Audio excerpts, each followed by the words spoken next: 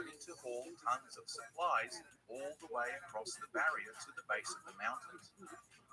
The painfully slow, staggered progress was now already a month behind the Norwegians, with the steep climb still ahead of them.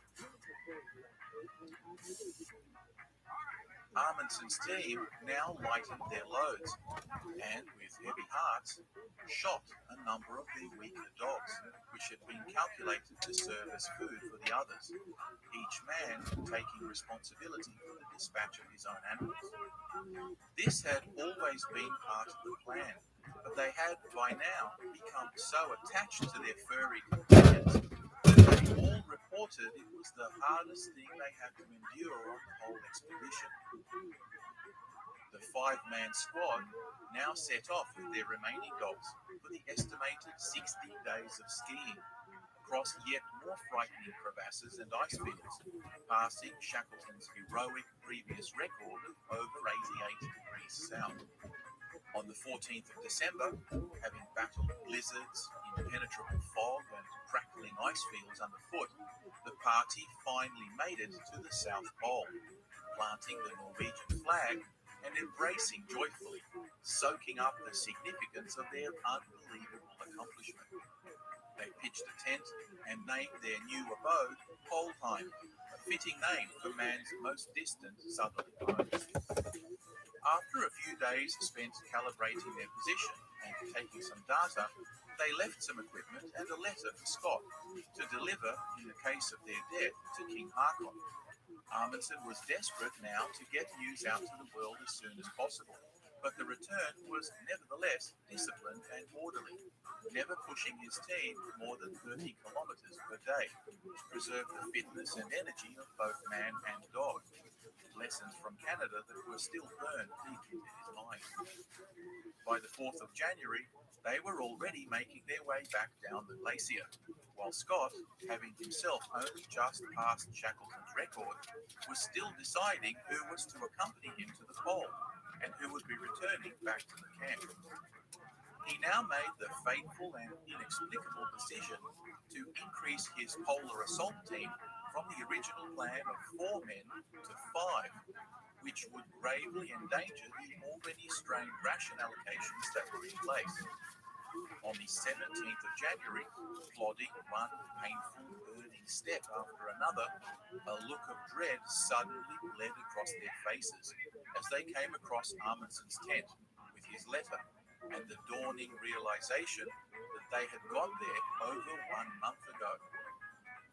With the usual British stiff upper lip, they consoled themselves at their momentous achievement, heroically completed on foot, but the price they would pay was already beginning to show. The men were completely exhausted. The trudging had frozen their inadequate boots, with several men developing significant frostbite. Moreover, it had been some time since they'd had a fresh meal, and the telltale depression and mental fogginess began to set in. Amundsen's team, back on the barrier, now upped the pace and were soon at their depot, with food aplenty and the remaining dogs in good form. The laborious groundwork of setting highly visible markers at regular intervals paid off, as they easily found their way to the next and the next one, even when blizzards whipped up spontaneously around them. By the 25th of January 1912, they were back at Framheim, both men and dogs having actually put on weight despite skiing and sledging almost 3,500 kilometers over the course of 99 days, something that had never been heard of in European Arctic exploration, where starvation and scurvy were the norm.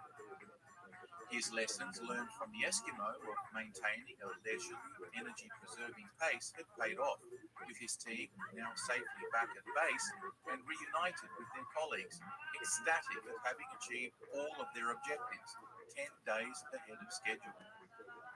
Amundsen's meticulous, intricate planning and subsequent gamble for glory had paid off. Surely he was now vindicated. They were the first to the South Pole.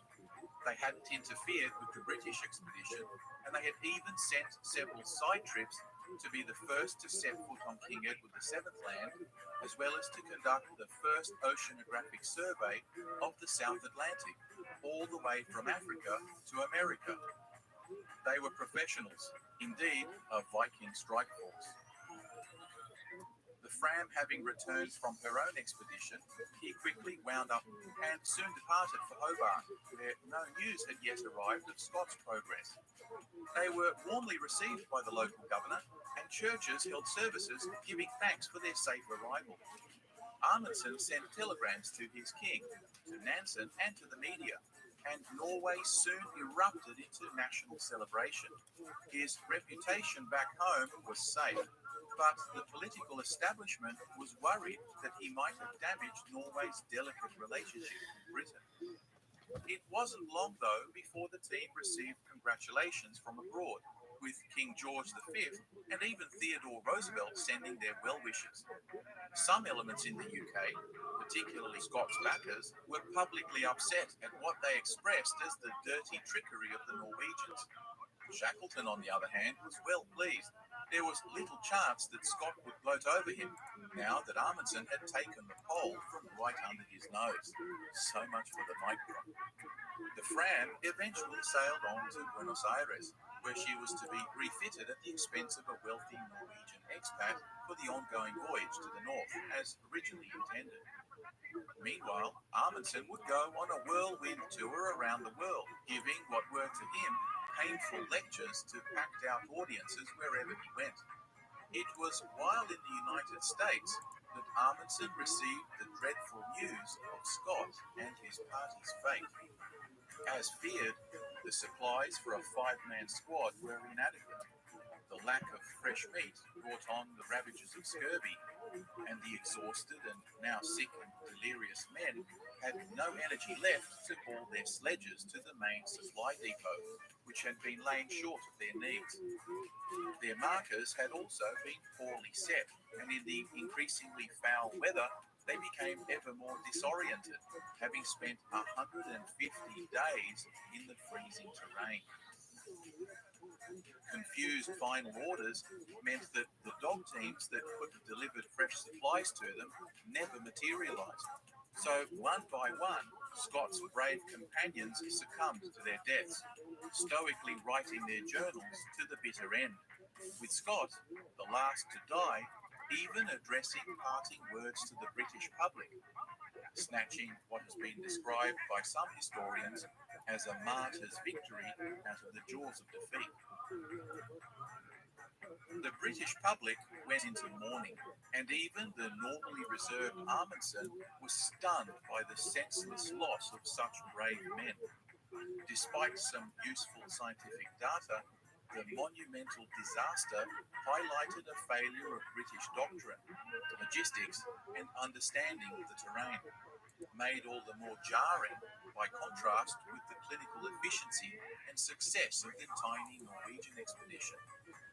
It was an embarrassment that could only be expunged by transforming it into a story of heroism for heroism's sake. The tragedy was soon spun into a myth of the doomed hero who did things the hard way, the noble way, whose endurance and ultimate sacrifice was attributed to external factors such as the weather, rather than internal factors such as philosophy or preparation. Scott's legacy became sacrosanct as the First World War soon broke out, and young men across the British Empire were urged to emulate his heroic example as they were being mowed down in their tens of thousands in senseless battles from Flanders to Gallipoli. By this time, Amundsen's anticipated final expeditionary phase in the north had been shelved by the onset of war, and he secretly looked for a way out. But his old mentor, Nansen, held him to account. It was a matter of honor that he try and complete the original mission. The Fram was by now all but useless after years of neglect in Buenos Aires, but Amundsen's finances, for once, took a turn for the better. As the war came to an end, Norway's shipping industry, in which he had managed to invest the last of his personal funds, boomed, such that he was once again in the black.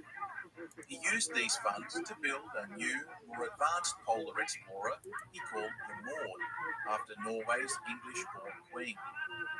The Maud would fulfill his promise and drift with the ice pack for 7 whole years, though it too, like Nansen's attempt so long ago, would not end up drifting across the North Pole.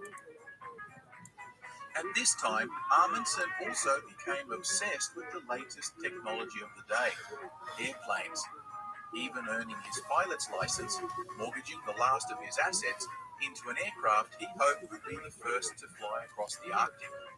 In 1923, with Maud's cruise coming to an end, Amundsen, having honoured his promises, escorted the ship for repairs and left the completion of the expedition to subordinates, while he returned to Norway to face fresh financial demands of new creditors who had backed his aircraft research. He had planned to fly his plane over the Arctic Circle in yet another first, but the plane crashed during trials, and he was now back to square one. The public were not impressed. The Norwegian newspapers even accused him of a publicity stunt, and many started to view him as a has-been who didn't know when to quit. Investors got nervous and bailed out of their sponsorship. Norwegians are a tough lot. They expect a lot from their heroes. Life was also in chaos. He had never married and had only maintained relationships that always seemed to come to nothing. He nevertheless adopted 2 Eskimo children, perhaps out of a long-standing emotional debt to the people who had taught him so much. But when the creditors finally forced him into bankruptcy, he had no choice but to give up the children as well. Completely dejected, he had lost everything. He was one of those individuals for whom money, for its own sake, was of no importance. The only thing that mattered was his obsessive pursuit of excellence. And once again, as if by miracle, at this lowest ebb of poverty and despair, a wealthy American businessman finally came to the rescue. Lincoln Ellsworth was the son of a multi-millionaire who worshipped the ground Amundsen walked on. He had long dreamed of undertaking his own expedition and now approached Amundsen prepared to fund the project in its entirety as long as he could be a part of it.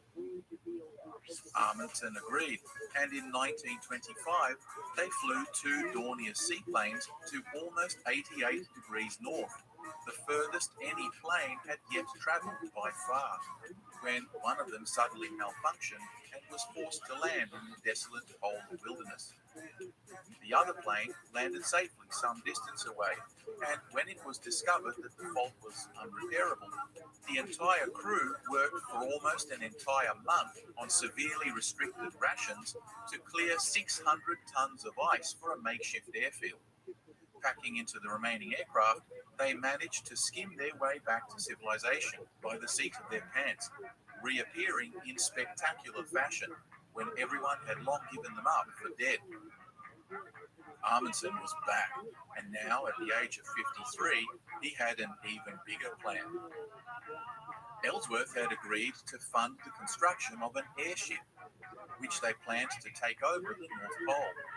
The Norwegian had proven that aircraft could do it, and while they were busy putting the final touches on their airship in their Italian workshop, Commander Richard E. Byrd, who would go on to become a celebrated American admiral, himself flew over the pole. Amundsen felt vindicated, and in some sense relieved that he hadn't usurped yet another pole from an empire that demanded its share of glory. He had himself championed the skier dog-sled expedition, and now he had ushered in a completely new era of polar aircraft expedition. In May 1926, Amundsen and his Italian aircrew eventually flew their own Zeppelin over the pole, he being the first man in history to have reached both the North and South Poles. The people back in Norway went berserk, if you'll excuse the phrase. He was now an unassailable national hero, greater than he ever was before. Clearly, it was time to go out on a lie. So he announced his retirement from exploration and settled into the boredom of traveling lectures, speeches, and dinners, and writing his memoirs, all of which he completely disliked. Debts began to mount again, and his health began to slowly fail. He aged rapidly as the world now passed him by. Never the warmest or gentlest of souls, he had few remaining friends and struggled to reconcile himself with a life of the mundane. Indeed, the British had by now completely sidelined his achievements, and even their school textbooks were crediting Scott as the discoverer of the pole instead of him. Amundsen became increasingly bitter, and his latest book was dark, nasty, and basically a literary failure. His mentor Nansen, on the other hand, would go on to become the elder statesman of Norwegian society, a much-loved humanitarian and spokesman for international refugees following the horrors and displacement of World War. It's funny how two men of similar passions and personalities diverge so much in the way they accepted their own mortality. For Amundsen, a couple of lonely years now went by. Then news reached him in 1928 that the Italian captain of the airship he had flown with had disappeared over the Arctic on another voyage north. Captain Nobile and he had fallen out badly during their own polar flight. You see, despite his love of technology, Amundsen, long used to being in charge, was no longer the obvious, undisputed mission leader and unquestionable technical master, and his Italian companion put him firmly and uncomfortably in his place. Despite his bitterness at their row, he immediately volunteered with the French rescue team that was just one of many scouring the Arctic for the crash site. From Tromsø, they finally received a radio message from the downed captain with their location marooned on an ice floe. So the rescue team leapt into action, flying low and fast to get there first, of course. As they flew out of sight of the base, suddenly the radio went dead. Amundsen and his crew had vanished. A frantic search was now mounted for them too, but all that was ever recovered was one of the floats and the gas tank. Amundsen had gone the way of his Viking ancestors and back to the only home he ever knew. So, what can we say about Amundsen and his ongoing legacy? His remaining friends described him as honourable and straightforward. He had himself once joked that he was a hard man to like. Contemporaries described him as the Napoleon of the Arctic. So dominant was his impact on future polar exploration. He had a gift for making the difficult seem easy. In a world where the converse, making the easy things seem difficult, was the formula for becoming a hero. Yet, despite his relentless pursuit of excellence, he could never even balance his own checkbook. Amundsen's obsessive attention to detail and minute perfectionism were hard to romanticize. His books were never bestsellers, but where previous Arctic explorers had led their men to madness, starvation, and death, he brought his team home, alive, victorious, and fatter than they left. He showed that man could value both modern technology and ancient wisdom, that the hubris of civilization was to assume it could overcome the power of nature rather than have the humility to adapt and operate in harmony with it. He was a man straddling two epochs, but also a restless soul who was never truly at peace with himself. In the final analysis, perhaps his life and achievements can best be summed up in the old adage that fortune favours the prepared mind. Or, maybe even more relevant for us today, that nature always has the last word.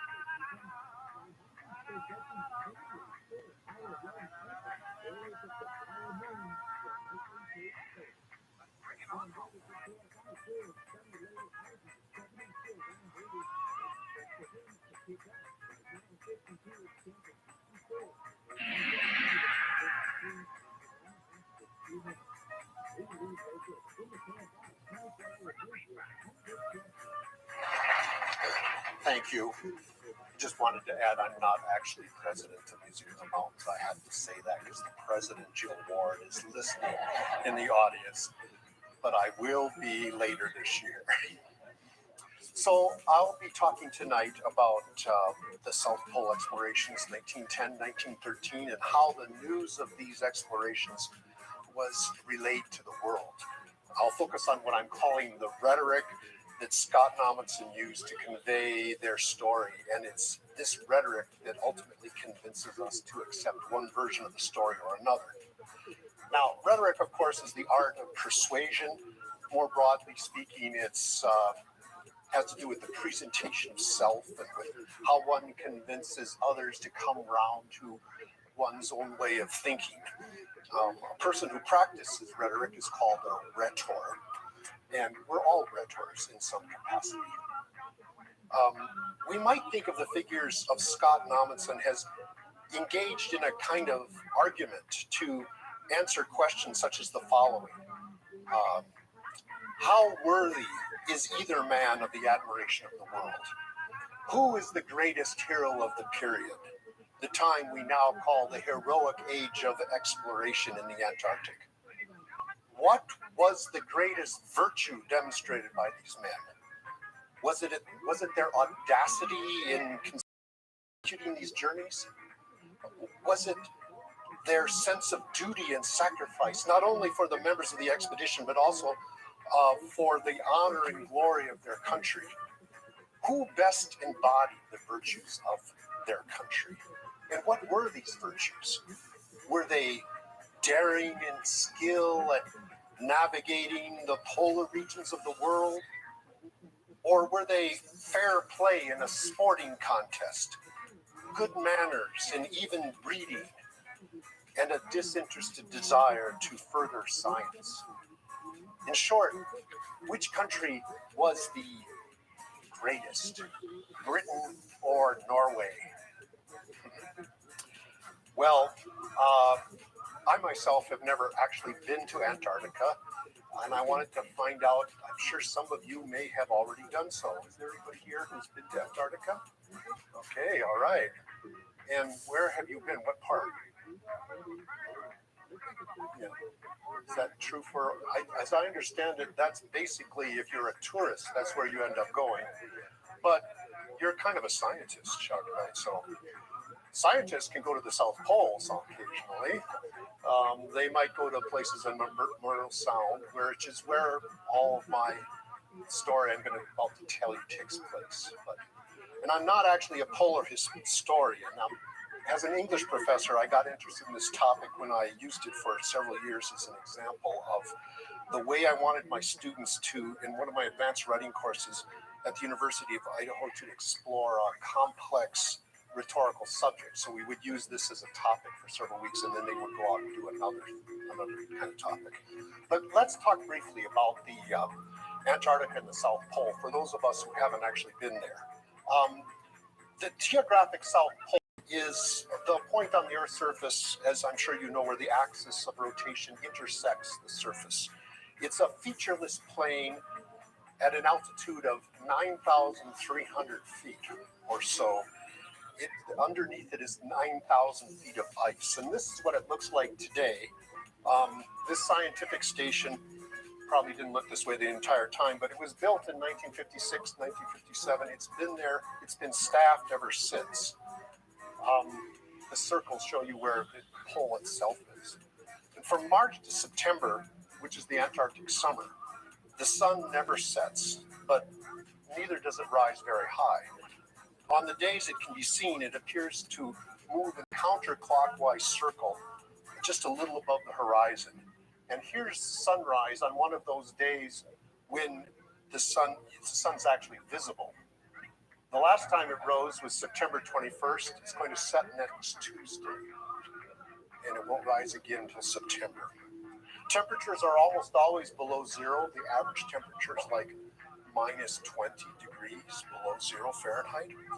It has a desert climate, which means there's almost no precipitation, but there are often high winds which cause a lot of blowing and drifting snow. The humidity is close to zero. In short, it's one of the most inhospitable places in the world. Before 1956, humans visited the pole only 3 times, and then only twice on foot. The first was December 14th, 1911, on the expedition led by Amundsen. The second was 34 days later, January 17th, 1912. That was Scott's expedition. And the third was November 29th, 1929, when Richard Byrd flew over the pole in a kind of a hair-raising flight that we're not going to talk about tonight. This map of Antarctica shows the area of the continent where the first attempts on the pole took place, this red dot in the middle. Expeditions coming down from Europe would come around Cape Horn in Africa, cross the Indian Ocean, all the way over to Australia and New Zealand, which was the kicking off point, is the closest point to this part of Antarctica. And I think those of you who have been to Antarctica usually come at it from South America. Is that correct? So, and this is the Antarctic Peninsula, which actually has nothing to do with the story today, except it happens to be on the same continent.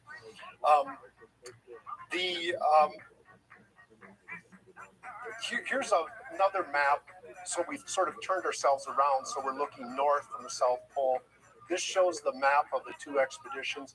Amundsen coming in from what was called the Bay of Whales, and the British expedition coming in from Cape Evans, which was on Ross Island right here.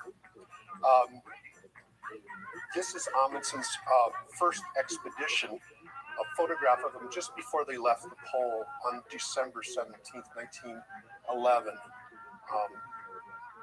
And after attaining the pole, Amundsen returned safely to his base at the Bay of Whales. And on he got there on January 26th, January 30th. He left in his ship, arrived in Hobart in Tasmania, which is the island south of Australia. And he then announced his accomplishment to the world on March 7th, 1912. Here's Scott's expedition. A month after that photograph you just saw, they got to the pole January 17th. The Scott's party lost one of its men.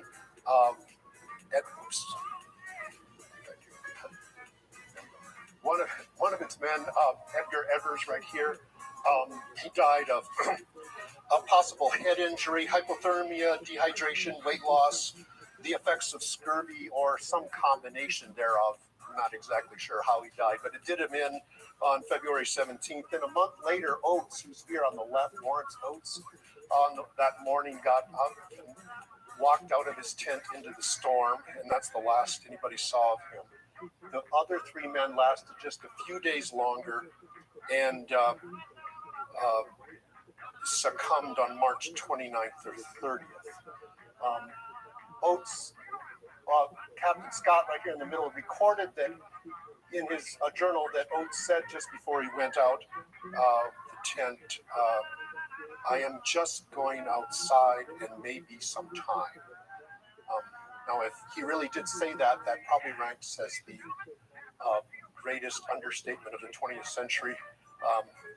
But it's certainly a very famous story, and we're going to talk a little bit more about that later. Now, from this bare account, you might think that it's clear to everyone who the most heroic person is. Amundsen had just won the race to the pole. Scott had perhaps foolishly and risked too much, or he didn't plan carefully enough because he didn't make it back. And it might seem that Amundsen was the superior explorer, given the fact that he traveled 1,400 miles over completely unknown terrain and one of the most difficult places in the world. But that's not the way it played out rhetorically at all. The first complication results from the state of communication at this point in history. There was telegraphic communication throughout the world, of course, and newspapers were accustomed to printing stories about events that had happened anywhere in the world just that very same day or the very next day. Not that different than what we have now. But wireless communication, or what we now call radio, was in its infancy, and ships on the Atlantic could communicate through the wireless, but the technical difficulties were too great in the Antarctic, and so neither ship had a wireless. Then that meant that news from Antarctica could only travel as fast as a ship could physically carry it. And on land, it was a dog sled. The earliest, and the other thing was there was only a narrow window in which a ship could be in Antarctica. The earliest they could arrive was about early January, and then they had to leave about early March. And they took 4 to 6 weeks to get to Australia or New Zealand.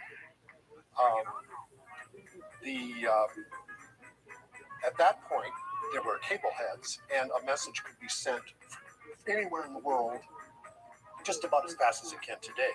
So it's kind of a funny point in history. Let's take a closer look at what happened at the pole, how the events unfolded in the order as the world learned the news. This is what I'd like to sort of stress.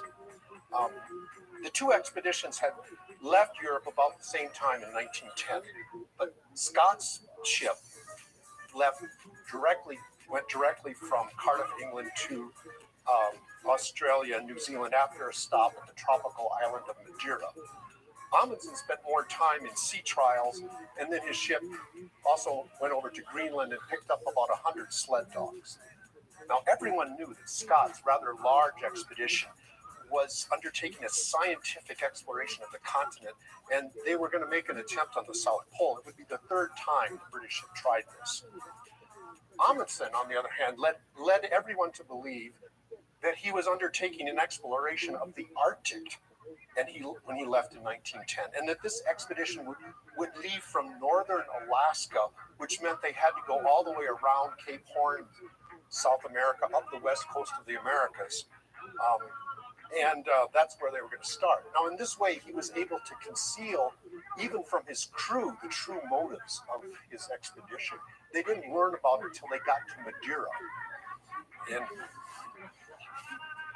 Amundsen had originally planned to go to the North Pole, but in September 1909, he learned that two explorers had competing claims for being the first to get there, Frederick Cook and Robert Peary, and they got in kind of a huge argument over whether Cook had actually been there or not, and probably decided that Cook hadn't been there, and now we think that it's probably true that Peary himself didn't even go there. But Amundsen realized right away there was nothing to be gained by being the third person to argue about who got to the North Pole. So he quickly switched gears and set his sights on the South Pole. But the problem was that he had told his backers he had this huge scientific program to explore the Arctic. So he couldn't say what he was doing when he left.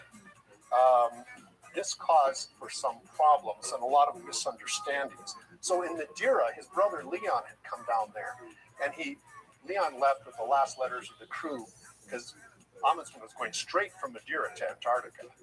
And when Leon got back in October of 1910 to Norway, he sent a telegram to Scott, and it's kind of a mystery what the telegram actually said. It might have said, "And going south, Amundsen," or it might have said, "Beg to inform you from proceeding Antarctica Amundsen." Whatever it wasn't a very long message, pretty confusing because Scott knew who Amundsen was. He knew he was going south, and so why was he getting this news? Well, Roland Hunt, the second historian here, argues that what this was really intended to be was just sort of a courtesy. Scott received the telegram when he got to Melbourne, Australia, just a couple of days after it sent, and he didn't know what to make of it. But Scott had expected that the news would have been out. It was going to be publicized in Norway. The British papers would have picked up. Scott would obviously know what he was up to, but the British papers, for some reason, didn't notice what the Norwegian papers were saying. So it was a complete mystery to Scott. And so he decided not to do anything at all. And actually, there wasn't much he could do anyway, because he'd already planned his expedition. But in this regard, Amundsen was perhaps a little bit more rhetorically savvy than Scott was, because he understood that there would be a lot to be gained by being the first at the pole, and that if he were able to do that, his backers would naturally forgive him his deception, which is what actually happened, and that the general public would just be stunned by the achievement and the audacity of what he had pulled off. Scott's expedition had a large and amorphous scientific purpose. He would be the first to the pole, but he wanted to be first to the pole, but he planned to do lots of other things besides. And he didn't perceive at the time how much getting to the pole would count in world opinion. So the two expeditions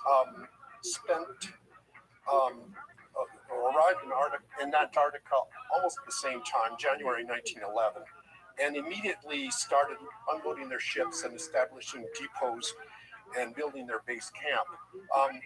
They were quite a ways apart from each other. This distance from here to here is almost 400 miles. So at the time, Scott wasn't aware of where Amundsen was, although he thought it was likely he was somewhere.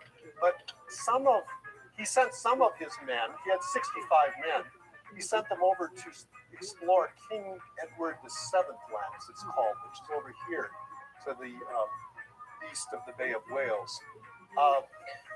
They were in his ship, the Terra Nova, and the Terra Nova entered the Bay of Wales in February 1911, and lo and behold, there's Amundsen's ship. They were very surprised to discover Norwegians there, and then they decided they couldn't stay in the Bay of Wales because it wouldn't be proper. So they went back to the main ship at Ross Island, and then the Terra Nova went north and spent the winter in New Zealand. But the word was out across for the public, and newspapers already started to talk about there being a race to the South Pole. But this so-called race was really only on Amundsen's side. Scott sort of stoically said, well, I'm not racing, I'm sticking to my regular program. And as David Crane, who's Scott's most respected biographer, has remarked, even the most technically accomplished party that Scott or any other British leader could have put together, even with that, there was no chance that any race against as skilled and ruthlessly single-minded an opponent as Amundsen could end in anything other than defeat. And Scott kind of already knew that, but he didn't really internalize it. Now, back in England, the British public had already started to think of this as a race. And if it were a race, it needed to be fair. Scott needed to have a sporting chance in this field, as any English gentleman would have done. Amundsen, however, was not an English gentleman. He was a professional polar explorer, which Scott was not. So the two expeditions started off at approximately the same time. The following spring. Amundsen on October 19th and Scott in stages on October 14th. Now remember, everything's reversed. We're here in the southern hemisphere. The ships were still wintering in New Zealand. Amundsen's expedition proceeded pretty quickly. They found a way up a previously unknown glacier, and bingo, they were on the polar plateau and moving quickly towards the pole. Scott's expedition bogged down because his method of transport, which was these ponies he bought, they weren't working the way he had intended, and the motor tractors he brought along, that wasn't such a great idea either. So kind of really forward thinking to think about it, but maybe not the best moment to test something under the worst possible weather conditions in the world, when you could hardly start a car, even when you lived right here in the temperate zone. But this wasn't really so much a problem for Scott, because he had always intended to use men as his main method of pulling the sledges, and he knew he could count on them. Now, after attaining the pole December 14th, Amundsen returned back to the Fram, sailed to Hobart, announced his plan. When he got to Hobart, Tasmania, March 7th, his ship was recognized right away as it made its way into the harbor.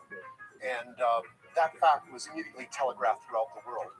But Amundsen was pretty tight-lipped about what he was up to. He sent a secret telegram to his brother Leon that he just used the alphabet backwards, and unfortunately people were able to decode it. And so they immediately knew he had made it to the South Pole, but what they really needed was to know the details of the expedition. And he managed to keep a tight lid on that, and so he basically sent this long cable off to the London Daily Chronicle. They received it without it being leaked, and Amundsen earned £2,000, which was a really considerable sum, which would start to pay for his expedition.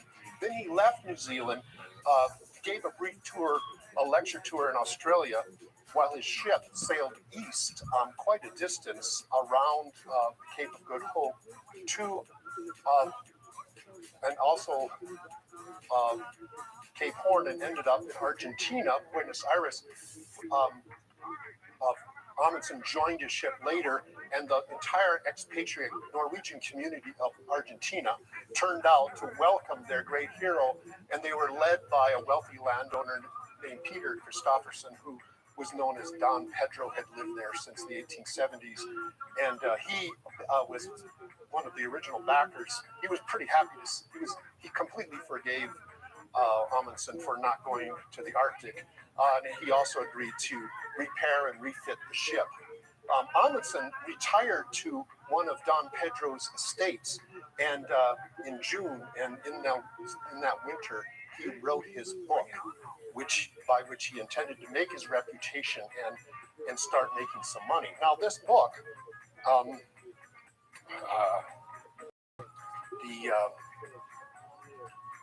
I better go back up to before we talk about the book. The Antarctic winter is closing in, and the continent is being enveloped in darkness. Word still hadn't come out of what had happened to Scott. The Terra Nova left March 7th, got to New Zealand on April 1st. It had no news of Scott, but that wasn't unexpected because everybody knew he might not be back to the end of March. So it was recognized they'd have to wait till next year to find out what actually happened to him. Now, Amundsen's book was published in the fall of 1912. And the English translation appeared almost immediately. It's entitled "The South Pole, An Account of the Norwegian Antarctic Expedition in the Fram, 1910 to 1912." And it was respectfully received at the time. It was actually in 2 volumes. This is a facsimile of those, how it was combined in 1 volume. But even though it was respectfully received, I must admit makes it rather dull reading today. One of his biographers said that Amundsen presented the journey as an amusing ski outing in which any challenges were easily overcome by the merry band. Basically, Amundsen would downplay the difficulties of this journey. He crossed this glacier, had never gone over the Trans-Antarctic Mountains in a place nobody had ever done it before.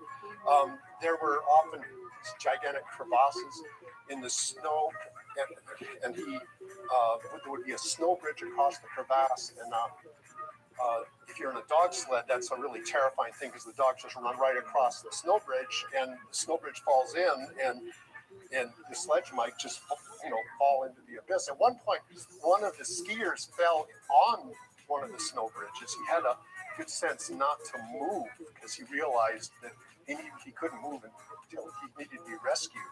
And at the same time, really close by, another snow bridge, the dogs ran across it. The snow bridge fell off. They managed to stop the sledge in time.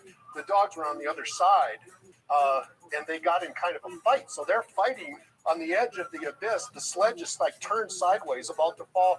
Well, the men managed to calm the dogs, rescue the sledge, rescue the fallen skier, and it was a close call. Well, all of this is really terrifying, very interesting, but it's not mentioned in the book. Mostly, he writes page after page of the antics of the dogs. It's like sort of a boring book. He also sort of passed over any difficulties he had with members of his team. There was no mention, for example, his big falling out he had with Helmar Johansson, who's like one of the most experienced team members, but he was given to jealousies and excessive drinking. And Amundsen excluded him from the Polar Party, and he returned to Norway very disgruntled, and later in January 1913 committed suicide. And, Amundsen felt bad about that, but there's none of that. They were all just getting along great. To get a flavor of what he's like, here's the paragraph where he describes the moment of his arrival at the pole. He says, at 3 p.m, there was a simultaneous halt. The goal was reached. The journey ended. Now we're going to expect, this is like, Neil Armstrong's words upon stepping out onto the moon. I cannot say, though I know it would sound much more effective, that the object of my life was attained. Oh, why can't you say that? I mean, this is the perfect moment to say that. That would be romancing rather too barefacedly. I had better be honest, admit straight out that I have never known any man to be placed in such a diametrically opposite position to the goal of his desires as I was at that moment. The reasons around the North Pole, well, yes, the North Pole itself had attracted me from childhood. And here I was at the South Pole. Can anything more topsy-turvy be imagined? Now, I can just see it, the editor sort of say, oh, come on, Raoul, can't you do better than that? I mean, let's go back and write that passage over again.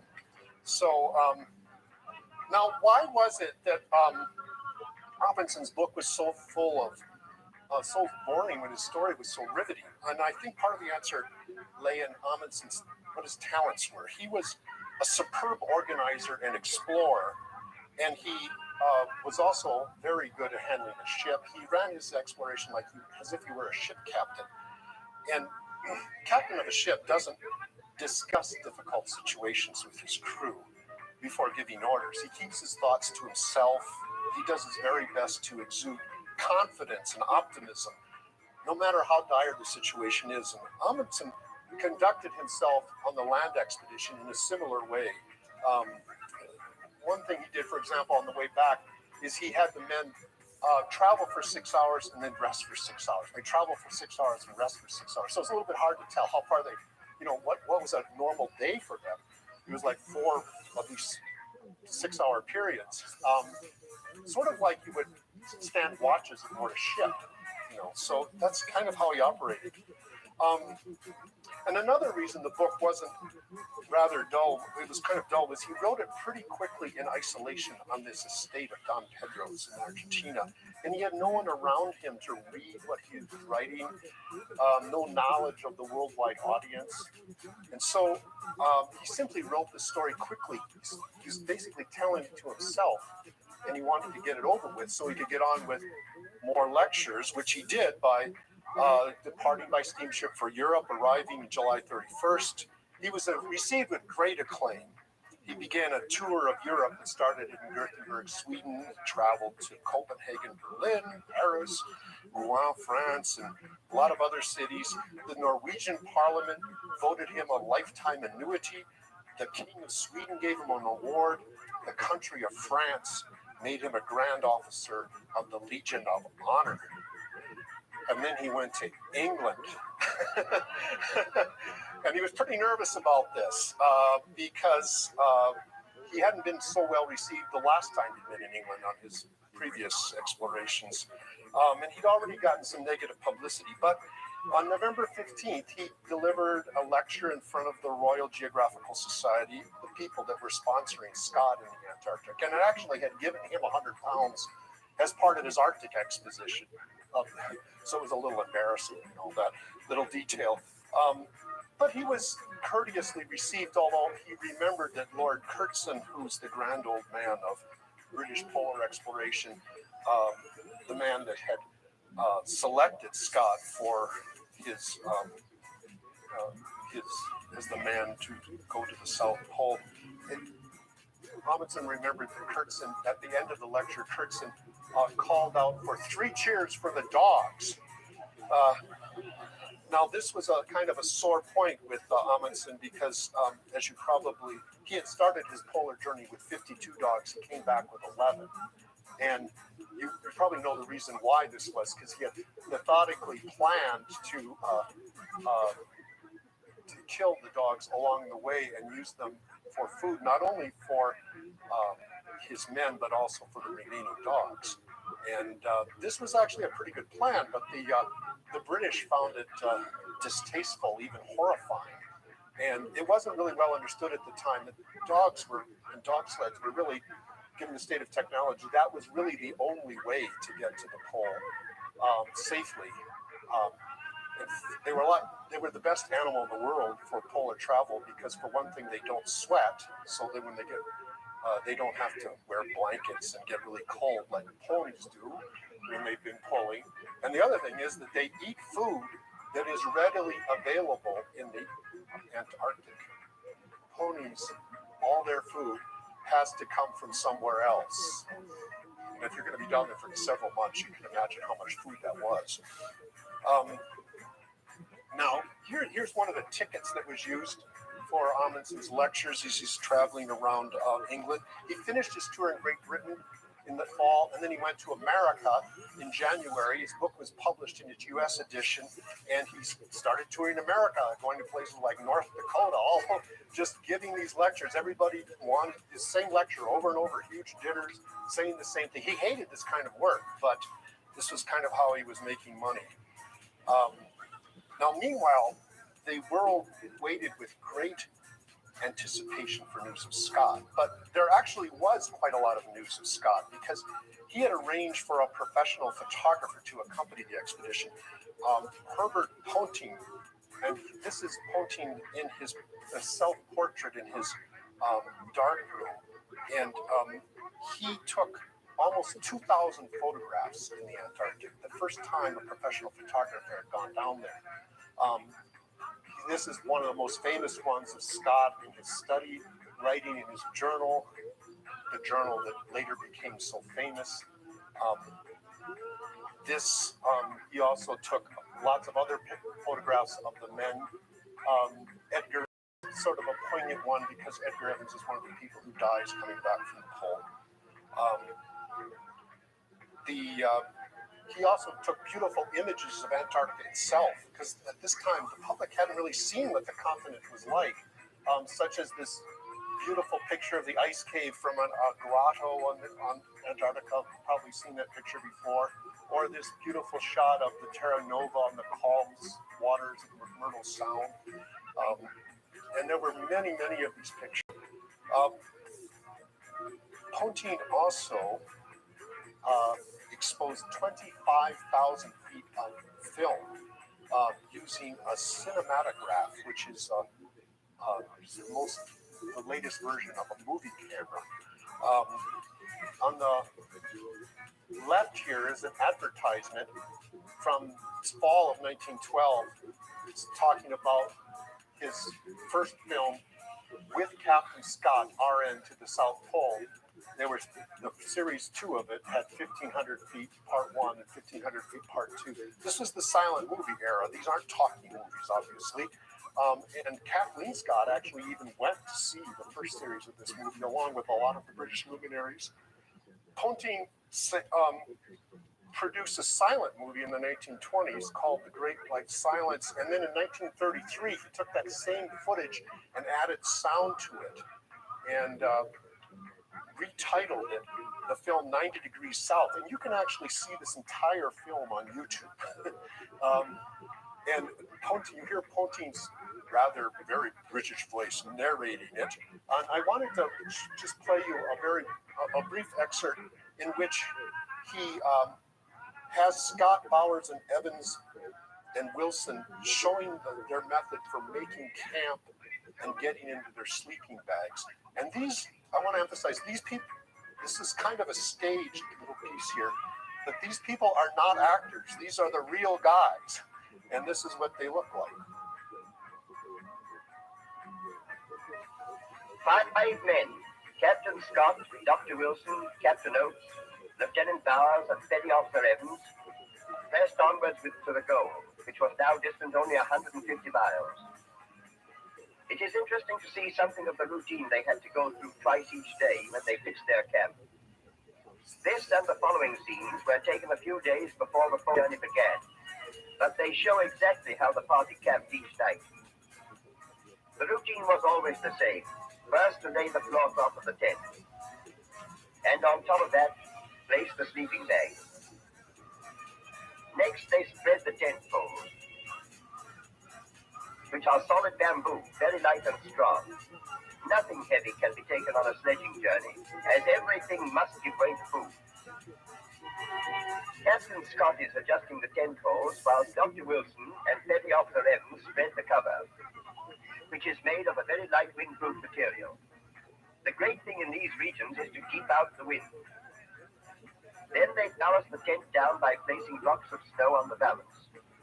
Dr. Wilson trims the cover, whilst Captain Scott brings blocks of snow. And a tent well pitched like this sheds the wind so effectively that it will withstand almost any blizzard. Although the tent looks so small, 5 men were camped in it. Having made everything shipshape, they go inside, close the opening to make it weatherproof, and immediately prepare for the evening meal. On the right is Captain Scott. Next, Dr. Wilson, Lieutenant Bowers, and Petty Officer Evans. Evans is cook for the day, and he is getting the stove ready. Imagine Ponty. They take the cooking in turn. Cinematograph. While waiting with prodigious appetites for the meal, they change their footgear, because socks get damp from camping all day in the snow, and their feet would be frostbitten when they stopped if they did not change. If they wore 4 or 5 pairs of thick woolen socks and Norwegian fur moccasins. The meal is nearly ready, and they are eagerly anticipating their pemmican hoosh, special biscuits, butter, cocoa, and sugar. Pemmican hoosh is a thick soup made of dried beef, and that was their fare day after day. The same old thing, pemmican, biscuits, and cocoa. When we were pulling sledges all day long in the Antarctic in 0 weather, the principal subject of conversation was always food. There was only one thing which seemed really worth talking about, and that was food. We talked about meals had in the past and planned for meals in the future, and we sometimes indulged in regrets about second helpings refused years ago. I recall a remark which Captain Scott made at this time. He turned to the others and said, "What fun it will be when we are home again and see this at the cinema." As soon as the meal is finished, they clean up the tent and make ready to get into their sleeping bags. After slogging 12 hours pulling the heavy sledge, they are dog-tired, and their one thought now is rest. The sleeping bags are made of reindeer fur, very thick and warm. But in such fearfully low temperatures, 70, 80, and 90 degrees of frost, as we're experienced on the pole journey, it is not possible to keep warm in anything, and the occupants lay shivering in their bags all night. There are only 4 men here, but on the pole journey, 5 men slept in this same tent. The bags were easy enough to get into at this time, but a few weeks later, they became so thickly coated inside with ice that sometimes it took nearly an hour to get into them, for the ice had to be thawed gradually by the warmth of their bodies. When they had got well down into the bags, they pulled the flaps. This is fascinating footage, but we don't have time to watch the whole thing. There's a whole lot that's just great. A lot of little excerpts that we might have time to look at, perhaps at the end. I want to emphasize these exact movies the same footage was being shown in 1912 in London to these audiences. They didn't know that Scott was dead at the time. Back at Cape Evans, the British expedition knew that Scott didn't make it back. They were ready, getting set to mount a search expedition. They left their base camp on October 29th to search for some evidence of what had happened to Scott. I think I did that somehow.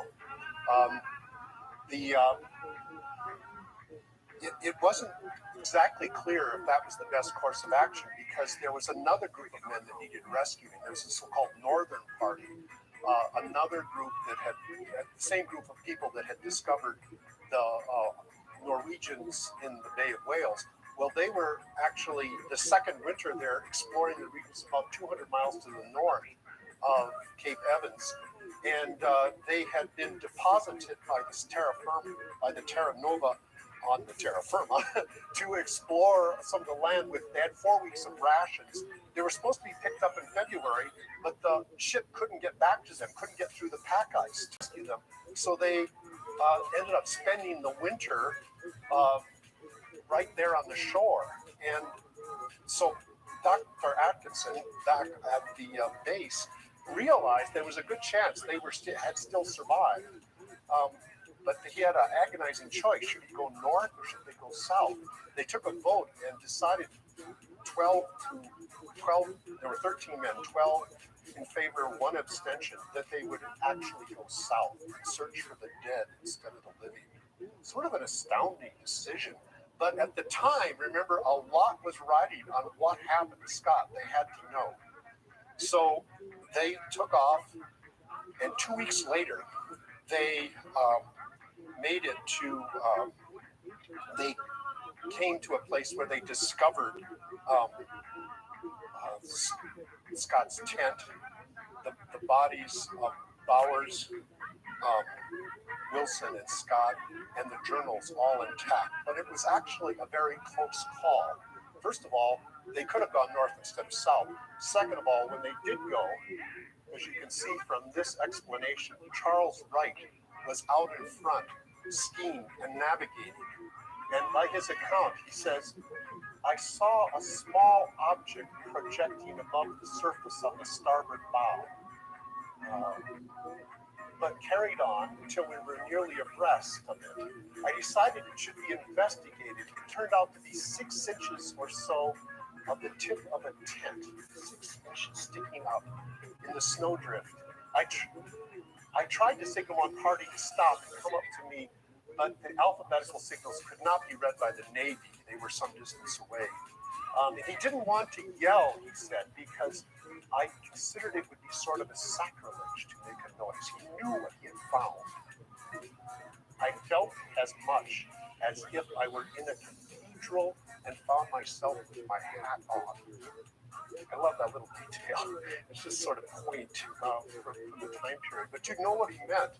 Well, they did bring the officers up. The tent was dug out.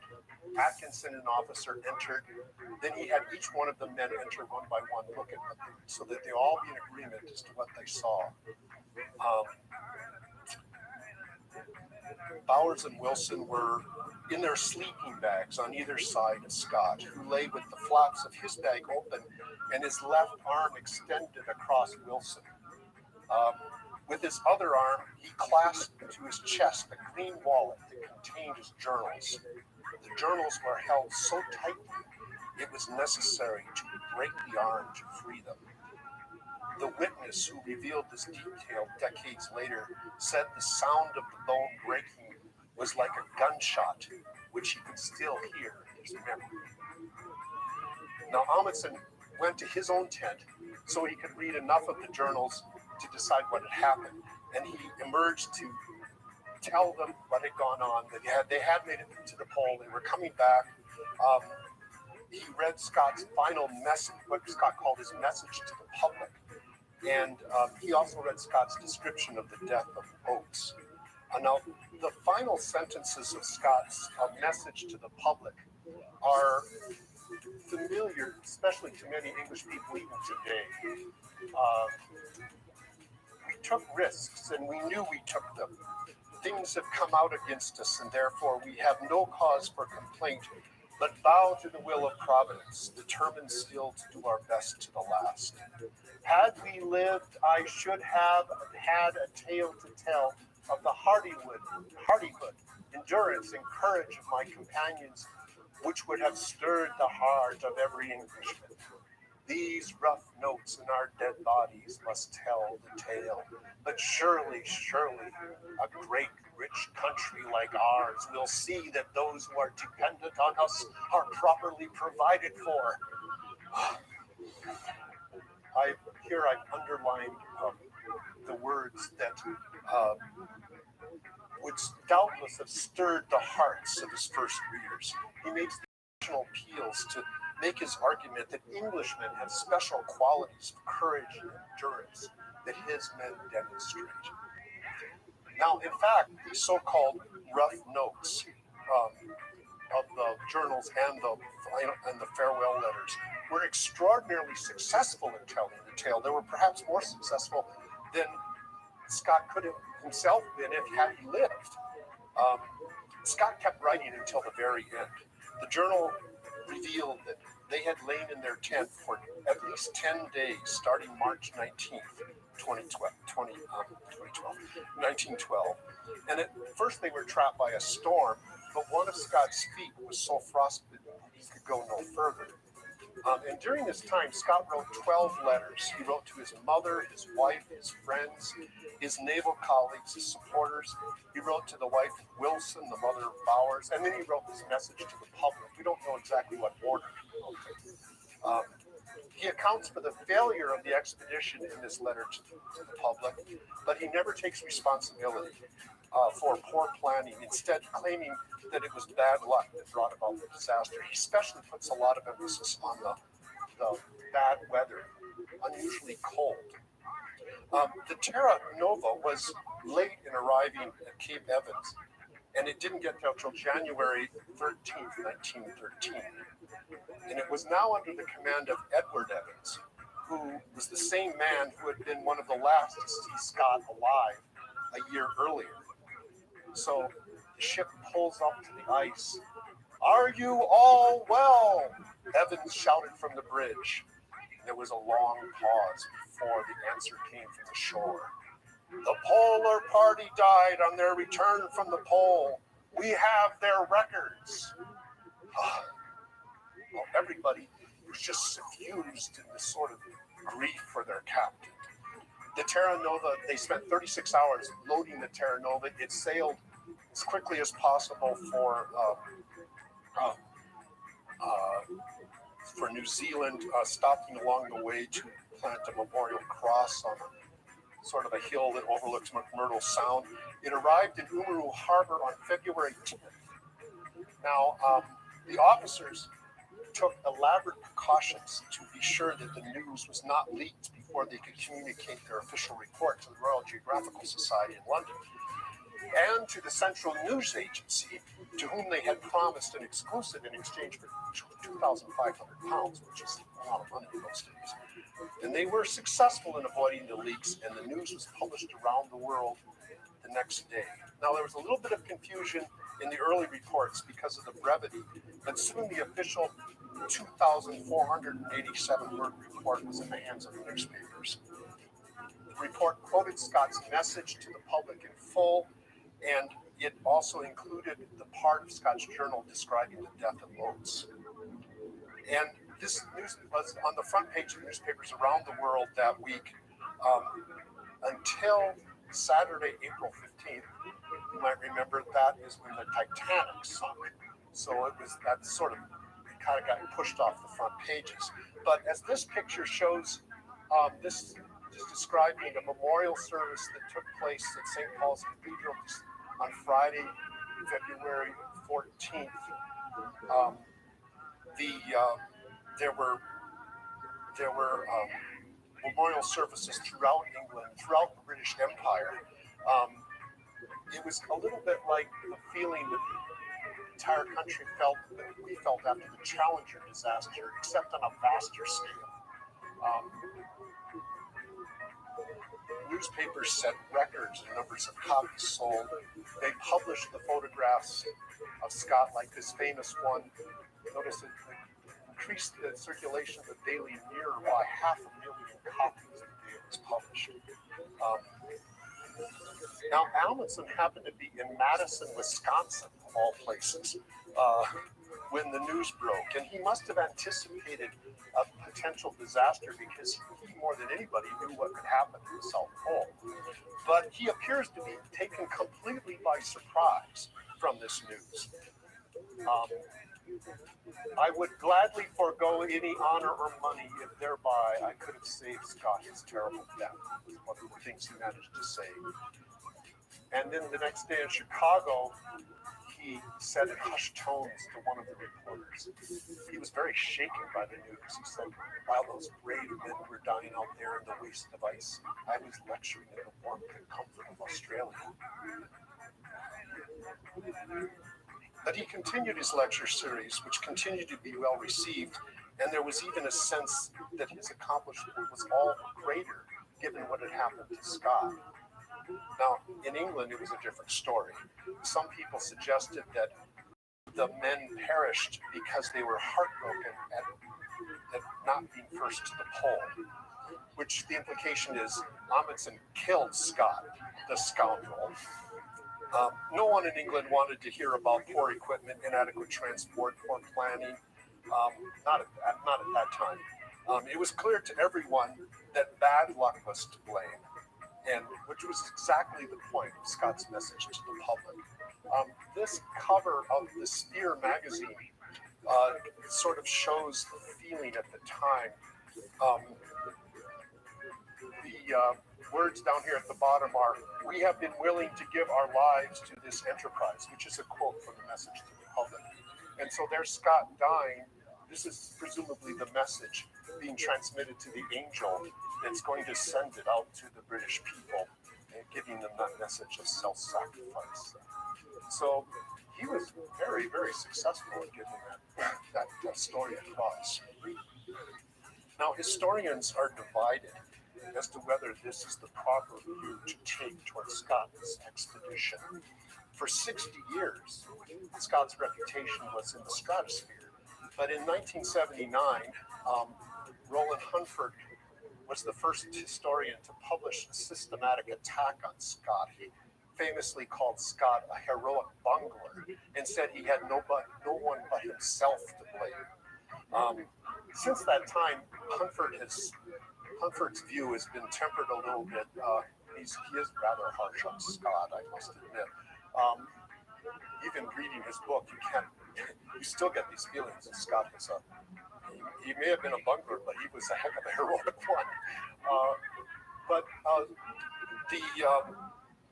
There have been a huge number of books, but the writer that's perhaps done the most to exonerate Scott was the meteorologist Susan Solomon, who in 2001 wrote the book The Coldest March, which sort of analyzes weather data in Antarctica using these automated weather stations that have existed since 1985.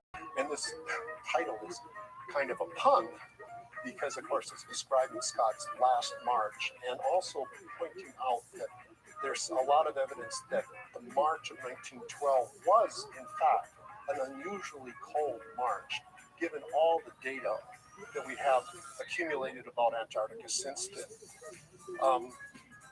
And she argues that a cold day, for example, wouldn't be followed by warm days like they sometimes are. Now, warm is like minus 10 or minus 20.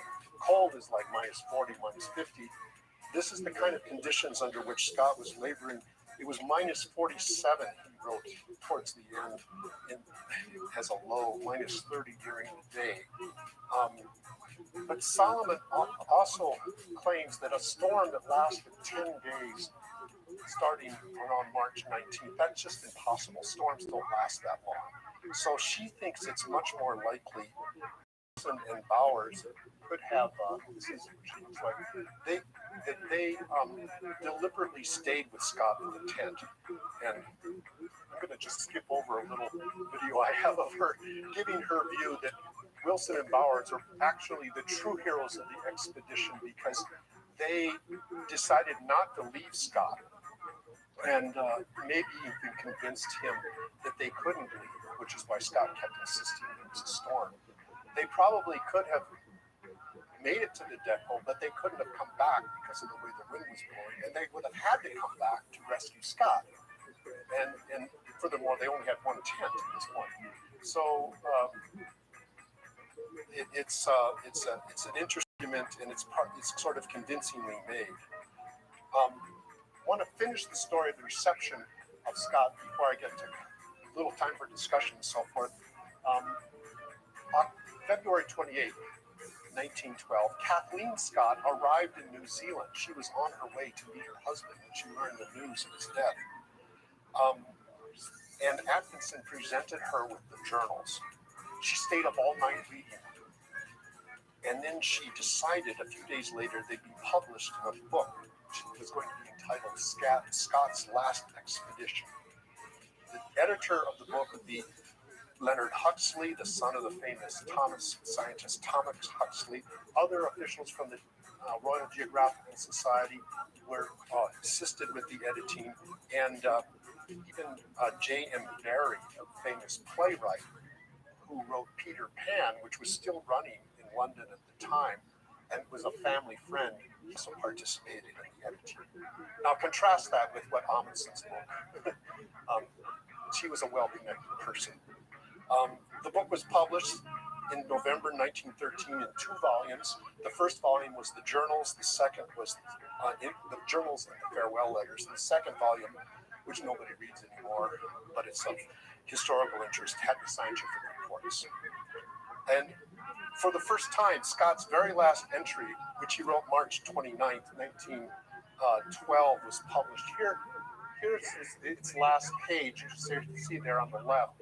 I'm sure some of you have seen this page. It's in the British Museum, I think, as part of a permanent collection. How many people have seen it? It's what he's saying, the handwriting's not so great, but kind of understandable. We shall stick it out to the end, but we are getting weaker, of course, and we cannot be far. It seems a pity, but I do not think I can write more, for God's sakes, after dark. The book was a huge success. It went through 4 editions in 4 months. Sold 13,000 copies. Sounds like a huge amount. I mean, it doesn't sound like much today, but it was priced at 42 shillings, which was pretty expensive. It was beyond the reach of most normal readers. And then later, after World War I, a much cheaper version came out. A lot of historians claim, especially Hunford, that the editing of the journals sanitized Scott and all the bad stuff he did. But another study by Max Jones, much more recent book, has argued that really that's not, you can't really sustain that conclusion. There were some changes, he said, but I want to show you a few excerpts of the journals. This is Scott. Scott was a very good writer, even under the worst circumstances. Here's the entry in which he describes the moment that they saw that they were going to be second at the pole. Bauer's sharp eyes detected what he thought was a cairn. Half an hour later, he detected a black speck ahead. Now, in Antarctica, if you see anything black, that means a human has been there. We marched on, found it was a black flag tied to a sledge bearer. Nearby, the remains of a camp, sledge tracks, ski tracks going and coming, and clear traces of dogs' paws, many dogs. This told the whole story. The Norwegians have forestalled us in our first at the pole. It is a terrible disappointment time. Sorry for my loyal companions. It's just very dramatic, very compelling story. Amundsen would write. This is a similar emotional moment for Amundsen. He crossed the point in latitude which was the furthest south that Shackleton had gone in the previous. So now he had set a new record. He writes, I was the forwarder at the time. The weather, I was wearing these goggles. They were giving me some trouble. You couldn't really see that well. And suddenly I heard the stout, hearty cheer behind me. I turned around, and there were the brave, well-known colors. That means the Norwegian flag. In case you didn't know, it was a splendid sight. The sun burst through in all its glory. My goggles clouded over again. But this time it was not the South's fault. That's as emotional as Amundsen ever gets. Slight fogging of the snow goggles. Here's Scott the very next day when he's at the pole. Great God, this is an awful place, he writes, and terrible for us to have labored without the reward priority. Well, it is something to have got here, and the wind may be our friend. Then he goes on and gives these little tiny details about what they ate. The polar hoosh, a big fat version of it, a small stick of chocolate, and the clear taste of a cigarette brought by Wilson, which they shared. Now for the run home and a desperate struggle. I wonder if we can do it. Well, we know now that what he actually wrote was, for a desperate struggle to get the news through first, he still at this point thought he could beat Amundsen. But that's the one of the very few examples of something being censored out of the journals. Amundsen, this is all Amundsen had to say in his diary. This diary was published until much long, a long time after. And in English, I think it's only been published in the latter part of the 20th century. Roland Hunter is the translator. So we arrived and were able to raise our flag at the geographical South Pole. Thanks be to God. That's pretty much all he has to say. The rest is pretty much a straightforward account of what happened. So really, Scott has this ability to create a scene and shape it. And perhaps one of the best examples of the shaping is the death of Lawrence Oates, or Titus Oates, as his nickname was. It was March 17th. Everyone knew Oates was near the end. He couldn't walk, and he was expected to die during the night of March 16th. But he awoke in the morning, and then, according to Scott's journal, he said, "I am just going outside, maybe some time." He went out into the blizzard, and we have not seen him since. We knew that poor Oates was walking to his death, but though we tried to dissuade him, we knew it was the act of a brave man and an English gentleman. We all hope to meet the end with similar spirit, and assuredly the end is not far. Now, notice that Scott does a lot more than just recount the facts. He includes commentary about what they were all thinking. And there's some reason to believe that perhaps Oates didn't say anything at all when he went out in the tent. We have Bowers, who wrote a letter to Oates' mother. He was not writing for publication, and he wrote that he had never seen or heard of such courage as her son had shown. He died like a man and a soldier without a word of complaint. Now, this isn't definitive. It doesn't really prove that Scott was lying. But he had that ability to kind of juice up the story just a little bit, even under the worst circumstances. This painting by J.C. Dolman was commissioned by Oates' regiment in a kind of a memorial to him. And it became incredibly famous throughout Britain. As Stephanie Brzezinski writes, this adorned the walls of British public and grammar schools for decades to come. It was intended to inspire the nation's future leaders to emulate Oates' heroic example. There was no question in people's mind what that example was and what national virtues it was supposed to display. And of course, there were many moments during World War I when people did exactly what Oates did. And without any question, they were sacrificing themselves. But it's not exactly clear what happened with Oates. Now, I'm not suggesting that Scott sought his death in order to make his writing more poignant and thus more memorable. That would be kind of weird and unbelievable. But that turned out to be the result. His death was clearly related to the fact it wasn't possible for any of them to have left Oates or Evans behind earlier than they did, just as Bowers and Wilson couldn't leave Scott behind. So there's this element of sacrifice shown in Oates' death that's crucial to this heroic narrative. And Kathleen Scott realized that immediately, as she wrote in a letter to one of Scott's naval patrons. She said, "They would never have got through if they hadn't stood by their sick. And so I am very glad that they did not get through." In the end, Amundsen's feat was eclipsed, not because the world failed to acknowledge or even admire what he did. Scott's story of heroic self-sacrifice was considerably more compelling than Amundsen's account of a daring journey, brilliantly and successfully executed. But what made it worse for Amundsen was that by his account, it wasn't even clear that his journey was all that daring. His biographer, Stephen Brown, points out that one consequence of Amundsen's downplaying of the dangers of the expedition was that he appeared to have succeeded mainly by good luck. But actually, if you look really at what happened with his expedition, he had only two pieces of really, really good luck. The first was that there really was a way up the Axel Heidelberg Glacier, which wasn't known at the time, and he was just lucky that it happened to be there, and he made it up.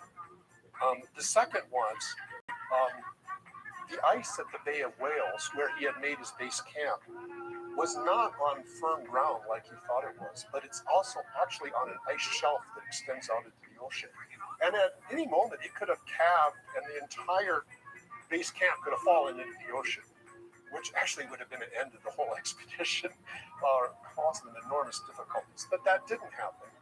We know this was a problem because a few years later, not due necessarily to global warming, but the Bay of Whales does not exist anymore. You really can't see where Amundsen's base camp was. But what does exist is his to the South Pole. It's kind of interesting. It's been long buried under the surrounding snow. It's one of the memorial places in Antarctica. Nobody knows exactly where it is, but it's estimated to be about 1.5 miles from the pole itself and at a depth of 17 meters. Scott, Bowers, and Wilson were buried in their tent right where they were found on the Ross ice shelf, which is slowly moving out to sea.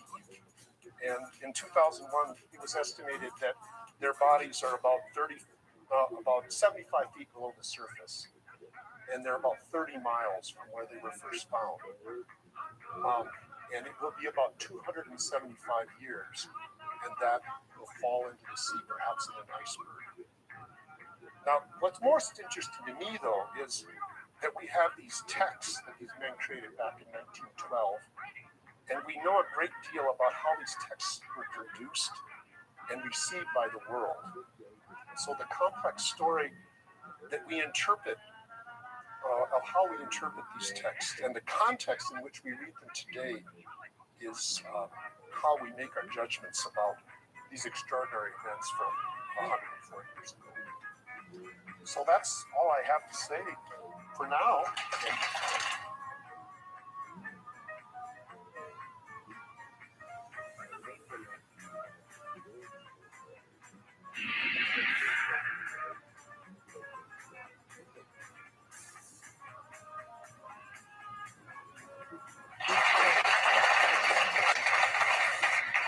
Hey, thank you. Can you hear me all right? Okay? Okay, good.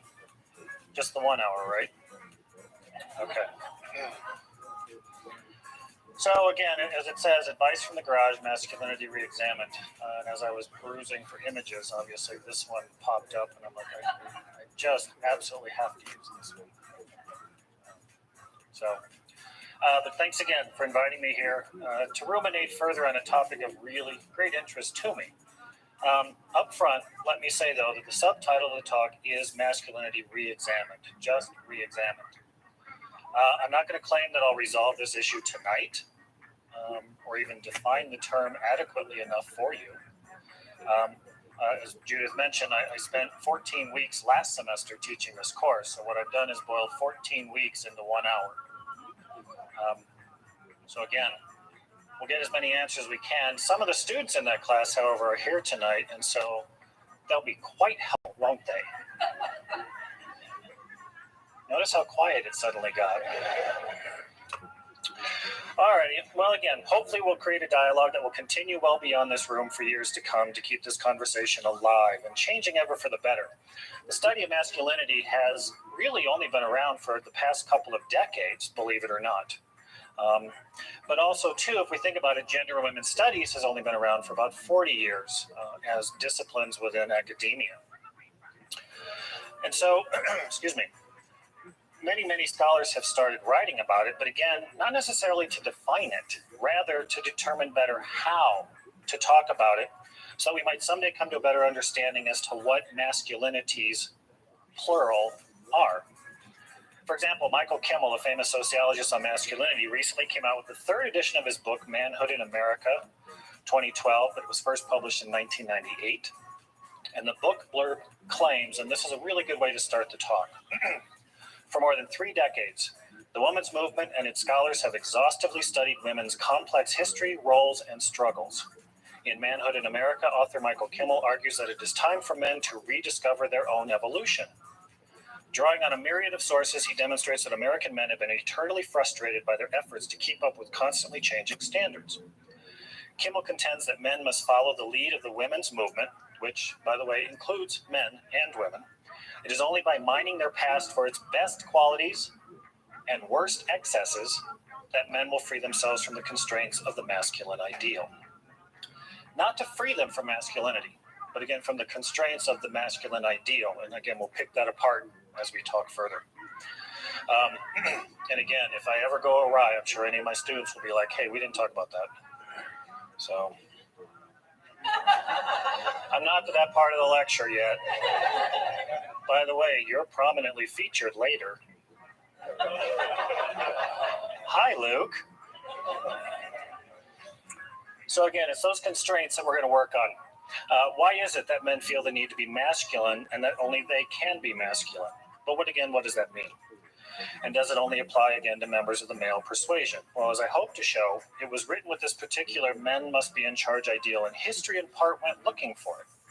But that history left out a lot of men and women who were in fact masculine. But it is those constraints of the masculine ideal, what Kimmel would also refer to as the stereotypical yet dominant form and view of masculinity. So let's reread that history. Not change it. I mean, it did happen after all, but read deeper into it to truly see masculinity for what it was, the best and the worst, but also can now become. Judith Halberstam wrote a book on female masculinity, and there'll be much more on that a little bit later, but she wrote, what is masculinity? If masculinity is not the social and cultural and indeed political expression of maleness, then what is it? I do not claim to have any definitive answer to this question, but I do have a few proposals about why masculinity must not and cannot and should not reduce down to the male body and its effects. So in re-examining this topic, we must first take it apart, look at its historical moments, its internal workings, its external appearances, and finally, instead of putting it back together as it was, or as it appeared it was, keep putting the pieces of this puzzle together in different ways to come to a picture that we like. Sort of like an Escher puzzle, right? Where the pieces can go into each other's spots, and yet we still have a very much similar image. You know, pieces in different places, different colors, in fact, a different image in the same puzzle. Or as the top image shows, an evolution of images moving and melting into and out of one another, yet with similar purposes along their own paths. Again, as we mentioned, I taught this course last semester, and it really did provide a very interesting platform for all sorts of these types of discourse and discussions to take place, and several of the student contributions you will also see tonight in this presentation. I was very proud of the work that they put into this brand new course, and into a topic that, you know, again, within gender women studies could be difficult. I saw that fist bump. Students, you know, you got to watch them every minute. So, we're going to look at this somewhat overlooked topic of masculinity. Now, you might be saying overlooked. Well, in a sense, yes. Go back to the quotes I just mentioned. There are many assumptions about the term because we seem to know, I know I hate air quotes too, but we seem to know what the term means. But there's so much more discussion in academia about how to view and define femininity. I mean, look at this Time magazine cover very recently. This is just February 8th, just very recently. And through a toy, okay? But when G.I. Joe underwent a significant change, not as much discussion happened. So the 60s and 70s G.I. Joe, 12-inch figure, this is what he looked like. I had one of these when I was a child. Then he became this. I mean, the clothes don't even come off like this one. I mean, they're melted onto him. I mean, it's all part of the bulky, muscular. Because for the old G.I. Joe, when the clothes came off, Nobody complained about that body shape or shapes. Sorry about all the nudity. There are now men and masculinities institutes. There are men's rights groups, which claim that the softening of America through feminism has undercut masculinity. There's female masculinity, gay masculinity, metrosexuality, retrosexuality, effeminate men, masculine women, but the list goes on. So these are just some of the discussions we'll engage in this evening. Again, I'm just here to kind of get us to start thinking about this topic that we tend often not to put conscious thought into, again, because of the assumptions. I took my talk from the title of this book, Advice from the Attic, Perilous Pearls of Wisdom on Beauty, Charm, and Etiquette by Monica Dale. And I just want to read a few examples. And these are real 19th, early 20th century etiquette books for women and how they should behave. There are some persons who spray when they talk. This is very annoying to their associates. Friends speak about the necessity for carrying an umbrella when around Mary. Mary knows that she has this affliction, but it has never occurred to her to cure herself. To obviate this difficulty, all Mary would have to do would be to talk more slowly and be very careful when saying words that begin with the letters B and P, and perhaps with A, C, D, E, F, G, H, I, J, K, L, M, N, O, Q, R, S, T, U, V, W, X, Y, and possibly Z. With those exceptions, she could speak with ease and give no thought to the showers. Or, for a woman to persist in wearing her hair short unless there is some special necessity for it shows a perverted taste. A woman detracts from her charm just insofar as she tries to look like a man. Right? So again, we're looking at these comparisons, this dichotomy. But now, women wear pants today. Is this an automatic default to masculinity? If a man wears a dress, he is a cross-dresser, crossing gender and sex boundaries. But if a woman wears pants, well, she's a woman wearing pants. She's stylish. He's weird. But wait, this isn't always the case. Ancient Roman men and women wore togas, which were dress-like. Joan of Arc was prosecuted and executed for wearing pants. This is what she was, again, condemned for. Unheard of in the 19th century for the most part for women to wear pants, but now is standard. But again, isn't it just a pair of pants? See how we can sometimes get so focused on defining and mapping out how gender must be that we sometimes lose sight of the change. Pants are comfy, better suited for certain situations, jeans more than slacks. But on occasion, we still hear the expressions of someone saying to another man, put on your man pants. Who wears the pants in the family? Right? We're still gendering pants. Again, we tend to associate these etiquette books with women, but not with men. There's that unspoken assumption about how men should act, right? If anything, fathers will teach sons, but it's an understood way. But women would need a book. But also, why the attic? What do we store in attics? Old things we keep out of sentimentality, nostalgia, things often associated with the histories of our families. And I'll admit, when I have a question, I do first go to my mother and ask her about the history. Whereas the garage seems to also hold such things, but maybe more current things, maybe a little less organized, as stereotypically, again, maybe like a man's gym bag, or stereotypically, as sometimes I've been accused of my mind. I'm being a bit facetious here, okay? But how did two seemingly common rooms of a house become so gendered? The attic towards women and femininity, the garage to men and masculinity. But for the most part, notice the terms I've been using: man, woman, male, female. These are more biological terms. Masculine, feminine are gendered terms. And as scholars have come to discuss, gender is much more fluid. For as many people that are in this room, I truly believe are as many genders in this room. If we open up that discussion again, that multiplicity will grow. But again, masculinity tends to be overlooked because I said it's an assumed afterthought. That we know that these ideas about masculinity in men are hardwired. This brings me to my first clip I want to show you. And this is from Bill Engvall. He's a comedian with the Blue Collar Comedy Tour. And he constantly talks about the differences between men and women. And in part, he talks about them in this idea of being hardwired. And hopefully this is still where I had it. Apparently not. Nope, maybe. Nope.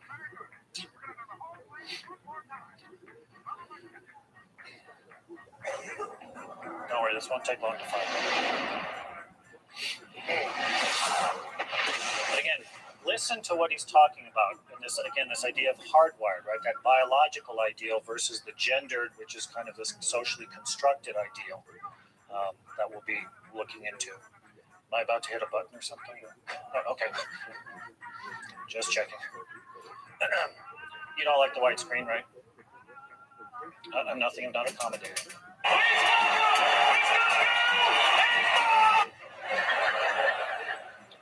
I think the biggest difference between men and women is this. Men are basic, just basic.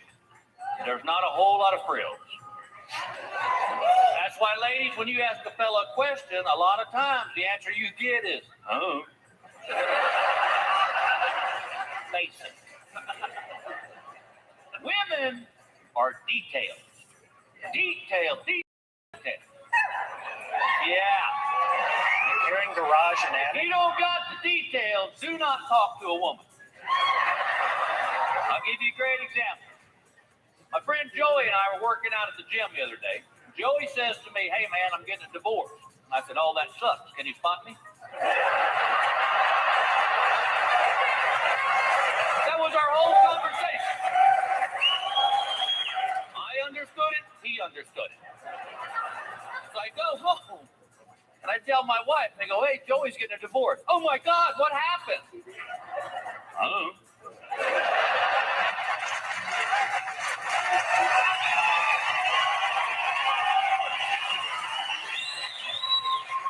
She said, what do you mean? Was he cheating on her? Was she cheating on him? I said, again, baby, I don't know. I'm not holding anything back here. You got a better chance of getting the answer out of the dog.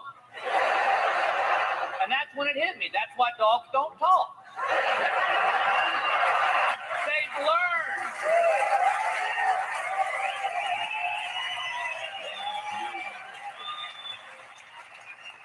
She said, Bill, how can somebody tell you there are any questions? And I said, baby, because he didn't ask me a question. All right? What he said was a statement. He said, I'm getting a divorce, which said to me, I have the situation in hand and require no further input on your part. Now, had Joey said, what do you think about me getting a divorce?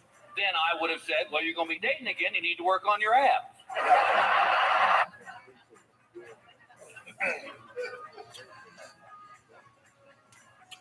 So again, right, you can see how he's kind of, building on this stereotypical construct of men and women and differences. And building off of Bill and his, jokes, he's talking about this idea of men being hardwired kind of as these almost insensitive jerks. But, how then would he rework that to understand masculinity that actually would benefit them, that they would just become sensitive jerks? Part of his jokes, trust me. There are hardwired things, right? Anatomy items, Adam's apples are usually more prominent in men.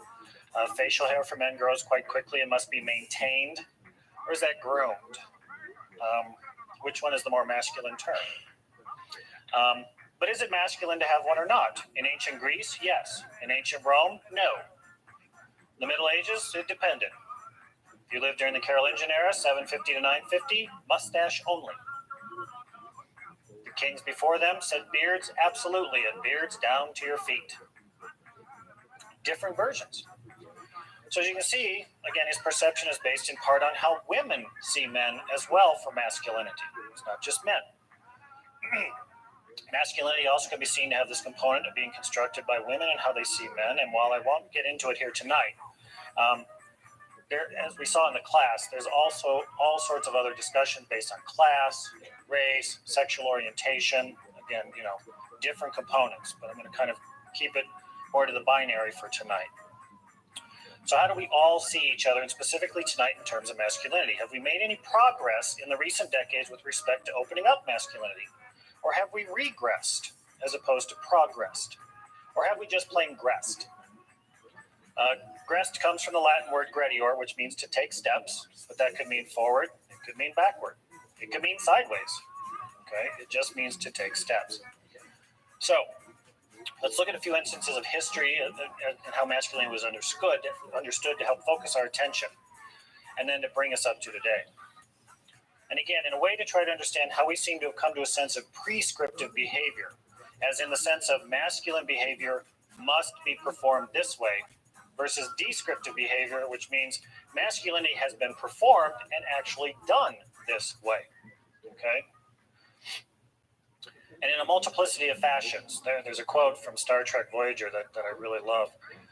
And again, it applies to all the genders in this room. Infinite diversity in infinite combinations. For when we dig into the history, we find that the stereotypes can be found there, but so are the exceptions that truly just might be more the norm. So, we're going to move to ancient Greece. Are you ready? Buckle up. I don't see you putting on your seatbelts. What it meant to be a man, and again, notice the term I'm using here, was a male who stood up for his polis, a city-state, voted, fought for it, produced heirs, and loved other men, because only men were capable of real love, emotionally, spiritually, sexually, and that women were incapable of love of that magnitude. Women could love their husbands, but it wasn't a pure love like that of man for man. That would be as close to masculinity as we might come to define for ancient Greece, because again, they're not as focused on sexuality as we are today. It was also on display in their art. As you can see here, men were depicted nude, women were not. Were usually depicted clothed. Okay? And the idea here is what you're seeing in this perfectly sculpted body is that you were also seeing a perfectly sculpted mind. They went hand in hand for ancient Greek men and masculinity. And it's just very fortunate that the statue he's also pointing at his head. I did look. So again, within here, right, we have a man and a woman. She is clothed. He is not. And again, that was the standard understanding for masculinity and femininity. So we also see it in a sculpture called the Tyrannicides. These were two men, a teacher and a student, who were also lovers. And a tyrant wanted to steal the student away. And together, the two of them were so in love, they fought side by side to the death for one another because of their intense love for one another. But it's also a signification of ideal masculinity and democracy. This statue was put up all over Greece representing democracy. That's what people saw when they saw the statue. Of course, in later times, as slightly more prudish attitudes came in, they had to be covered up. Obviously not as much, but they were covered up. But they were also found on ancient Greek coins. You can see them here in the corner. So it's a very powerful masculine image for ancient Greece. For those of you who have seen the movie 300, came out several years ago, Xerxes, the Persian king, 9 feet tall, all covered in bling. Well, it seems like he's a rather extravagant form of masculinity. But to the Greeks, he was a barbaric masculine individual, right? That he was not being represented because he's partially clothed. He shouldn't be. But who is his naval warship commander of over 1,000 ships in their battles with the Greeks? Anybody know? There'll be a quiz later, so just, prepping you. Artemisia, a woman. Masculine, feminine, strong leader.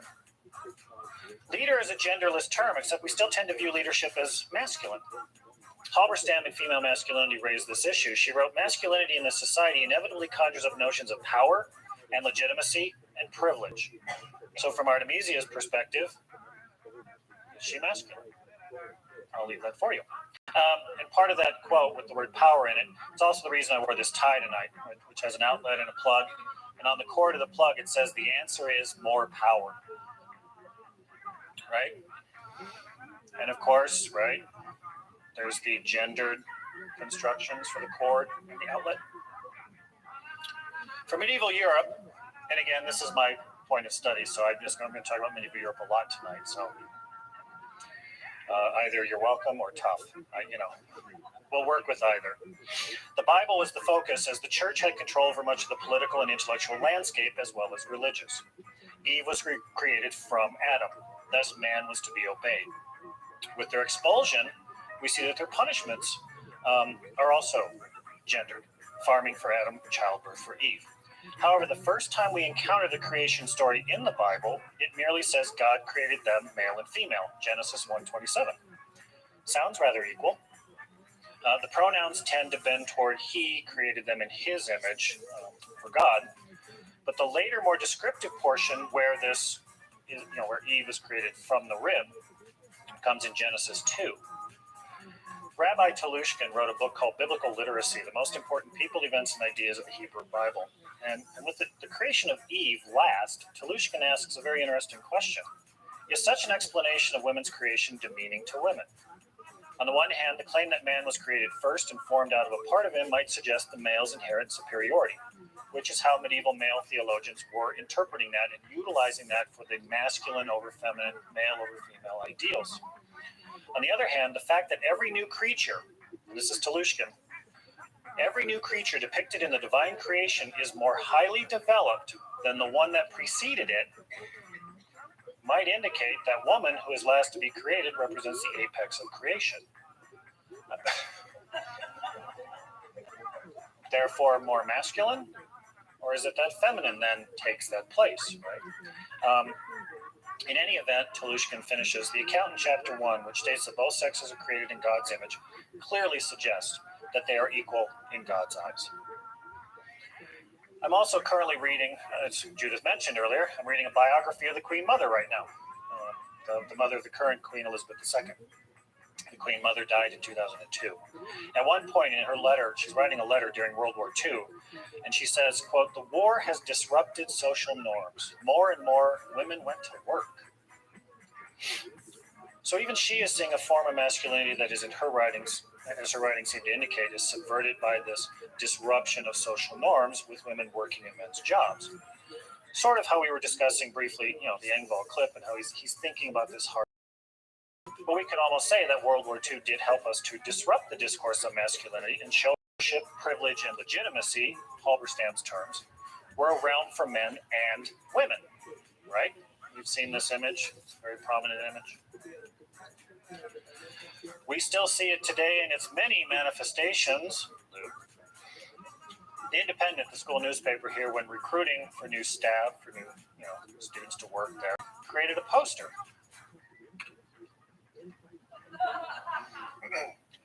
And again, later, the star of the poster is sitting right back there. He'll be happy to sign copies for you later. Luke was in my class. And again, I hope you don't mind, Luke. But this is it's a marvelous example. But when you presented on the poster in class, right, you said that you hadn't quite realized the masculinity discourse of this. You just thought you were taking a picture of you as Rosie the Riveter. There wasn't anything connected with masculinity or femininity. But the course then brought up all of these conversations, right, of a man performing Rosie. But he said no one had said anything about it to him before when they were putting this all together. It just seemed natural.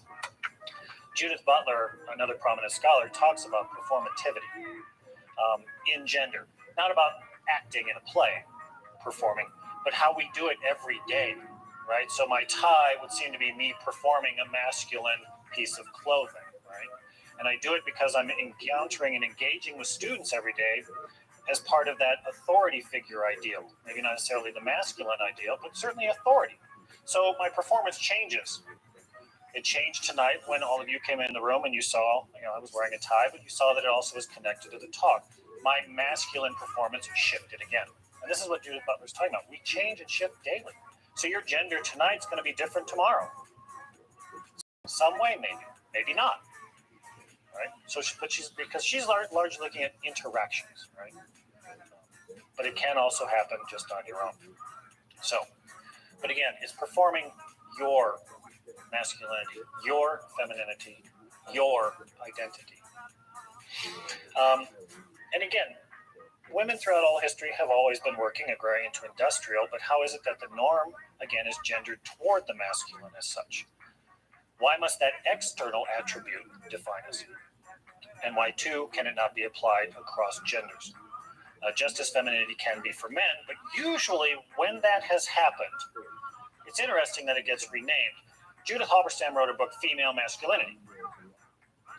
I haven't really seen a book yet on male femininity. What I have seen is the word metrosexual. right? Metrosexual men are men who are comfortable with their feminine sides, but you can't use the word feminine in the description. You have to use the word metro, which means city, urban life, which is also gendered toward the masculine. Okay. Again, like the gendered construct of the garage. And on one other quick note too, connection with this, the use of eyeliner by men has been termed guy liner. It can't even just be eyeliner. I kid you not. Because over here, as you can see, it says because guys need their own type of makeup. So, but here it's Captain Hook, Jack Sparrow can't swashbuckle without guy liner.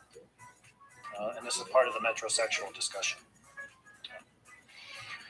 Again, I do not want to say that the history by men has caused all of these types of constructions, right? It's multiple levels of society, class, race, orientation. We need to simply look at how we have, in fact, examined the history to say this is how masculinity developed and how masculinity should be. Back to the Middle Ages for a moment. You knew it was coming. I love this stuff. The medieval knight in shining armor who rescues the damsel in distress is not even a medieval construct. It was created later to describe the Middle Ages to make sure we understood that they obeyed the masculine constructs of a knight in shining armor rescues a damsel in distress. No. I've been studying the Middle Ages for 30 years. There are knights, there are women, but the damsel, again, that construct is more 18th century.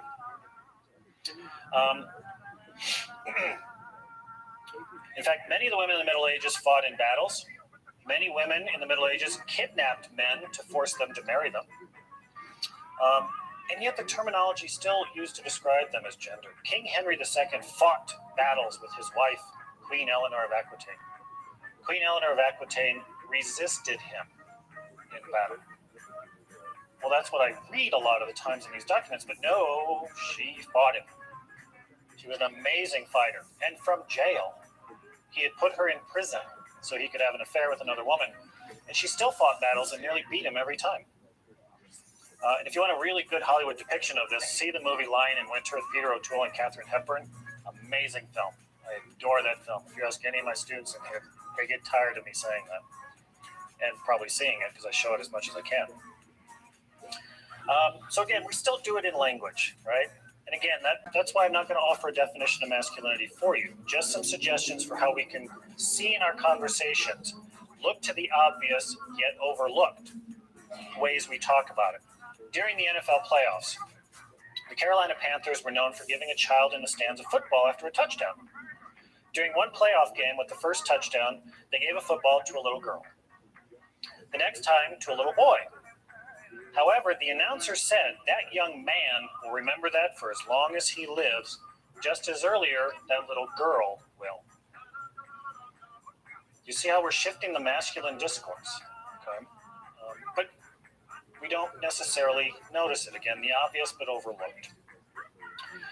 We still create these imbalances in perception. When Cam Newton lost the Super Bowl, any Broncos fans in here, by the way? I just wanted to. Okay. I figured as much.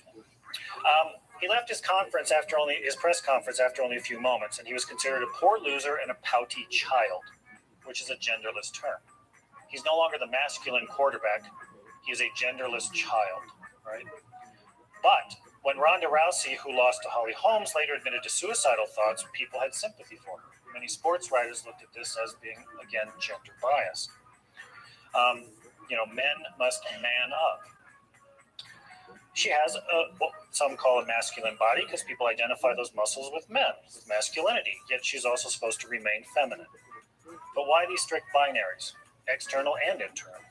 And look at her arms, right? They're strong, they're built, they're powerful, but does that mean they need to be masculine or feminine? Or simply powerful? Again, but as we discussed with Halberstam, masculinity tends to lead to the idea of power. I mean, think about it, right? And this is going to be very personal. I hope you don't mind. Here's my arm. Check that thing out, right? I would probably not call this masculine. I mostly would call it not in attendance either, but I wouldn't call it masculine. But I'm also not going to call it feminine, right? Because we tend to take feminine to mean non-masculine, okay? Rather instead, right, can we just look at it and say, hey, that's a pretty sexy or cartoonish arm, whichever you prefer, right? Masculine, feminine, sexy, cartoon. Gay men are often considered effeminate, therefore not masculine. Isara Tuaolo of the NFL would disagree with you. This is him with his husband and his children. I'm not telling him he's effeminate. Female masculinity. Female by definition does not mean masculine. Again, Judith Halberstam's book would disagree, as I've already discussed. Her book brought to the fore these discussions and truly opened up how we talk about masculinity in light of biological sex, power, legitimacy, as well as history. And over there, on the left, you can see the cover of her book. And then I just found the Tina Fey cover just recently with the man arms. So she's kind of crossing boundaries here, isn't she? At the Screen Actors Guild Awards, everyone, male and female, are called actors. The opening of the show. Hi, I'm so-and-so. I got into the business by doing this. I'm an actor and proud of it. Male or female, they say I am an actor, not actor. But the categories are still best female actor in a fill in the blank male actor. By sexing the categories, then, again, we're recreating the masculine-feminine dichotomy. But gender, along with race, are still factors in the industry that we're going to be dealing with. Again, the Oscars are on Sunday. Again, race is a big component of that show. And just to complicate matters just a little further, I mean, wouldn't be any fun if I didn't have it. 1982, the movie The Year of Living Dangerously, Linda Hunt plays the male photographer Billy Kwan, a role for which Hunt won the 1983 Academy Award for Best Supporting Actress. Eddie Redmayne has been nominated for this year's Oscars for a transgendered woman in The Danish Girl in the Best Male Actor category. Fluidity. To say that there's only one way to define masculinity, I don't think so.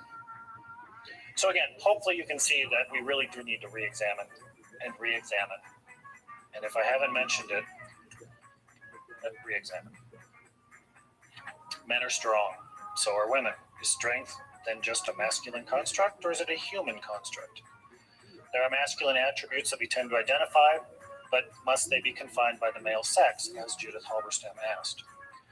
And as I've been thinking about this talk for quite a while, when Judith first asked me to do this, every night I would go to bed, turn off the lights, pull up the covers. 2 minutes later, I would jump out of bed because I had another idea to write about for this talk. It just consumed me. Right? Even after a semester of this class, the ideas just continue to erupt. And so finding a definition was getting harder and harder. I think it's a good thing. Does it mean we cannot come to some understanding? No. But we do need to at first break those old stereotypes and begin to see each other for who and what we are as we perform our gender, and see ourselves as masculine, feminine, human. We can certainly come to some commonalities, but does that mean it has to be total agreement? Differences are good, but it isn't how we express those differences that can make, pardon the expression, a difference. I know, a PhD, and I use the same word 3 times. My students get in trouble for that. I'm surprised not one of them spoke up. Their heads are doing this, though. There are 2 main quotes, though, that I kept coming to. Frank Burns from MASH. And I know that Frank intends, right, for us all to act the same, but over the years, I've come to read this a little bit differently. And I have 2 clips for you to emphasize my point. They both come from Android phone commercials. I am not a spokesman for them. I'm not trying to sell you their products. It's just that their commercials work really, really well. So the first one is a clip where there are 2 pianos. One that's monotone, one that is not. Obviously, the monotone one, I believe, is Frank's piano. The multi one is the one I would recommend. Hopefully this will work.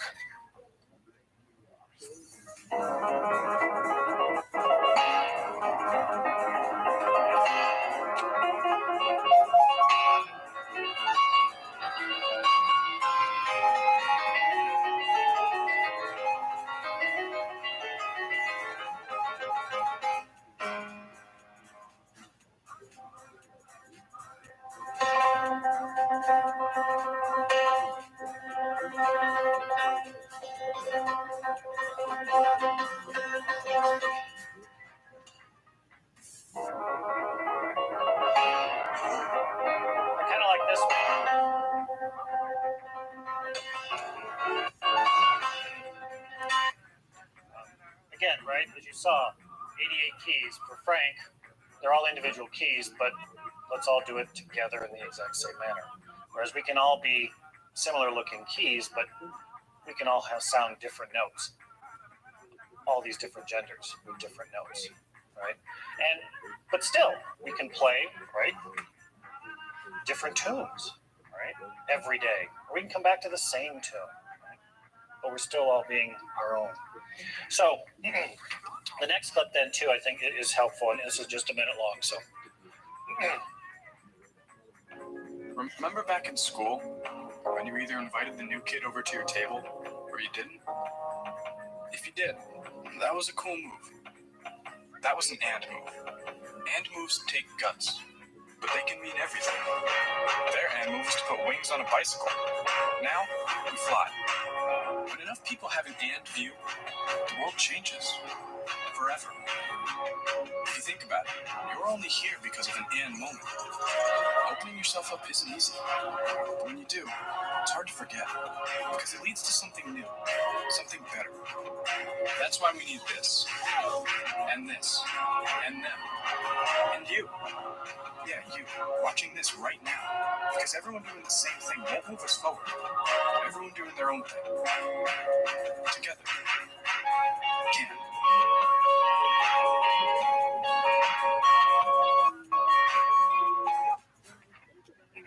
be together, not the same. However, lately, more and more, though, we are seeing some backlash to what would be called a renewed masculinity. Others are calling it a reversion to femininity, that men have lost their masculinity. Some men's rights groups claim that feminism have reduced men to shameful shells of themselves. They go out into woods to have drumming ceremonies, go shirtless, to shout, to grunt, to reclaim that masculinity. So again, remember what I asked at the beginning as to how we have regressed. Is it regressing? Is it a re-examination? Or a reapplying of old stereotypes that can, in fact, sometimes be harmful? And that the last clip that I'll show you will bring that into more perspective. But why this fear about losing masculinity? We hardly have ever discussed it before, but now to reclaim it without truly re-examining it might cause more tension and misunderstanding about it. This seems like a pulling away as opposed to a coming together. Right? Some scholars have looked at the economic decline in 2009, where men lost jobs, were no longer the breadwinners, and that aspect of masculinity created some of it. But by re-examining and redefining these self-identified masculine roles, can expand, recreate. So again, let's not redefine masculinity around it to reclaim some sort of power in that sense of legitimacy that Halberstam was talking about, but to reclaim another masculinity. And again, a masculinity, not the one and only masculinity, plural, masculinities. I can't stress that enough. But as part of that slight backlash, man can, wine in a can. This again was another student's project. Their motto, whack it back. I like to sip my wine, but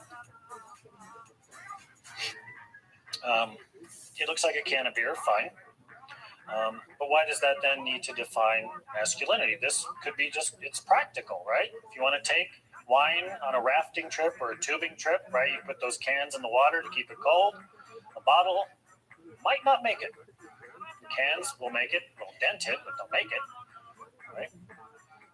But again, instead of saying that's masculinity, why don't we just say it's practicality, okay?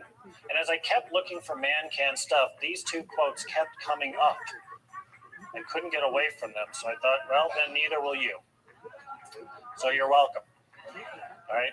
Good man can make you feel sexy and strong and able to take on the world. Oh, sorry, that's wine. Wine does that. And then from Rudyard Kipling, a man can never have too much red wine, too many books, or too much ammunition. The students in my class really did help me with my own concepts of masculinity in the world, but also in myself. For those of you who do not know me, I am a gay man who is masculine, who is feminine. I'm also a cook. I'm also a very, very bad golfer. And I epitomize the following.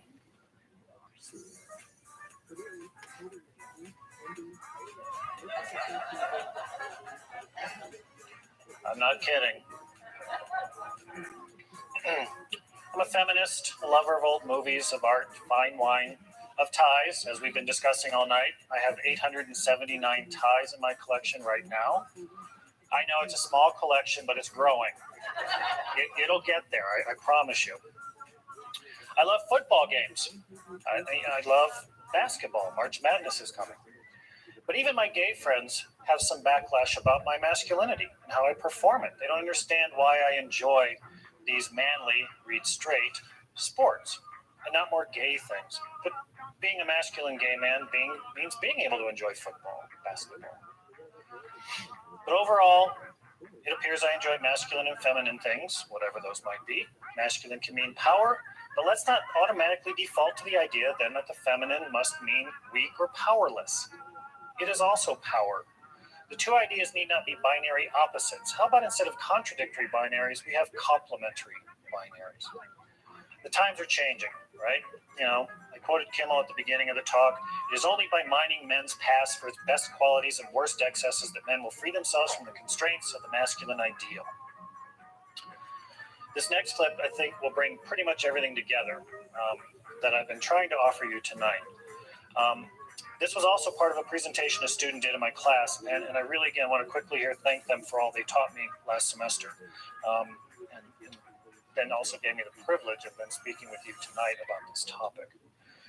This comes from an organization, who put together a video of what did it mean to be a man in 2015. And the first part of the video clip, they asked some hard questions about these masculinities, again, plural, and then again, the shifting in the masculinities. And then I promise after this, we'll almost be done. This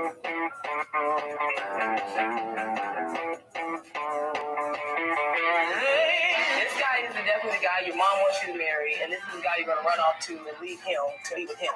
All right.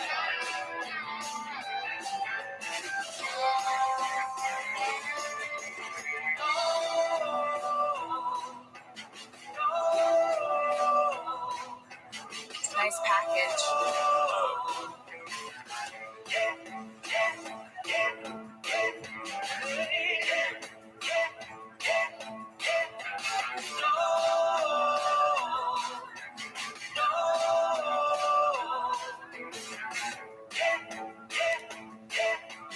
You call women you don't like fat pigs, dogs, slobs, and disgusting animals. Only Rosie O'Donnell. No, it wasn't. In an appearance on Russian television, Tarkashev referred to Serena and Sister Venus as the Williams brothers. I don't believe that he's raping, and some of them really is unbreakable. Students a part of the Sigma Nu fraternity were behind these banners. Hope your baby girl is ready for a good time.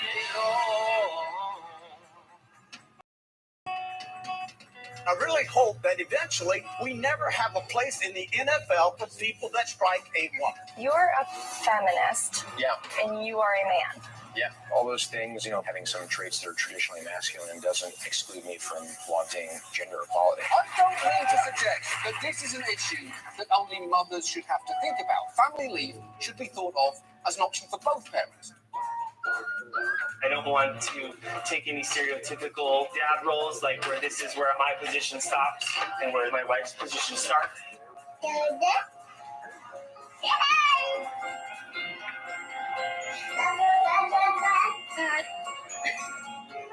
I'm proud to call you my mother. I'm proud to be your son. You made me the man that I am today. The most important thing that I could do with my daughter is lead our life with love. Not success, not fame. Big guys cry. We do. Big guys are sincere. What a good man. A man of service who persevered because he believed his efforts would deliver a better life to those who follow. Sometimes I think that's the best thing to hope for when you're eulogized. Just say somebody was a good man. Yeah.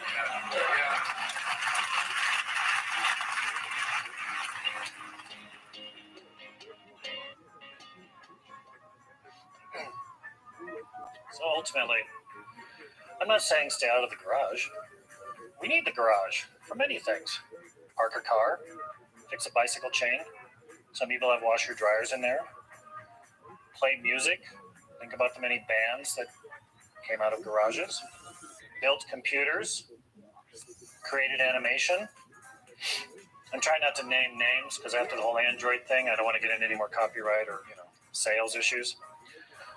But sometimes it's just a place to get away and re-examine. So go to the garage, or go to the attic, the kitchen, the bedroom, or the room where all the major thinking happens, the bathroom. And continue the conversation, but continue the re-examination of what masculinity is, can, and might be in all of its glorious forms. Thank you.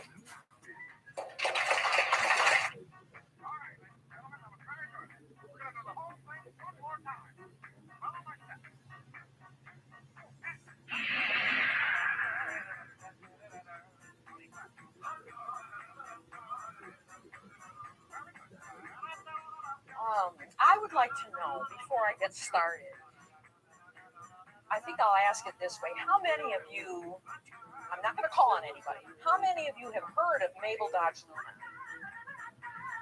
We all live in the Southwest. Yes, St. Mabel. And is there anyone here who has not heard of her? Excellent, excellent. I'm really glad because I was afraid I was going to be really preaching to the choir. I got an email today from the Harwood Museum in Taos. They're having a huge exhibition this coming summer. It's going to be May 22nd through to September down in Taos, and the title of it is Mabel Dodge Lujan and Company. And then the blurb says, because Mabel Dodge Lujan brought modernism to the Southwest and brought all these famous artists and literary figures to the Southwest, we are going to honor her and everything else. Well, there's a lot of this in that. And I don't practice idolatry anywhere. You're going to see that tonight. But I certainly read that in that press release. And I'm going to go to the... Okay. Now, Mitch, if we can have a little, we're not going to take the lights way, way, way down because many of you have a sheet that has the outline on one side. Everybody's got the timeline, but I ran out. So if you want to follow her year by year in her rather long and very colorful life, you can. But the outline is pretty simple, and we're going to go from Buffalo debutante to Taos maiden and maven, and we're going to go through this sequence of photos. You're going to see these again in some detail. But the outline is pretty simple. I'm asking 3 questions. Why Taos? Because that's in our part of the country. Why Mabel in particular? And then what happened? Those are the 3 questions I'm going to ask tonight. And I plan to be done before 8 o'clock, and I hope some of you have some questions. I've already indicated that I'm a born-again skeptic, and I don't practice idolatry. So you're not going to see me falling all over Mabel Dodge Lujan tonight as the great saint of Taos or the southwest of the United States. So now, here's the official title of tonight's thing, Utopian Dreams, Taos Realities. And there's a photograph of Mabel when she was 54, and a photograph of the big house down in Taos called Los Talos. A Victorian woman in a new world. One of the questions I'll be posing is she in any way, was she in any way emblematic of a certain type of American in the time frame that she lived, born in 1879 and died in 1962.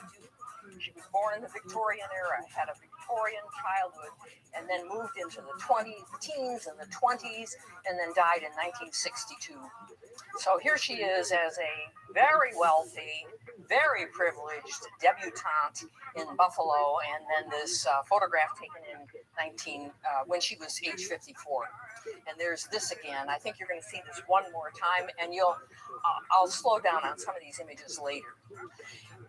One big reason I'm doing this is that I've certainly learned since moving to the Southwest 20 years ago that if I had asked how many people know about Georgia O'Keeffe, almost every hand would go up in the audience. There's high interest in Georgia O'Keeffe, and the Georgia O'Keeffe Foundation does this and is protecting her reputation heavily. But I also find that there is a huge amount of interest in Mabel Dodge Lujan and Tony Lujan. So there's a picture of Mabel and Tony in 1920, the big house again, and Georgia O'Keeffe in Taos in 1929, and she's with a car. Tony taught her how to drive. So she got a driver's license after he taught her how to drive, and she bought a car after he taught her how to drive. So there are my three questions. There's Mabel at age 39 when she essentially went native, moved to the Southwest, cut her hair in a bob, started wearing serapes and things.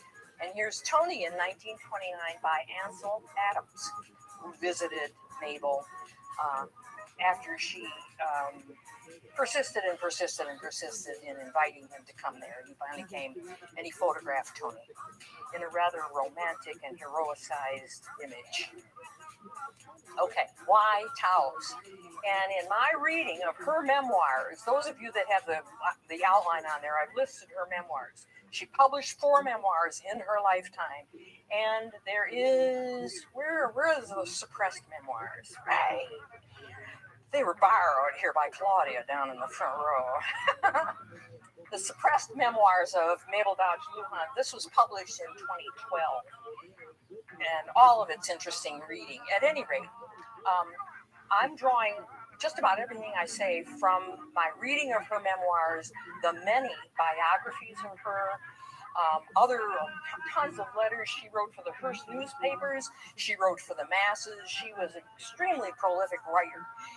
So that's my source material. But I've boiled it down to why Taos. Why did she leave New York City to come to Taos when it was a kind of a dirty, not dirt road, I don't want to say that, a dirt road small town, in the shadow of Santa Fe, which was really moving into becoming an arts colony. And I'm claiming that there were essentially 5 reasons why she decided to leave New York City and the salon she was running to come out here. And the first one is that she was bored. She was frequently bored in her life, and when she made a big change. So that was one reason that led her to Taos. She saw an exhibit, and I'll tell you more about that in a minute. She had a dream. She was someone who believed in the power of dreams. She was a Freudian devotee. She held dream salons where people were to bring one of their recent dreams, and they went around the circle and they told their dreams, and then they interpreted their dreams.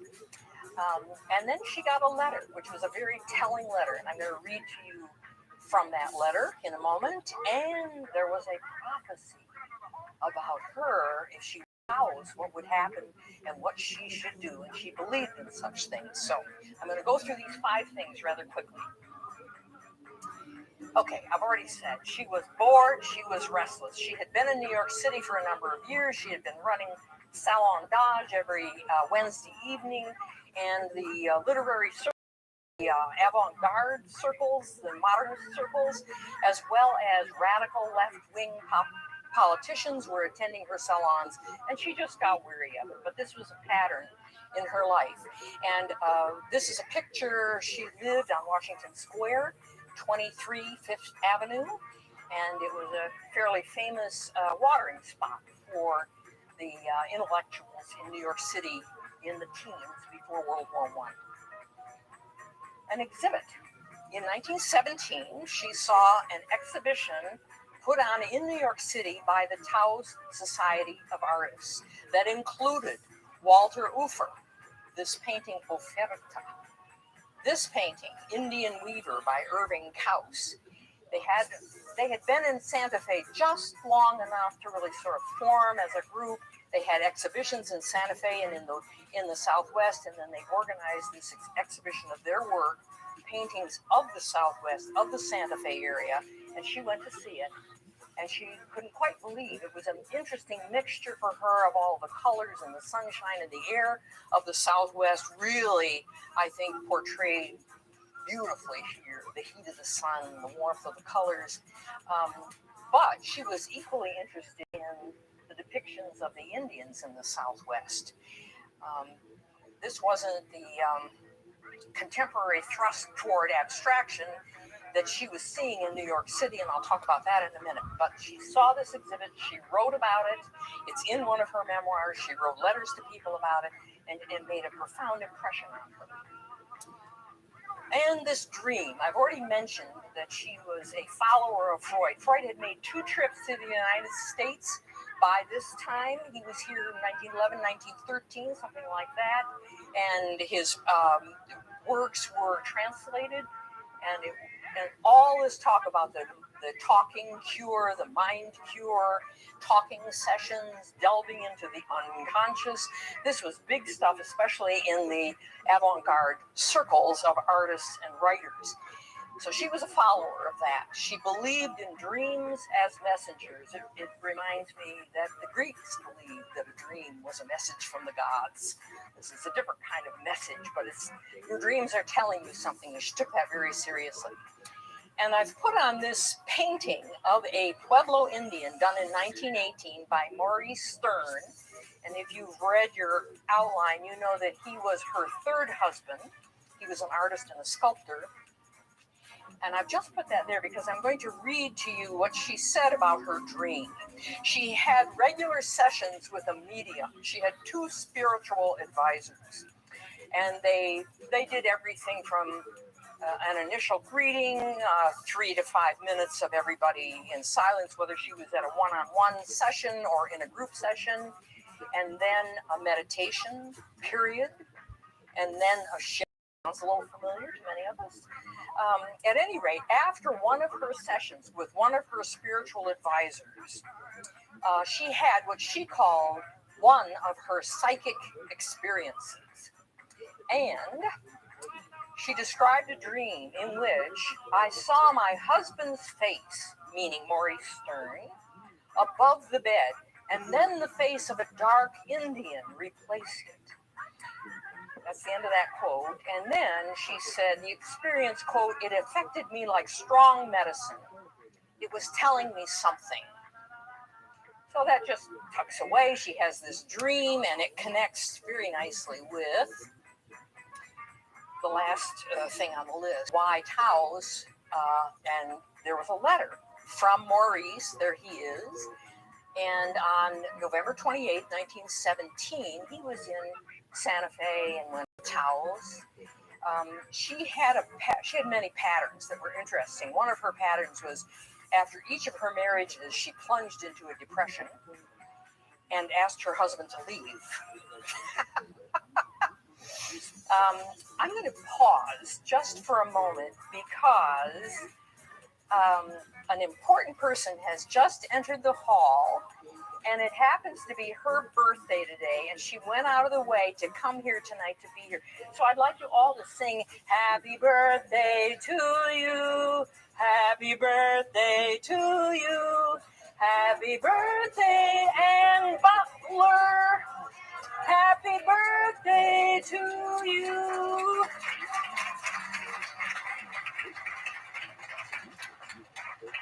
Well, everybody knows Ann. You know, her byline is on the front page of the Durango Herald almost every day these days, plus neighbors and everything else. Anyway, today's her birthday, so you step aside and make room for something important like that.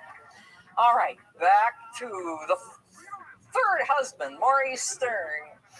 So Mabel and Maurice married, and she plunged into a depression, and then she said, I can't stand being around you. You have to go on a trip. Go someplace. Go on a trip.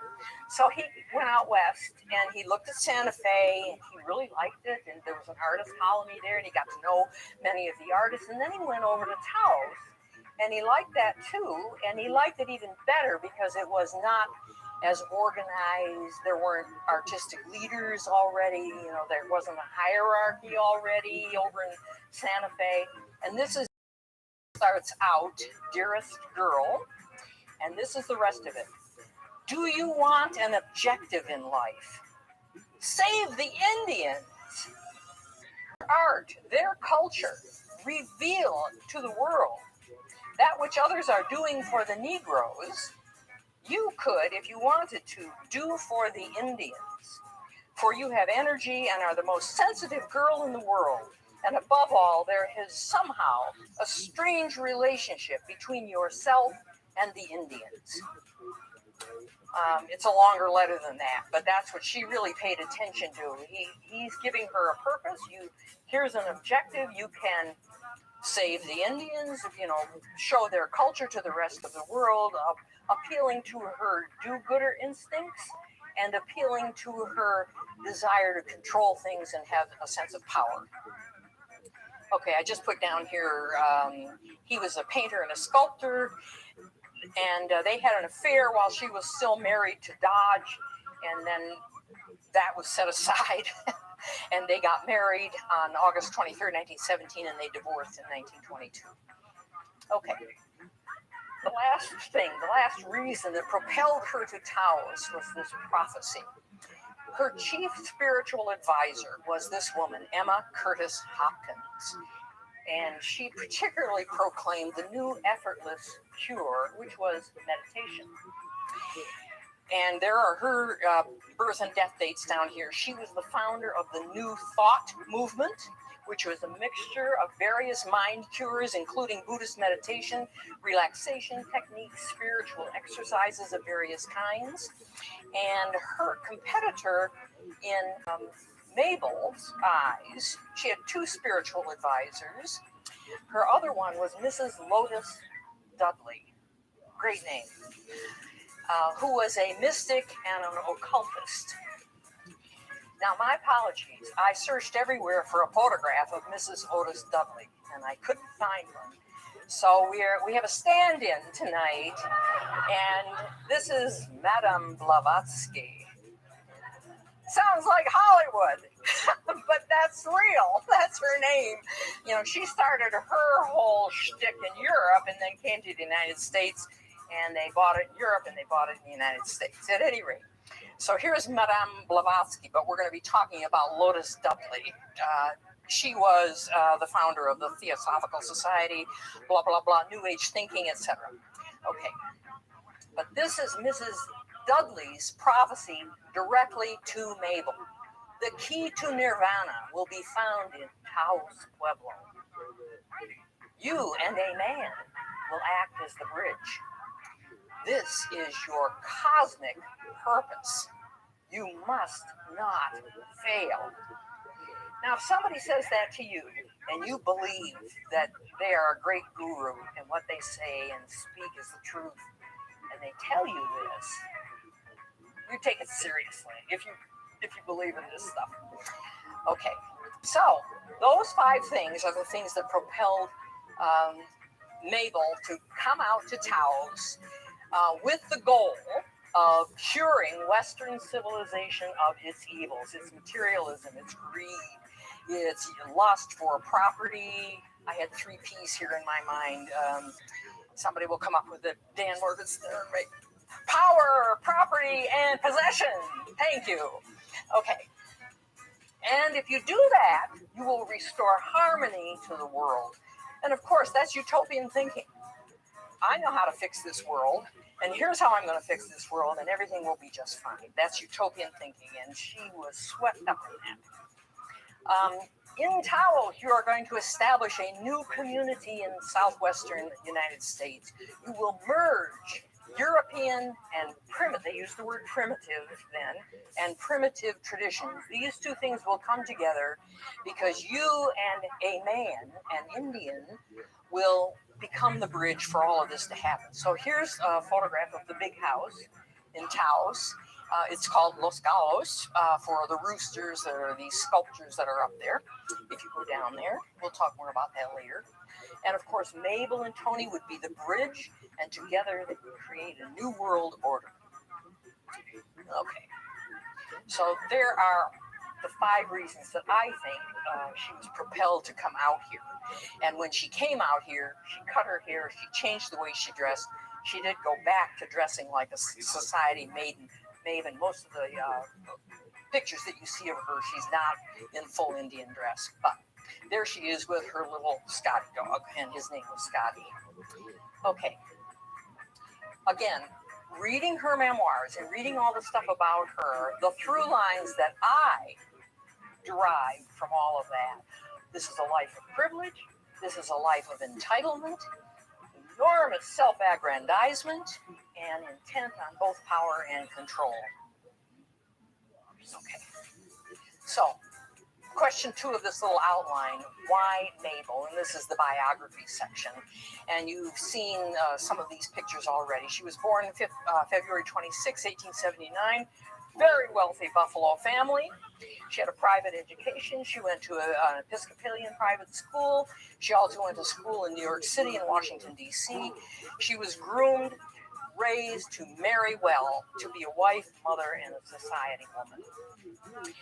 So there she is at age 5. The center one is at age 16, and this is her debut picture. Very interesting to look at the bored look on her face. Her first marriage. She married Carl Kellogg Evans, heir to a steamship fortune. He did not work. He did not need to work. He played tennis, he played cards, and he went hunting. Those were his 3 pastimes. And they married secretly because her father did not approve of him.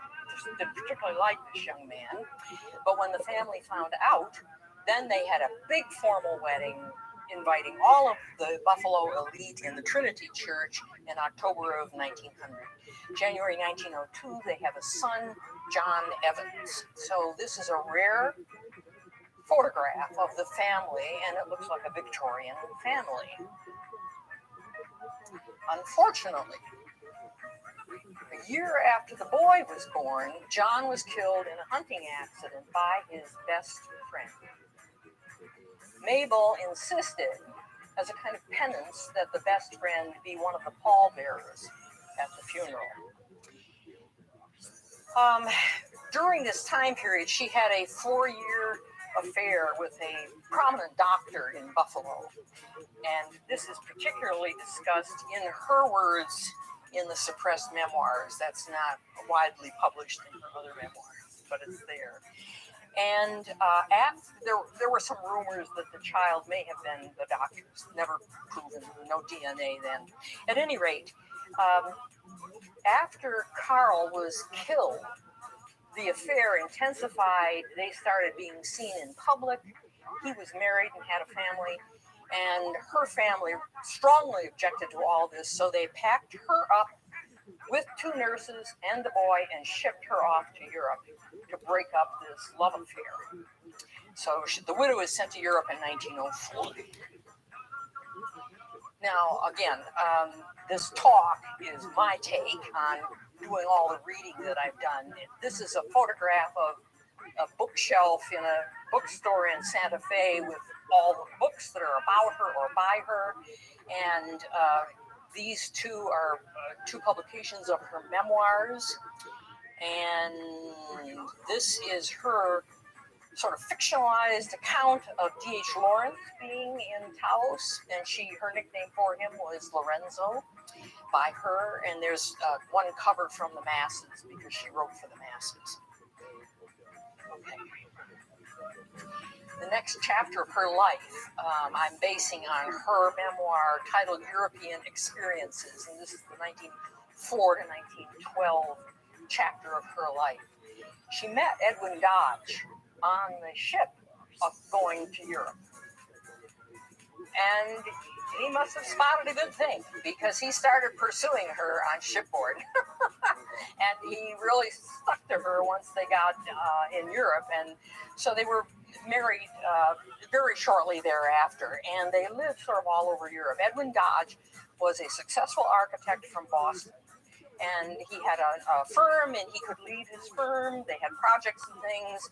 He was wealthy, and he could do all of this. So they lived all over Europe. And apparently, he and son John Evans had a good relationship together.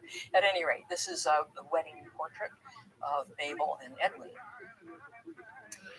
They ended up settling in Italy, and they bought a Medici palace outside of Florence. And the name from the Renaissance on was the Villa Curonia in Archetti, Italy. It is a Medici palace because it was built for the chief physicians of the Medicis. That's who Lorenzo and Cosimo, they didn't live here, but the chief physician of the Medicis lived here. And you can see that's one of the buildings on the grounds, huge formal gardens, everything else. And one reason I got these pictures is that it's a B&B now.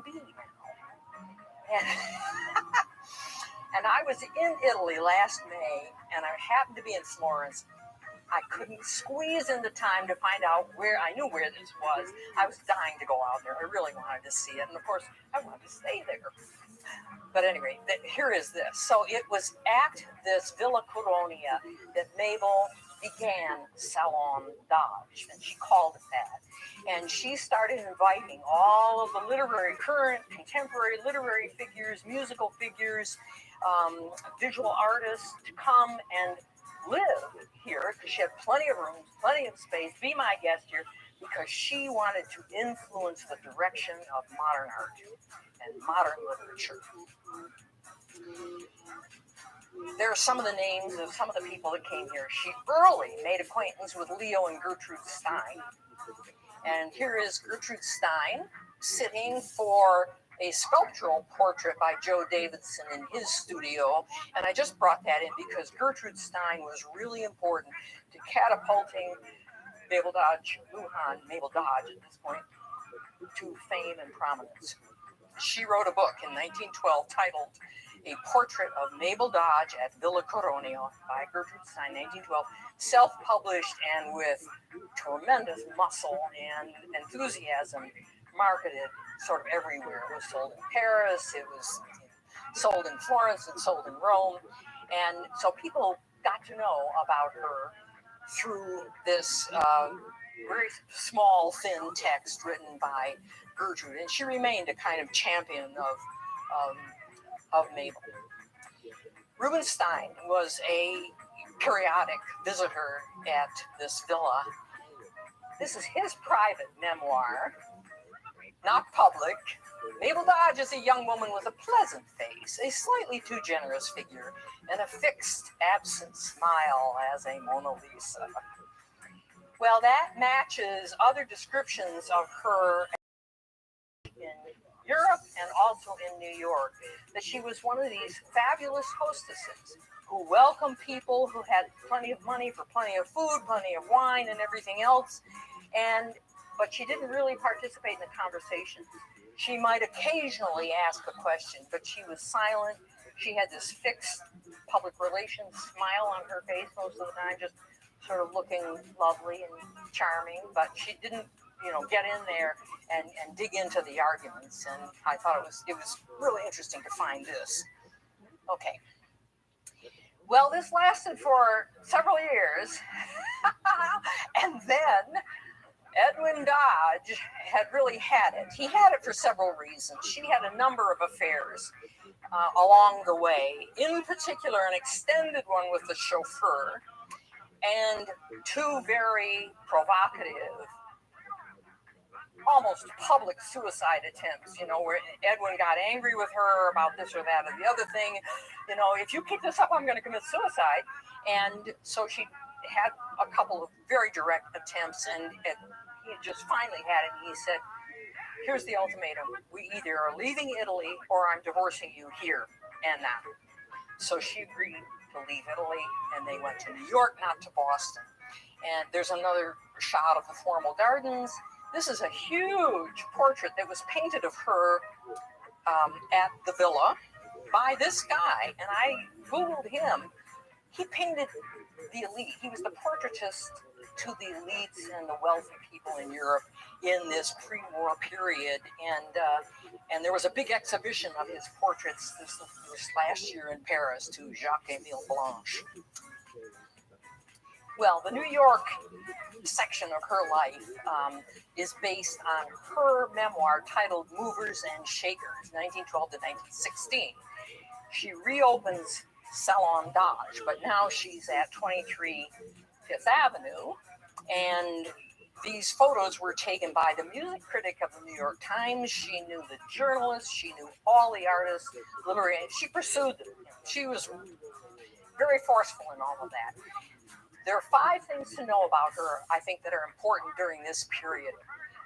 She was a major player in getting the Armory show in New York, bringing avant-garde art from Europe to be shown in New York, including Marcel Duchamp's Nude Descending a Staircase, including a number of Picasso paintings and sculptures, Matisse, the Fauves, the Blue Rider Group, all of the young avant-garde movements in Europe organized into this show for the Armory show. She put up a lot of money for this. She worked tirelessly to make it happen and to publicize it.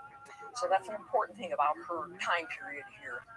She started writing for the masses because she had gotten to know the radical left politicians, the socialists, the early communists, and her articles are so. I brought one copy of a photocopy of a masses publication over here if you want to look at it. John Reed was writing for the masses then, a journalist, extremely active and forceful journalist who ended up dying in the Soviet Union, went there, see the movie Red, and you'll learn all about that. Well, he and Mabel had a really intense affair that lasted quite a long time. When he was getting bored and restless with her, she said, let's go to Europe. She had retained ownership of the villa in Florence. And so they went, and then he got bored and restless there after a couple of months. So they came back to New York, and then he fell in love with Louise Bryant and dropped Mabel, another depression. The divorce with Dodge finally occurred. It was coming all along anyway in 1916. She also began a regular column for the Hearst newspapers. They were largely first person. She's not a bad writer. She's a pretty good writer. Very candid. It almost reads like contemporary prose. It's not stilted at all. Pick up any of her memoirs or any of this other stuff that she's written, and it's fascinating reading. Okay. And here's one cover of the for the masses, an IWW cover, International Workers of the World, the Wobblies. By the way, today is the anniversary of Eugene Debs' birthday. And you'll notice it says the pageant of the Patterson strike, 1913. Big strike in New Jersey that sort of changed labor laws, and I don't know very much about all of that. If Rory Mullet were here, he could tell you something about all of that. Everybody talked about it. It was a devastating strike. It was in the newspapers for a long time.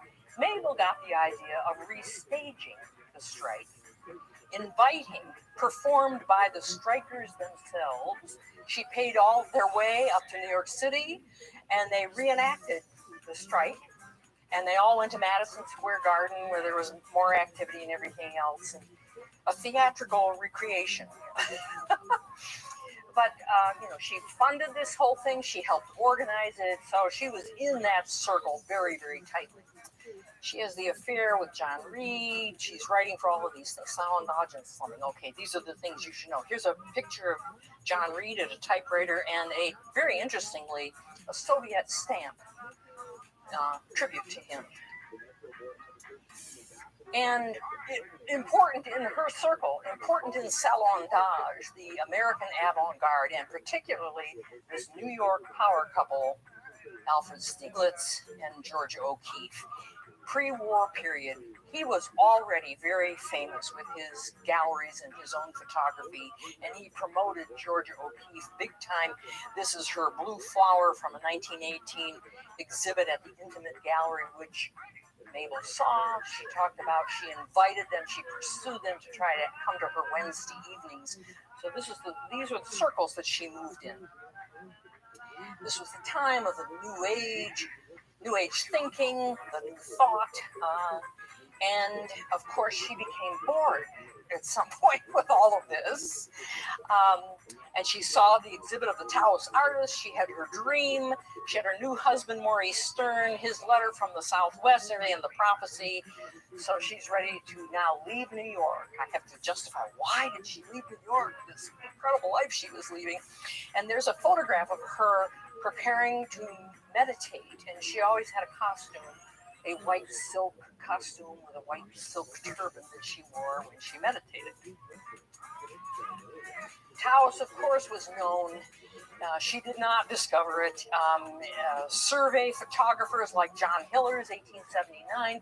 There's Taos Pueblo in that year, 1915, by Robert Schindler. Interesting that there are no people seen anywhere. And that's where it is in relationship to Santa Fe and to Albuquerque, way up at the sort of at the top of the state. And this is what a road looked like in 1920. Pretty rough going, old cars. And here's an idealized painting by Victor Higgins in 1915. He was part of the Taos Art Society. And a photograph, very blurry, of downtown Taos in 1970, already with traffic problems. But part of my theme is utopian dreams and realities. I'm really interested in that, in everything that I read, write about, or people that I meet. You know, is there a dream or an illusion? And what's the reality? Usually there's some kind of tension between those two things for most people. This, I hope, will surprise you. This is by Georgia O'Keeffe. You wouldn't, I think, automatically say, oh, that's a Georgia O'Keeffe. You know, this isn't a big flower. It isn't a skull. It's sort of an ordinary watercolor of Taos Pueblo. Highly idealized, clean, no people, no trash, nothing out of place.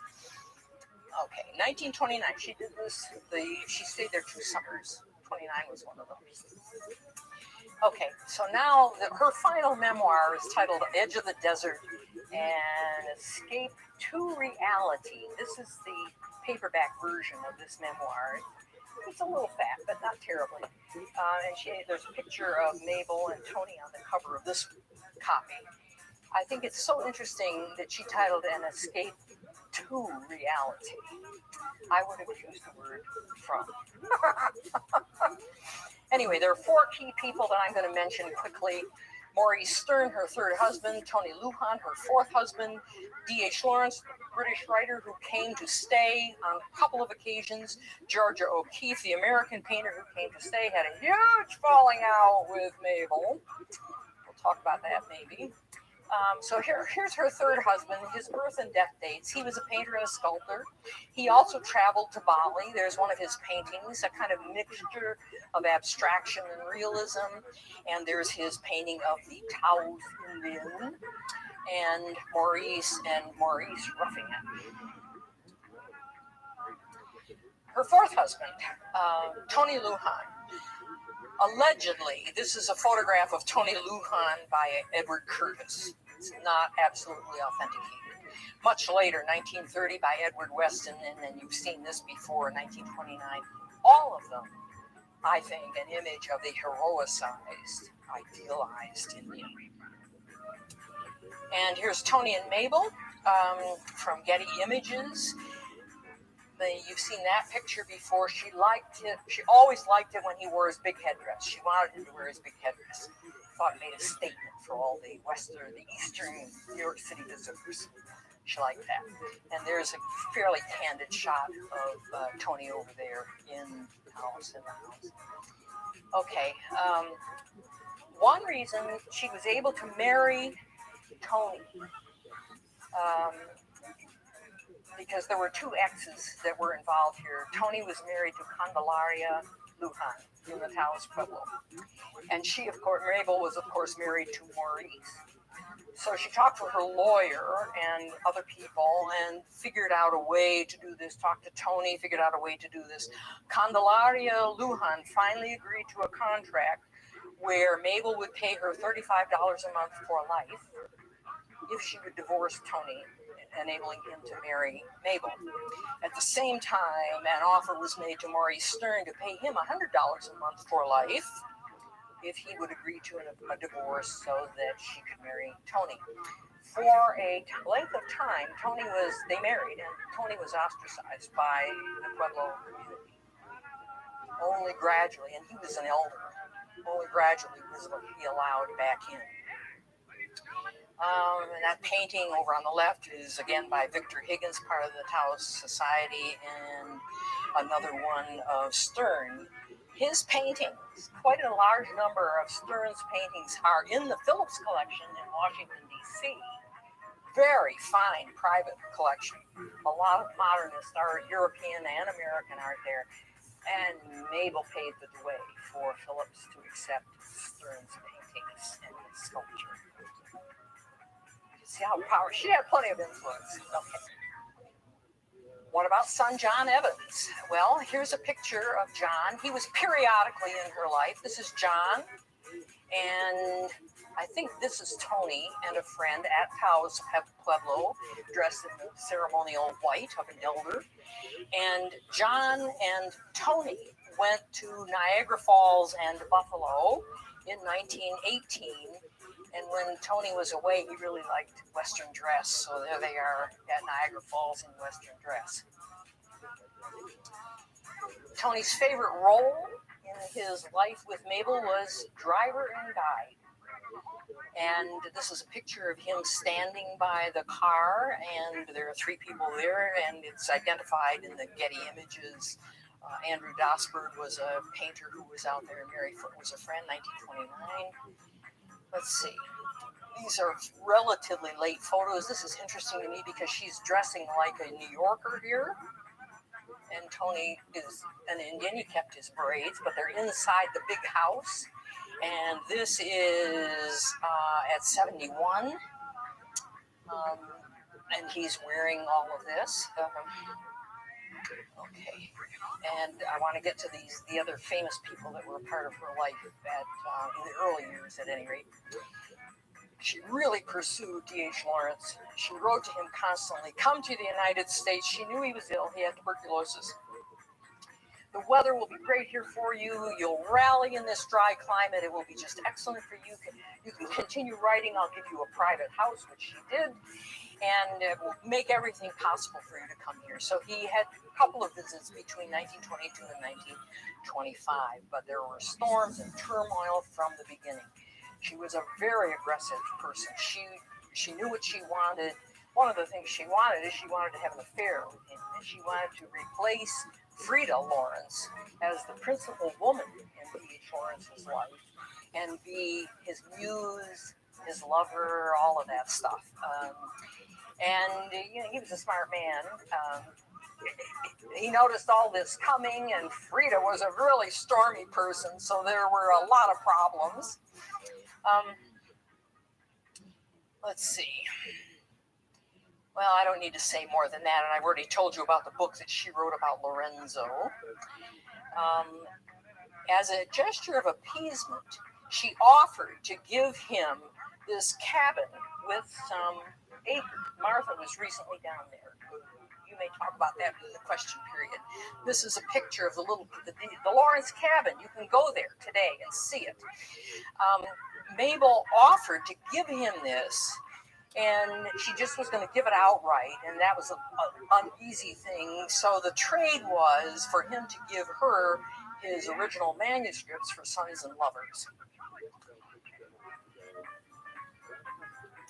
And then after he died, March 2nd, 1930, he died in France. They left under a cloud, under not good relationships when he and Frida left. And here's Mabel and Frida and Dorothy Brett in 1938. Frida came back and visited. His ashes were brought back, and there was a big tussle about that. And there's a lot of rumor around all of this.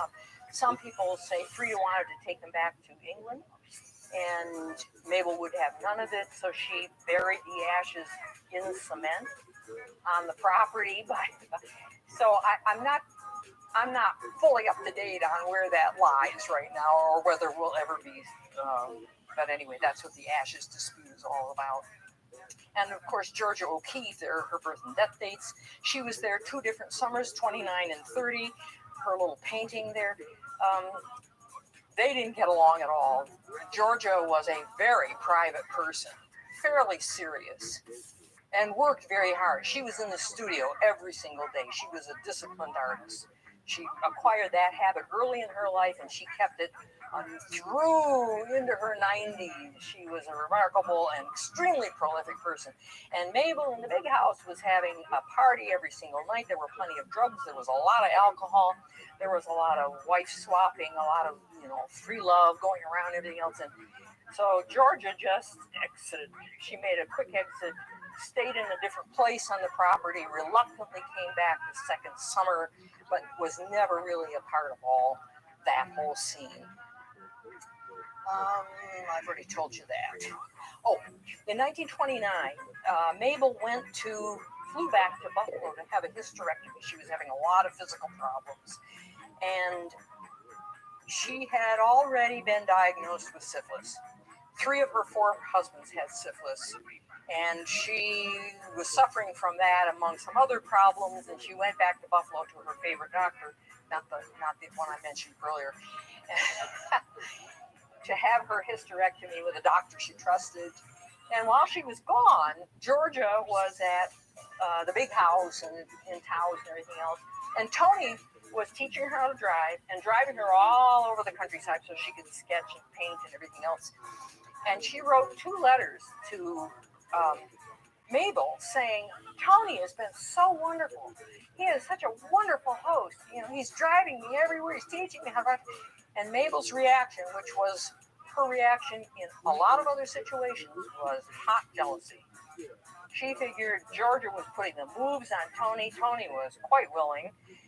That was her experience with Tony. So that was a part of this big falling out. And as soon as that operation was over and she was recovered, she got back to Taos.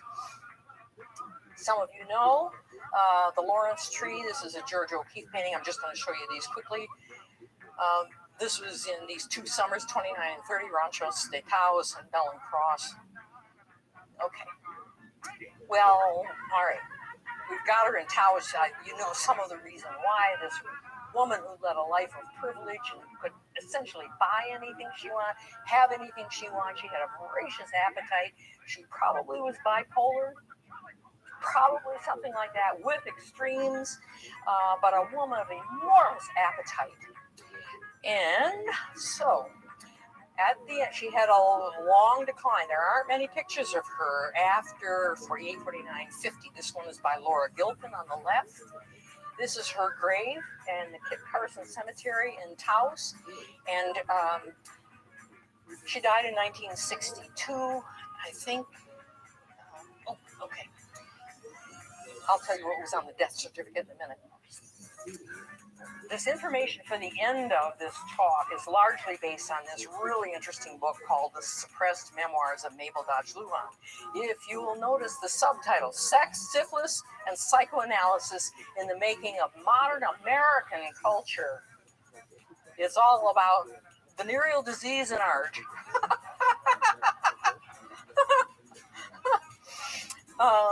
Okay.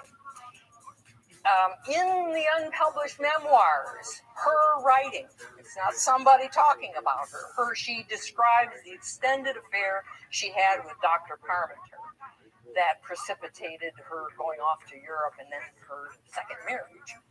She talks about the European sojourn and all the marital tension she experienced with Edwin Dodge. Her chronic depression, she's very frank about that, plunging into depression. She even says, I just married Edwin, I should be happy, but I am so depressed and I can't stand to look at him. She's that frank about it. She's frank about her suicide attempts, and she's very frank about syphilis and the way syphilis was treated when it was diagnosed and found in her. This is before penicillin. On her death certificate, it says cause of death, coronary thrombosis. She died October 31, 1962. On the left is an early sculptural portrait by Joe Davidson, the one that you saw of some other people. And this portrait hangs in the big house in the dining room of her, so it's done sometime in the 20s because of that haircut, which is this. Now, my final question, what kind of an ending shall I give her tonight? Shall I give her, we've already buried her, but shall I give her a Taos ending, or shall we, like true Americans, give her a Hollywood ending? Well, we're going to give her a Hollywood ending to send you off in good spirits. there was a movie that was shot in 1981 in Taos. And the title of the movie, it's a British film titled The Priest of Love. And it's the story of D.H. Lawrence going to Taos, going to the American Southwest and what he had down there. Now, here's a Joe Davidson sculpture of Lawrence, and here you've seen this picture before. So who would you cast to play Mabel in a movie about D.H. Lawrence going to Taos? And the movie is made in 1981, and here's a cover photograph of Mabel. Well, the people who made this film made a really smart choice, because it's a choice I would have made. Ava Gardner. So just think about it for a minute. If somebody's going to make a biopic about you, choose your actress or your actor. And, in 1981, Ava Gardner is a pretty good stand-in for Mabel. But it is a biopic of D.H. Lawrence. Ian McKellen played D.H. Lawrence. Ava Gardner played Mabel. And here they've got this. Jorge Rivera, a Mexican-American actor, played Tony. And he plays it largely without a shirt. Very tan, very buff. A real hunk. And Janet Sussman plays Frida. And here's just one still. This is Frida and D.H. Lawrence checking in at the big house. Looks like that sort of now. This is Penelope Keith, who's playing Dorothy Brett. That's not Ava Gardner playing her. So, one of the questions I wanted to ask, which a lot of people writing about Mabel, was she emblematic of her time? What does she tell us about American culture from the Victorian age through the World War I and World War II, the modernist period? What does she tell us about that? Does her life exemplify something about America? Because she was an American heiress determined to shape the modern world. What does it tell us about American can-do spirit, American I can fix you spirit? And what happened to the dream is another question. There were the utopian goals over there on the left, and here's a picture of the main living room at the big house. And she certainly cemented Taos as a New Age arts center and tourist mecca. And there's a 1938 cartoon from the New Yorker. And you know where these ladies are from. They're travelers from New York City with their sensible shoes and high heels and nylons and their pocketbooks. And they're stopping to ask this Pueblo Indian who's trying to sell a few pots and baskets. All they want to know about is Mrs. Lujan. She was very famous in her time. She was known all over the country. She was written about. Books were written about her. Fiction books were written about her. Plays were written about her. Not always nice. A lot of them got into the aggressive, I'm going to fix this and I'm going to fix you and I'm going to run everything in sight. So here's my ending, and it's a little before 8 o'clock, and I hope you've got some questions. Thank you.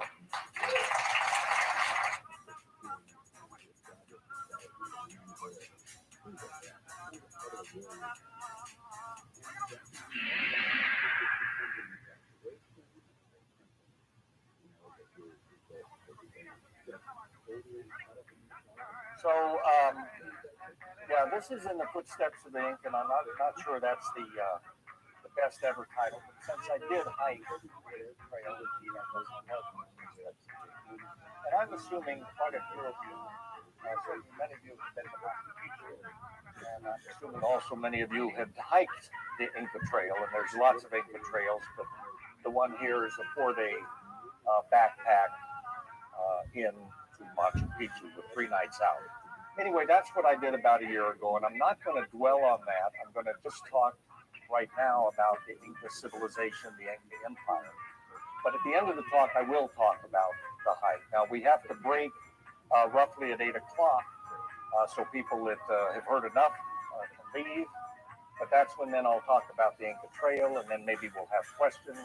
And I'm willing to stay longer and then go get a glass of chicha.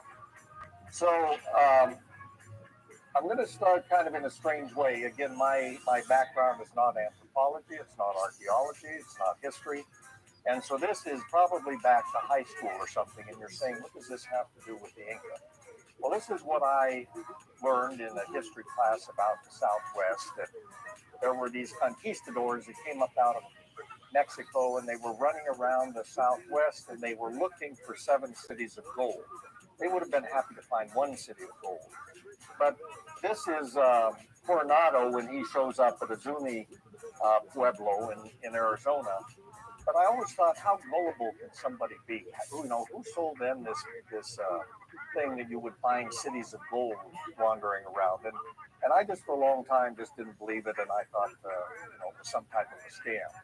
But then once I finally grew up and matured and learned about the Incas and the Aztecs, then this made more sense. And hopefully it already has made sense to you all, or at least by the end of the talk it will.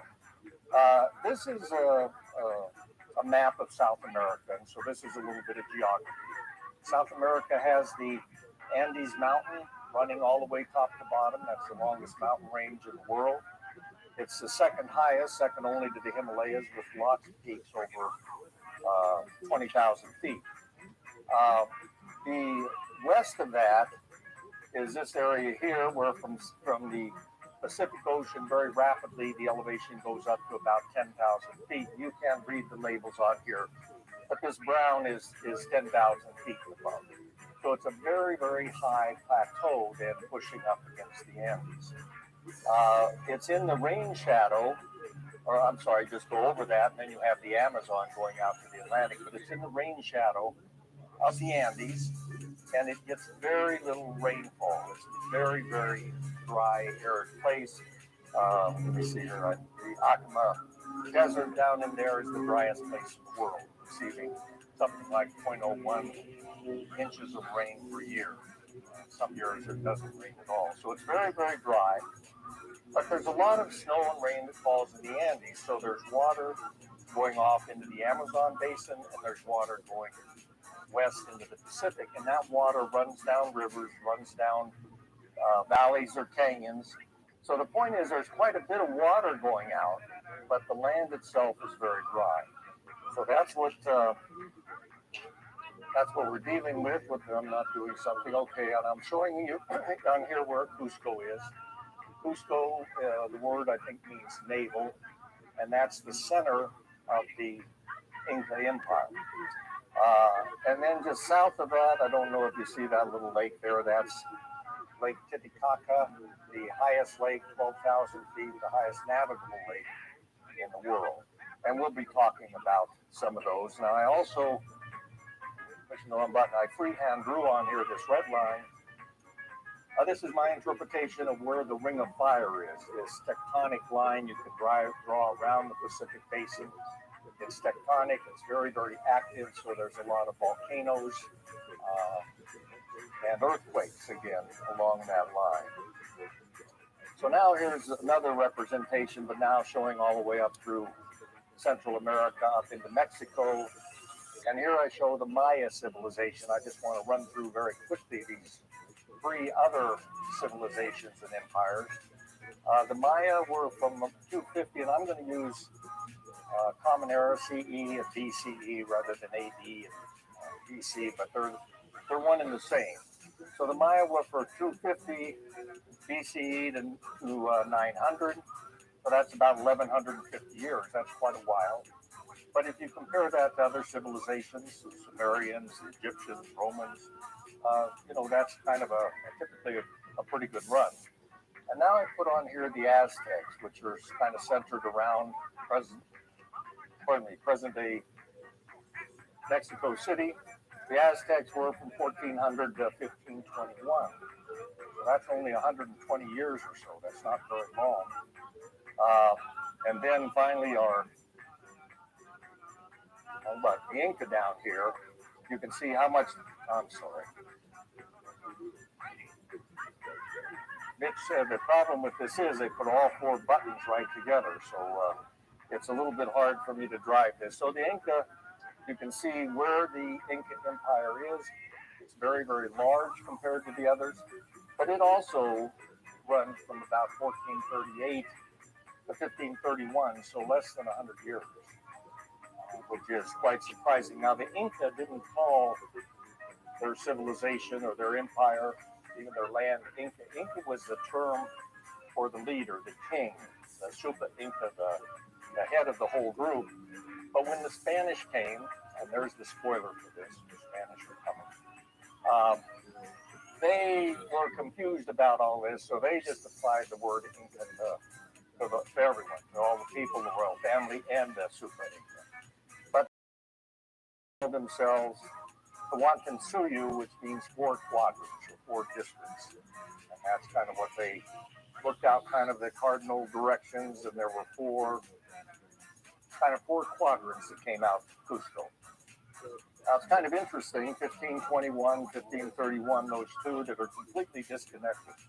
There's no connection between the Aztecs and the Incas, and yet within 10 years of each other, they both went belly up. Again, that's the spoiler. That's the Spanish, the so-called contact time when the Spanish arrived, and we'll talk about that. Now, just for comparison, I put Mesa Verde on here. I don't know. We have someone from Mesa Verde, but I put down 600 to 1300. So that's about 700 years, still quite a bit longer than either of these empires. And I also put Durango on here, founded in 1881. So presently, Durango has outlasted the Aztec and the Inca Empire. We're doing very well. So now I'm going to give you the hybrid origins of the Inca. There's 4 different mythological origins. I'm not going to give you 4. I'm not even going to give you 1. This is what I call a hybrid. I'm just going to pull some things out from those. One is, so you're introduced to Viracocha, who, and this is the creation god. So this is the god that made the land and the sea and the sky and the Milky Way, the sun, and all of that. Again, these are just, I'm just picking up little things that we're going to use later on. And what he did was drew up these 2 young people, Manco Capac and Mama Opio, out of Lake Titicaca. And they were children of, you understand this is mythology, this isn't yet real. But they are the children of Inti. Inti is the sun god. And now, being a solar physicist, I can tell you why he's there. The sun goes across the sky every day. If you go down to the Pacific, you'll see it set. It goes into the ocean. It goes underwater all night. And clearly, it's in Lake Titicaca, so that's how he could have 2 children there. Then it comes up in the east around. That's all my mythology. But anyway, so they're the children, and they're given a golden staff. They're told to wander around until they can push this staff into the ground. And that will indicate that the soil is good enough, and that's where they ought to settle, and they ought to build a temple to Inti. So I'm giving you this. I'm going to give you one other fact that's disconnected to these, but it may come up later. Another part of this is that Viracocha, down around Lake Titicaca, could pick up stones, and he had a way of making them soft and pliable like clay, and he could form people out of it. So the point of that isn't that he could form people, but that somehow he could make stones soft and pliable, and I may bring that up later in the talk. Well, here's the difference. This is an alternate origin for them. This has to do with migrations, immigration from Asia. So if humans evolve out of Africa, out of Asia, they're hunter-gatherers. 40,000 years ago, we were in an ice age. The entire polar cap was frozen. The ocean, the Arctic was frozen. So you could walk across there if you were a hunter-gatherer, but it'd be thousands of miles of crevasses and snow. And nobody did that. But long about 12,000 to 10,000, finally it started to melt, and now you have a passage. Now people from Asia can immigrate down into North America, down through Central America, down into South America. And I'm not going to talk about this. This would be an interesting thing for a lifelong learning discussion some night. But the point is that's more likely than Viracocha, Inti, and all of that. This is more likely how we get folks down there. Well, okay, so this is, I don't want to say it's controversial, but there's some things that don't quite line up. And so, and one of them is Clovis. You know, the Clovis point and all, I think that's 13,500. There are also folks, or evidence of people being down in South America 12,000 years ago, and that doesn't quite correspond.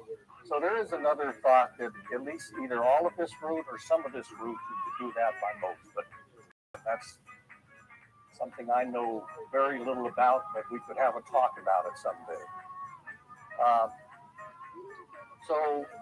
These are the Andes. So on the west side of the Andes, these are the civilizations that are there, and I'm not going through all of these. The point is they're chronological from the top down, and so the Inca, that was real bad. The Inca would be way down here at the bottom. Chimu were still way up in the northern part, up by Ecuador. The Wari are really the folks that the Inca probably settled out from. But my point is just that all of these civilizations, whatever they developed in the area, slowly percolated up to the Inca, and then the Inca just perfected them. So a lot of things, for example, terrace farming, it isn't that the Inca invented it, it was invented somewhere, way back in here. And then percolated up. Now, when you look at these, with the Archaeological Society here, you probably recognize all of these names. But at least maybe the Nazca. There's a thing of the Nazca lines. These are very, very interesting, but nevertheless, the Nazca are 100 to 800 Common Era, so way before the Inca. But these are these very, very large figures. This is down in the Coronada part of Peru, which means red. I say Colorado, with an A again, Colorado. But there's small red stones all over the floor there, and if you brush them aside, you have this much brighter, whiter land. So they brush them aside, they make these roadways. And this was, as far as I know, these were discovered from the air in like 1927, because to me, you can only really see them in the air, and I've never seen them. I've been there. So this is just what I read, but so they do say that if you're on hills around there, you can see them. They're gigantic. They exist over kilometers, and then they're all different figures. The one that I showed there first is the condor. You have monkeys, you have lizards, you have all these figures, gigantic, on the desert floor, so to speak. Now that was something, though, that it didn't get passed on. In other words, the other cultures, the other civilizations there didn't pick up and keep doing that. It's only the Nazca, as far as we know, that did that. It has nothing to do, therefore, with the Inca. So I'm going to tell you now things that the Inca inherited from all of those groups. These are things that came up to them, and then they could deal with them. The first one is Quechua. And this is the language that they use. This is still spoken in Peru today, more in the rural areas, down around Lake Titicaca, down into Bolivia. It's a language, but it was only spoken at the time of the Inca. They had no alphabet, they had no way to write it down, there was no written records. And this will come in a lot in my talk, because there's a lot of conflicting reports, but that's because it all came down. Wrong button, pardon me. It all came down verbally with nothing written. Now, a few weeks ago, Bill Melander gave a talk about Sanskrit. It was a similar thing. That Sanskrit was only a verbal language, and it was only toward the end that it became written. And at that time, the discussion was that could be very good, because you really develop your verbal skills. You're able to memorize long passages, you memorize long stories, songs, poems. On the other hand, to me, it isn't such a great thing. I mean, if you deal with what you have, But I, for one, did not memorize 2 lines on this chart, so I don't think it would have worked for me. But I know there are people that, memorize the Bible, memorize all of Shakespeare. And so if you had those people with the verbal language, I think it could be passed properly. But otherwise, I worry about it. And likewise, no written numbers. There's no 1, 2, 3, 4 written. Yet they had a very good numerical system. It was based on the decimal system, units, tens, hundreds. And they use these keepus, and I'll talk about those in maybe 2 slides from now. But they had very, very accurate numerical records. They kept them in Cusco, but they knew the population, they knew the size of the army, they knew how much corn was in this storage house and how many potatoes here. They kept very, very detailed and careful numerical records by way of these keepers. Let's see, they had no iron. There's no iron anywhere on that side of South America. They had gold and silver, which were very valuable, but you can't use gold for a shovel. You can't chip rocks with gold. You need iron to have hammers, chisels. You have iron to have swords and many military weapons, and all they had was gold and silver. They did have copper as well, but these are things that this is the way things bubbled up to them. That's what they had to deal with. They had no what I call beast of burden. No elephants, no camels, no ox, no horse, nothing to really carry heavy loads, to pull a plow, to ride. They had llamas and alpacas, but I apologize to the llama packers here in the San Juans. I mean, they can carry light loads, but you can't ride them. You can't put them in a team to pull something heavy. And I see that as a difficulty, but they live with it, and therefore they just decided whatever it is, even if you have to move 100 yards of dirt, do it in baskets by people carrying it. And they walk and run, so you need a good trail system, and they have a good trail system. They have no wheel. All of the Americas have no wheel, and this is something also that I always found surprising when I was young and you learned about inventions. I always thought the best invention that I'd like to have is a wheel, and get the patent on that. But then I said no, because everybody would have the wheel. It's so simple of a concept.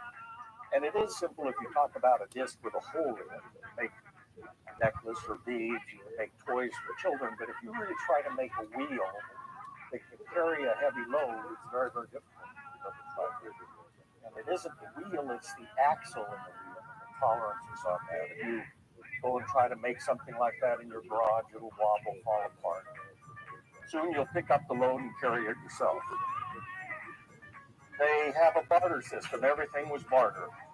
You trade these potatoes for these carrots, and just trade whatever. They had no money. There wasn't a little bag of gold or something. You could, I'm sure, trade some piece of gold you had or some potatoes. But it was all barter. But one of the things that entered very strongly into the barter system was labor. So you could,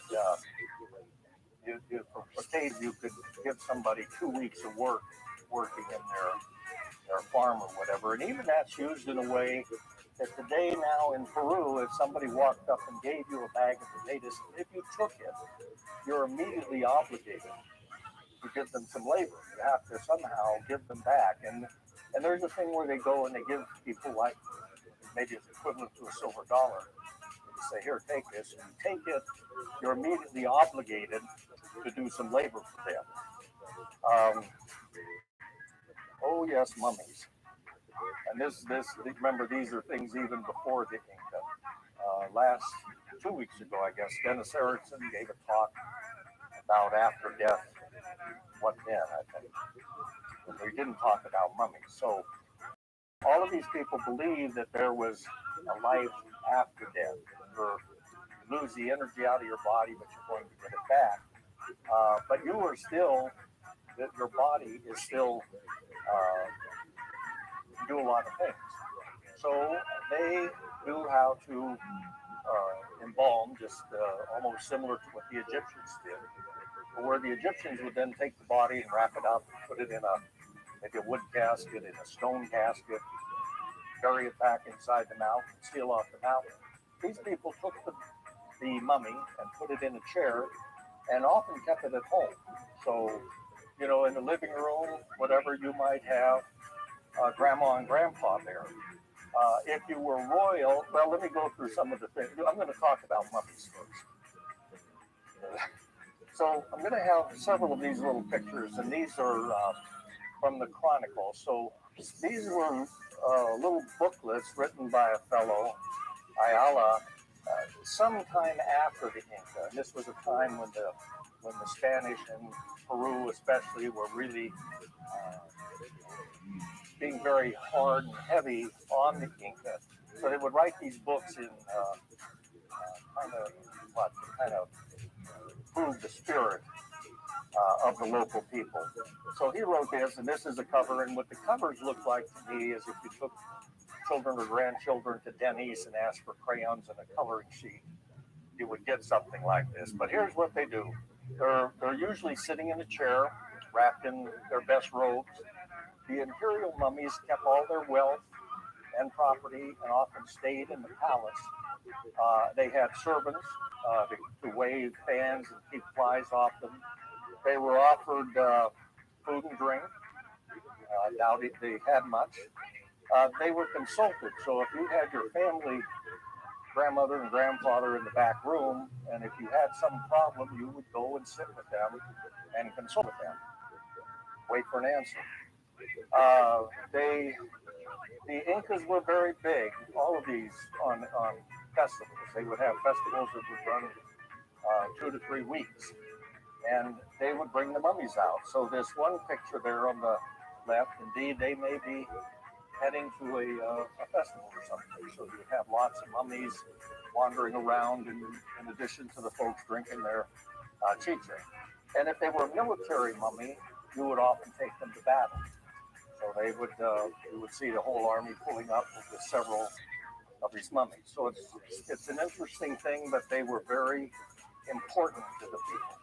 And now I'm jumping ahead to the quipu. So the quipu is this cord with lots of strings hanging down on it. And what you do to put a number down on that is you tie knots in it. And the knots are not all simple knots. They're not just simple overhand or figure 8 knots. You can put several coils on it and tie a knot, and that can do something.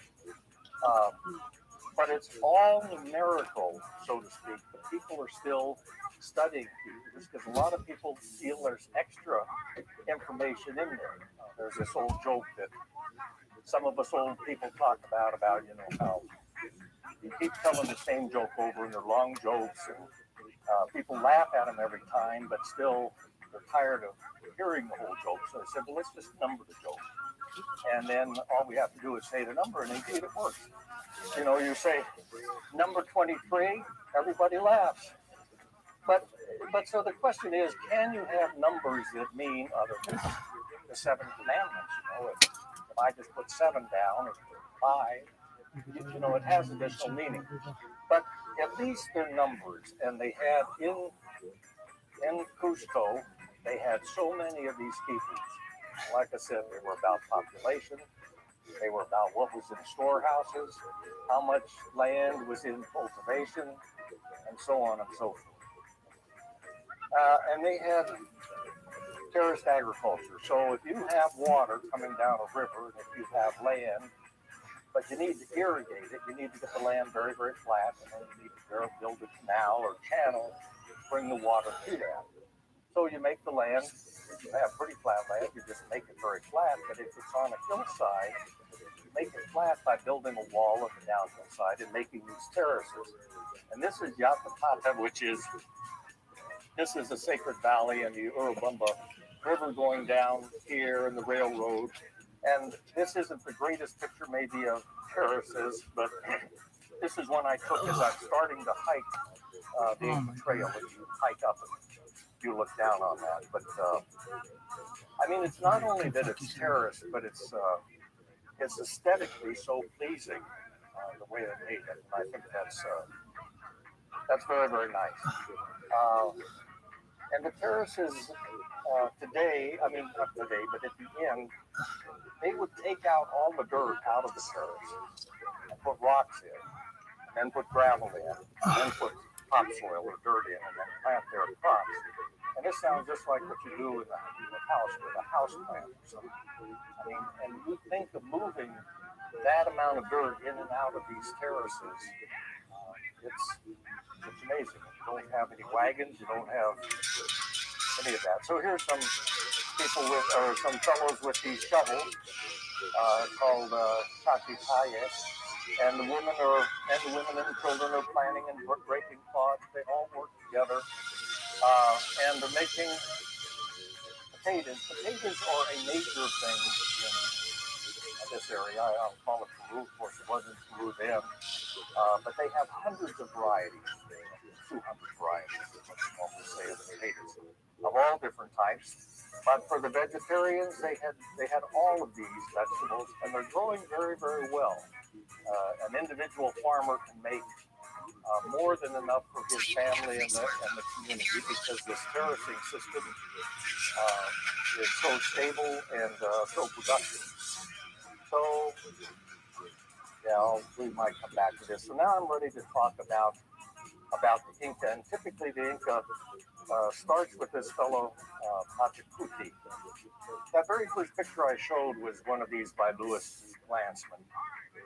He's a 20th century painter. That first picture I showed of Coronado, and this is another picture. So clearly he didn't paint a picture of Puchacati. This is a Highlander from Peru, but he has the regalia on of the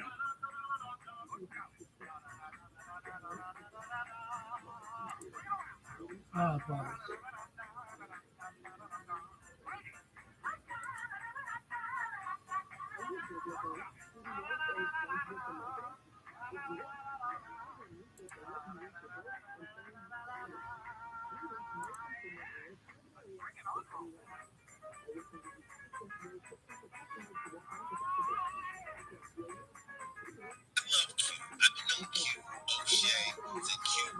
Arizona University, and Cube used to show up at my century when we used to play the theater in Arizona and involved, and Cube would come backstage. I've been knowing Cube that long. I remember he wrote lyrics for Easy, and he told me, he says, in one of the rhymes, Easy says, Ice Cube writes the rhymes that I say, and Cube was like, then I was expecting to say that. I woke up to Ice Cube straight out of Compton, like when I knew they had CIA, they had all those other groups. But when Q came across that mic and said straight out of Compton, crazy motherfucker, I'm like, yeah, that's my niggas right there. And from that point on, I think Q was one of the most eloquent lyricists.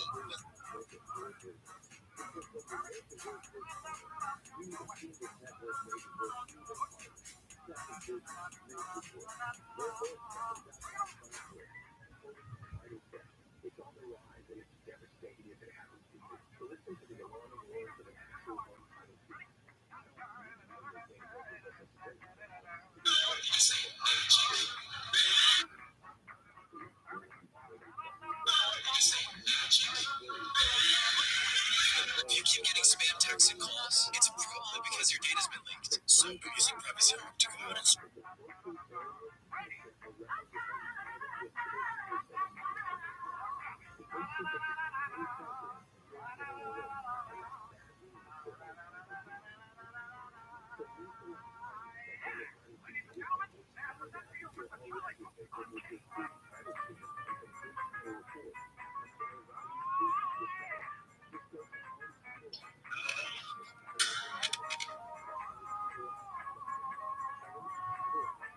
Hi, honey. It's my husband. I made you chicken piccata and strawberry cake. Yeah, it's insane. Douche. I would eat all of that lady so much. You wouldn't be able to get makeup done if you eat your croissant. But I'm down here. Might as well get a meal out of this.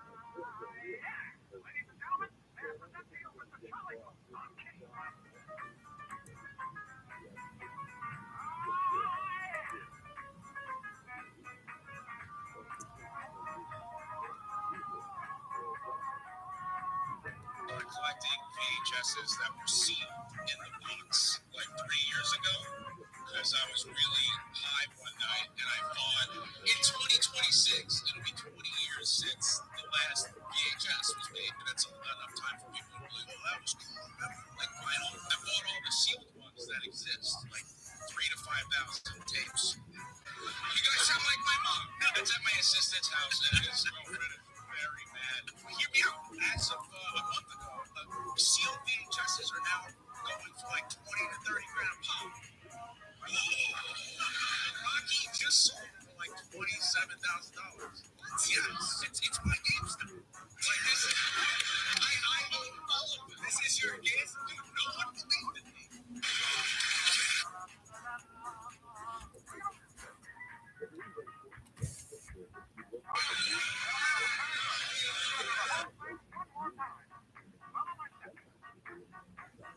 Bob Saget was your brother, and that was the last night that I saw him. Didn't you never? Did you go to?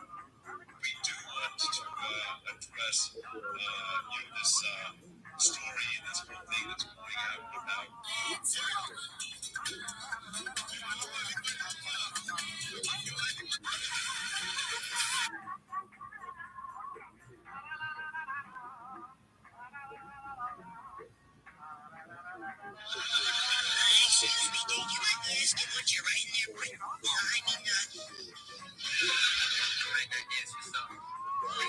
That's cool. Yeah, what are you trying to guess for songs? I get them anyway. Even you.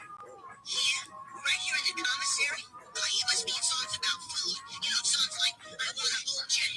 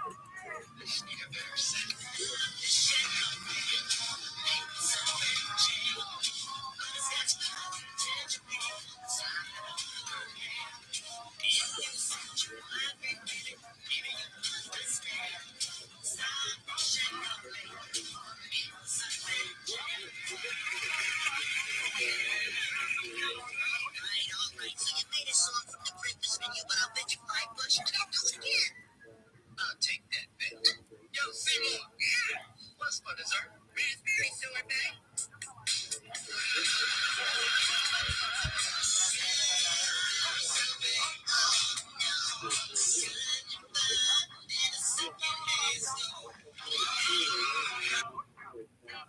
grade, she was starting to struggle in math. I was like really.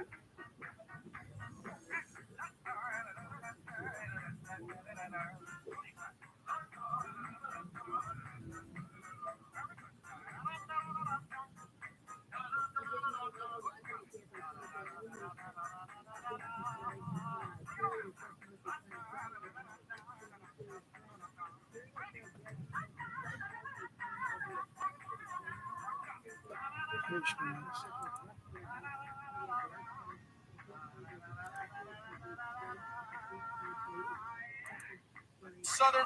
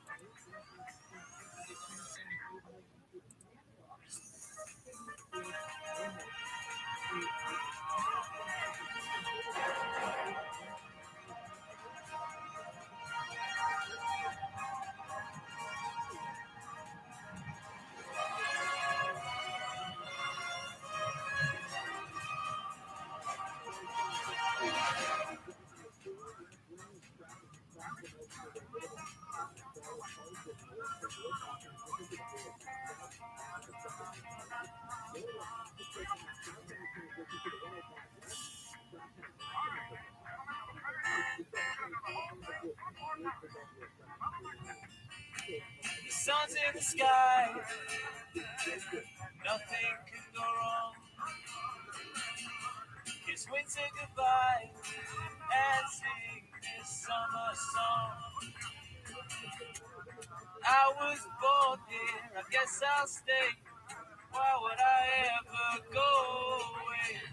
Life is a lifelong summer's day. Oh, oh, oh. Sing all summer long.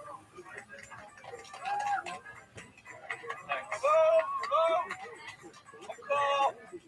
The summer song. Just play the summer song. Well, play it again then. Any song with summer in the title. Doesn't matter. Cheers, guys. See you. Great.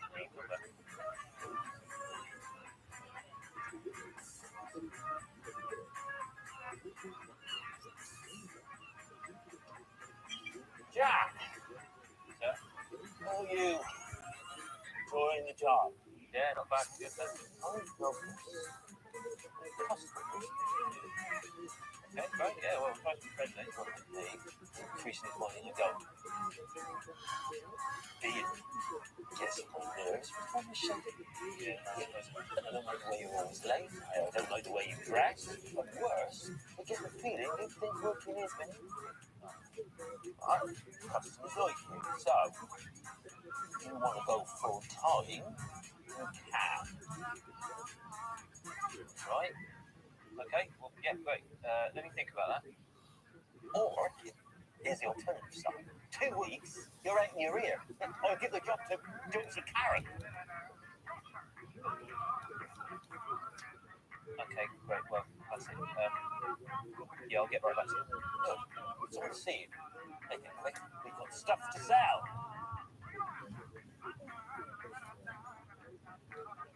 The good news or the bad news? I'm going to say good news. I don't want to tell you bad news. Well, the good news is you're booked for the Latitude Festival. No! Yes! Yes! It's not the biggest.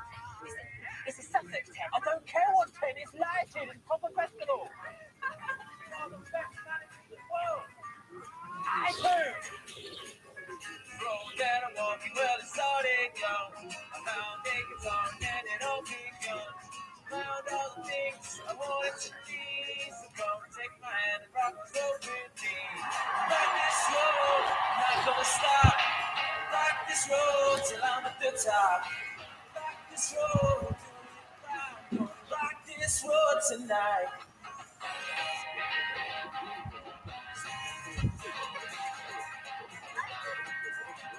Gotta follow this winding road. I gotta follow wherever it goes. I guess I'll always carry this load. That's my fate. I rock this road.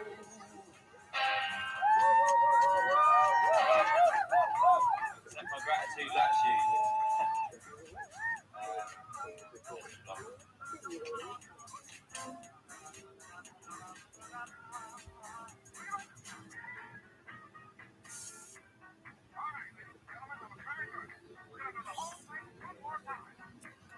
I thought dinosaur was particularly strong. Well, yeah, I got most of the words right. Hear me roar. I'm a dinosaur. Rocky, what are you doing here? I'm a road manager, innit? Oh. So, everyone who said that you were a lazy, useless, drug-taking drunk, never get a job, were wrong. Yes, they were. Actually, I'm in profitable employment. A valued company where all the works. Just a second, mate. Did you hear it? I didn't see it. If I'm totally honest, I only got quite through pretty wrong when I was taken out. But it was a lovely surprise to hear you. I didn't hear much of it, to be honest. Wrong stuff. Still making sweet love to young Ellie, I see. No, never. Not once. It's a shame. She's not manager. Hey, do you want to come backstage rocking? Please? Yeah? Let's do it then. Let's rock this road. Right. So how long have you been back in Suffolk? Well, I'm trying to live outside the traditional concept of time. So, it could be weeks, could be months, could be a year and a half, no idea. Oh, here we are.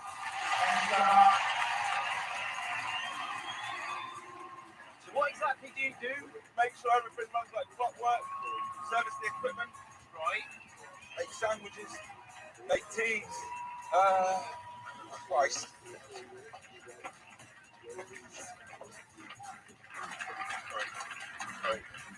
Sorry, man. You're fired.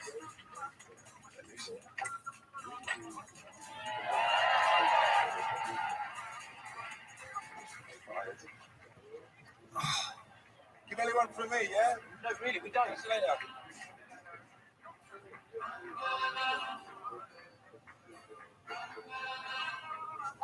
Great day. Yeah, great day. Well, we should stop now. I can't do this anymore. Stupid. You're going to need a bigger tent. You're gonna need a bigger tent. No, okay, stop. You've got to stop pretending that we're in a thrilling story with a big exciting end.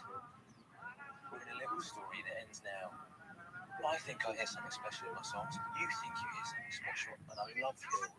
But no one else does. No one ever has. Nick, loves the summer song? Nick is famously a world-class moron. If it hasn't happened right now, it's not going to. It'll take a miracle. Miracles happen. I mean it. It's a serious moment for me. This is just absolutely not happening. I can't be the star that we thought I could be. At 14 on that day in the school hall when I sang a pretty cool cover of Wonderwall and you were there backstage. I'm not hearing a word. Okay, but look, this was my last gig. And I'm so happy you were there. This is the end of our long and winding road.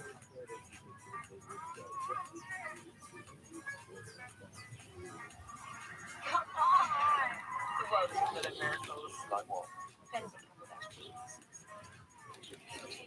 Alright, it's the start of that line.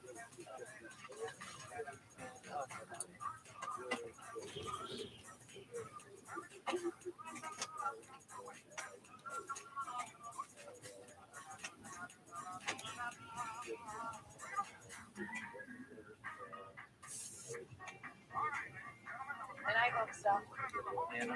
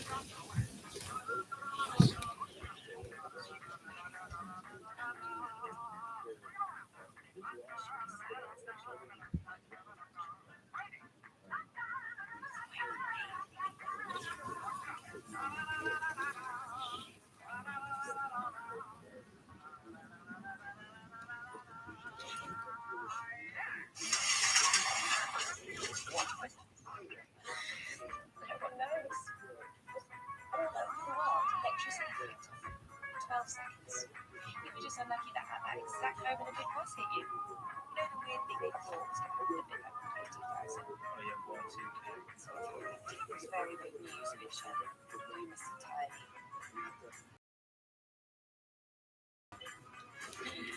right. Alright, I'm gonna get back to school. Yeah.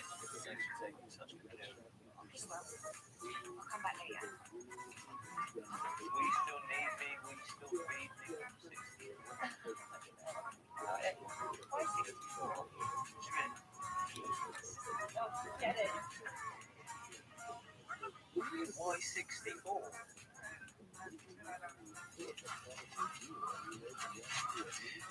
I think the accident messed with God.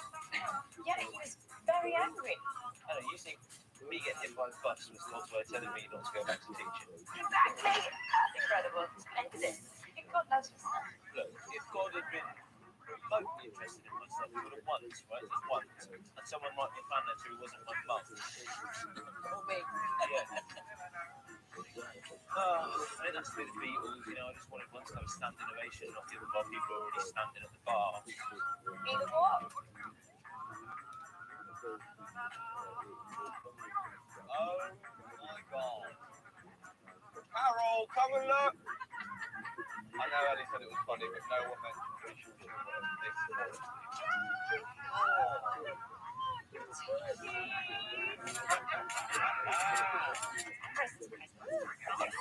Yes, it's true. We have bought you presents. Well, they have cute, won't we? Yeah. Okay.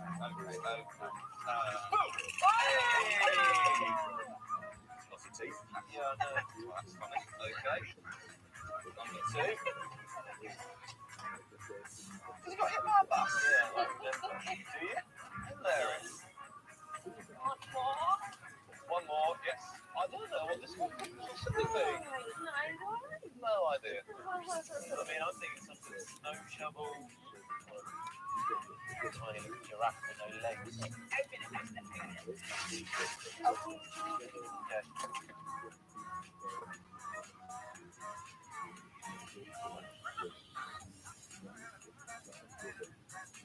Children run over by a bus. Play something. Yes. Come on, play something else. Hey,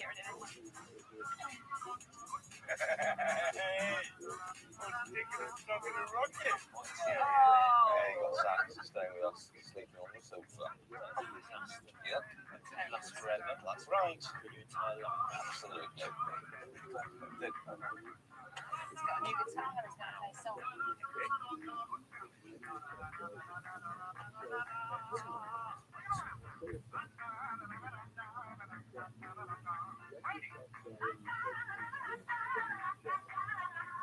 Yes. All my troubles seem so far away. Now it seems though they're here to stay.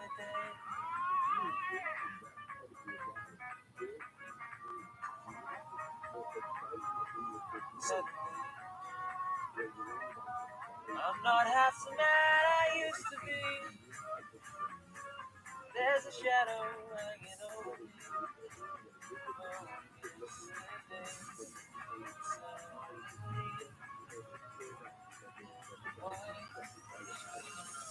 Had to go, I don't know, she wouldn't say. I said something wrong, now I long for yesterday.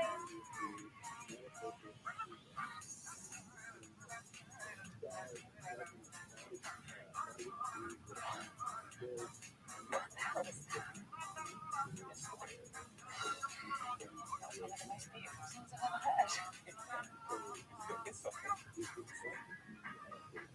Did you write that? Paul McCartney wrote it, Beatles. Who? The Beatles. What? Paul George and Ringo's Beatles. He was just the insect of Beatles on the car Beatles. Pop group Beatles. Nick, help me out here. Right, yes. There's this problem with musicians. They presume everyone else has this encyclopedic knowledge of obscure pop, and that you feel stupid when you haven't heard about, you know, like Neutral Milk album or the Monophonics, or in this case, the Beatles. Wow, this is the most complicated job I've ever heard. Nice song then. It's not a nice song. No, it is, mate. Don't do yourself down just because you look like a cartoon character. It's a very nice. It's not a very nice song, Nick. It's one of the greatest songs ever written. It's not Coldplay. It's not Fix You. It's not bloody Fix You, Carol. It's a great, great work of art. Somebody somewhere got that.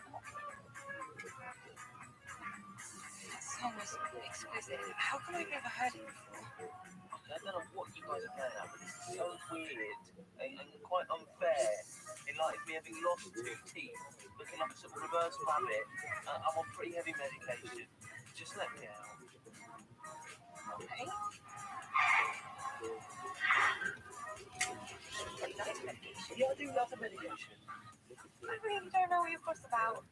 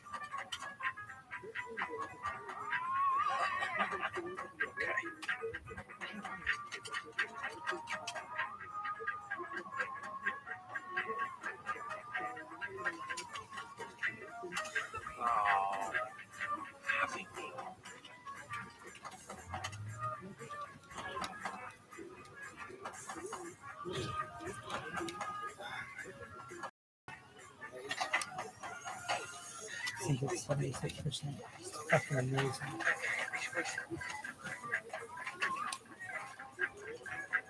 No.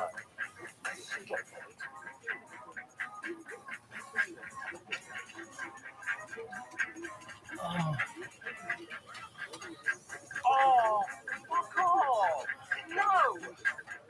Let's try. Just do it. oh, oh. Oh, God bless you, darling.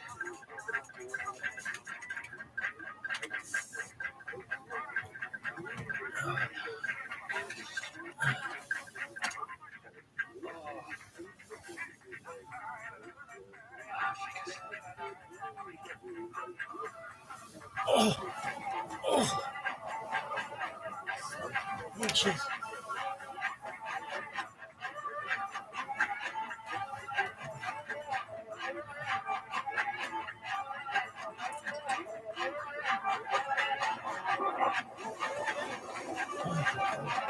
Oh, that's such a crap.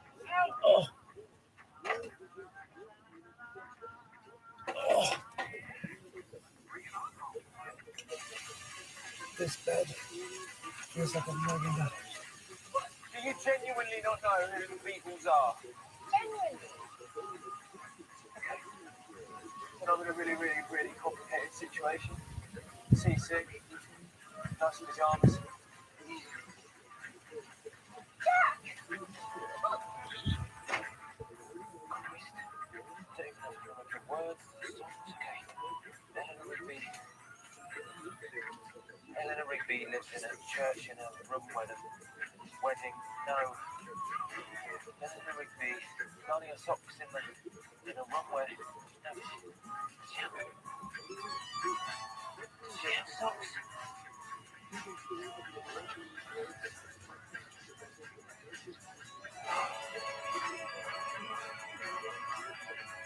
I'm gonna do this. Can I do this? Oh.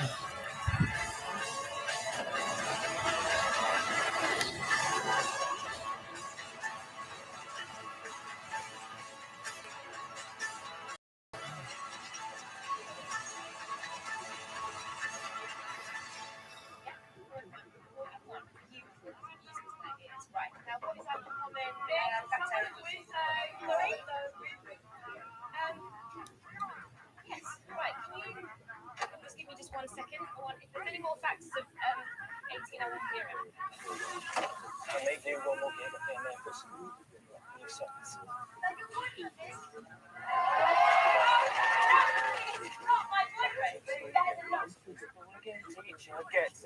Yes, another one. Boyfriend's action, yes.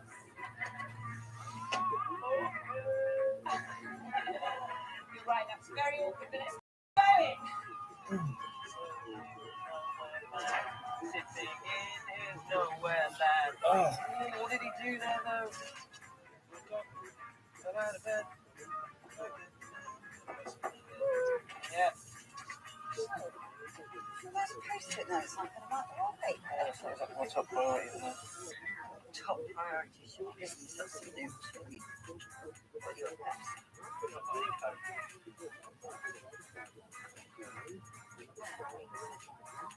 And says if you're hungry.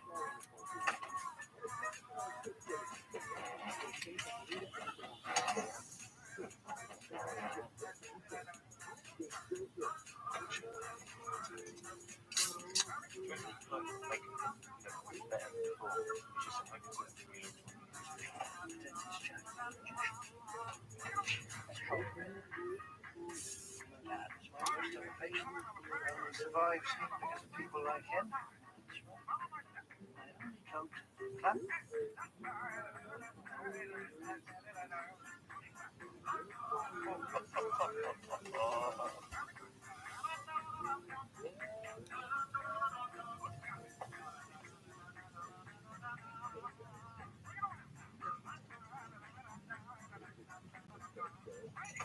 Oh,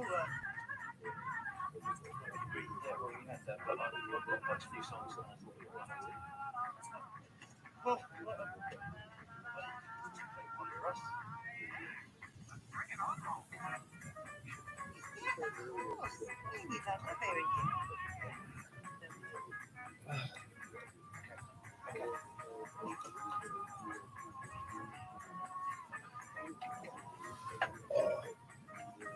okay. Right, this. Let it be.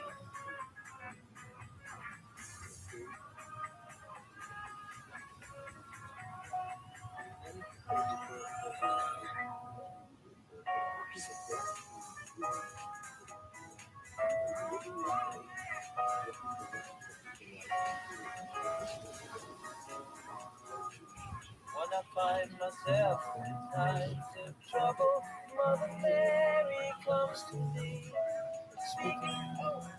Sorry.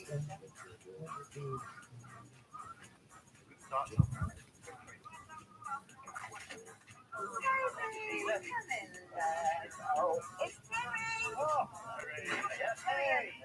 Jack's just played us a new song. Oh, really? I thought he queued up. Yeah, no, well, it's a new song. What's the song called? Leave it be. Let it be. Excellent. Well, rock on, Jack. That's not very rocky. When I find myself in times of trouble, that's. Well, I've already heard that. Sorry, Jack. That's a rude man. Excellent. Carry on, Jacko. I'll be back. Gonna get in the class. Yes. Hurry it up, darling. You know it's in the cruise. When I find myself in times of trouble, Mother Mary. Sorry, guys. Sorry. Oh. Love. I'm just getting tuned out. Jack's new song. Let it be. Let it be. Oh, how easy to start up again. Yeah.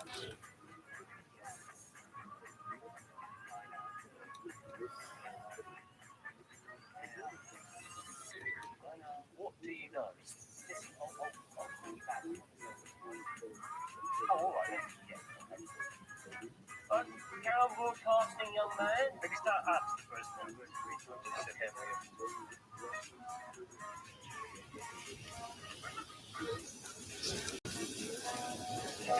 Summer song.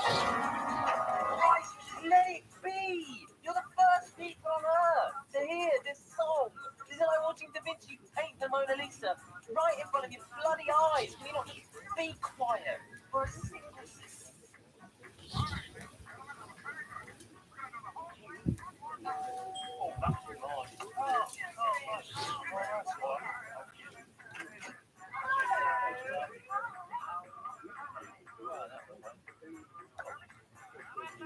This is a new song I've just written. Oh yeah, tell you something. I think you'll understand when I say that something.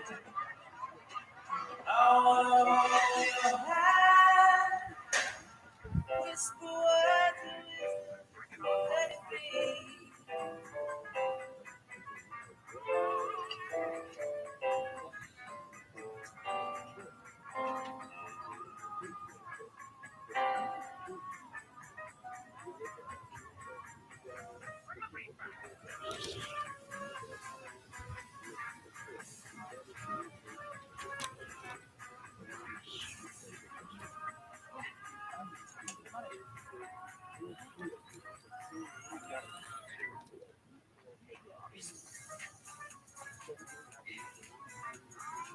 Okay.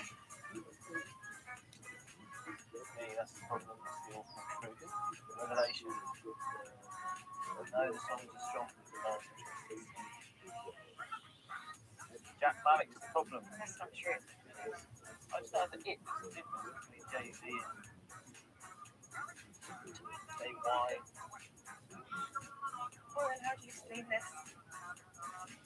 It's gonna be recorded. Because she loves you, and you know that got me mad. I'd be very happy to help for free. My studio at your service. Kevin, you're cool. With a love like that, you know you should be glad. With a love like that, you know you should.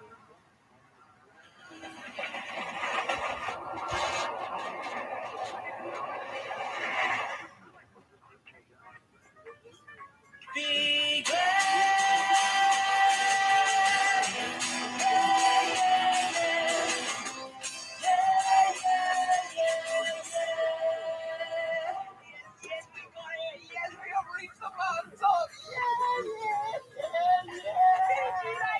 I absolutely love it, Eddie. Jack, you got any more songs? One or two. Oh yeah, tell you something. I think you'll understand when I say that something. I wanna hold your hand. Let me hold your hand. Let me hold your hand. And when I touch you, I feel happy inside. It's such a feeling that my love. I get high, I get high, I get high. Well, she was just 17. You know what I mean. And the way she looks, way beyond prepared. She would dance with a lover. So sad.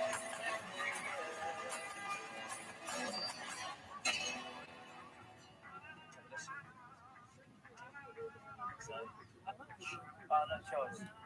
Three-day purchase, songs with your stickers, music with your multi-packs. Two days chunks of cheddar cheese.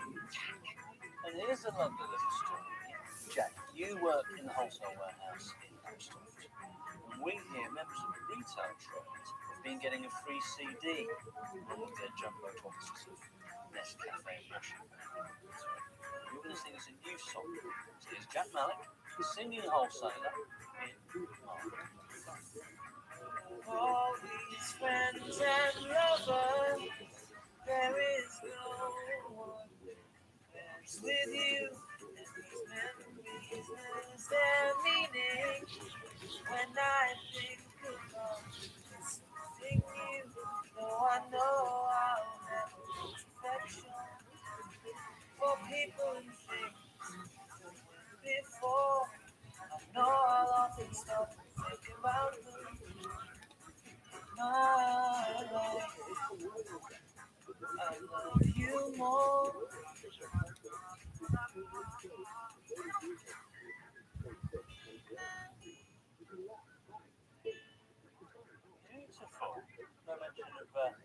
size very. Nice work. You ever thought about doing a wholesale based song? Call it In My Warehouse. Now, time to find out what's happening. Good day, everyone. Kerry here.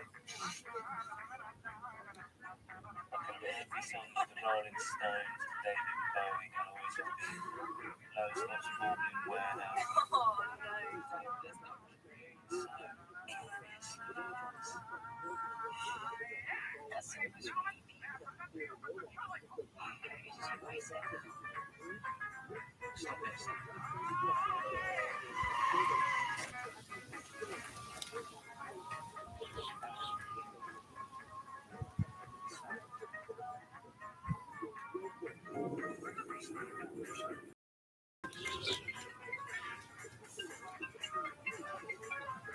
Hi.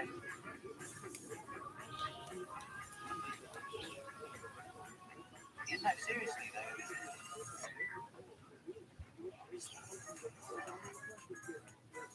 Who was it? You said it was Ed Sheeran, the musician. No, Nick. Nick! Yeah, can I speak to Carol, please? So Louise is always there.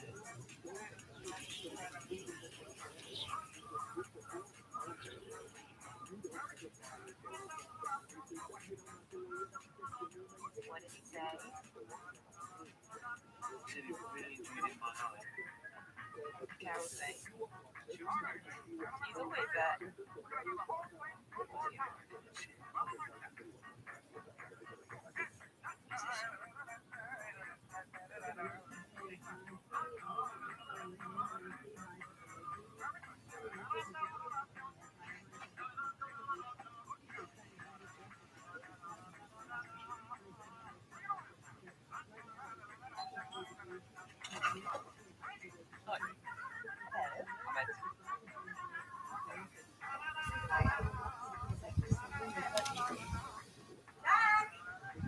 It's for you. His name's Ed.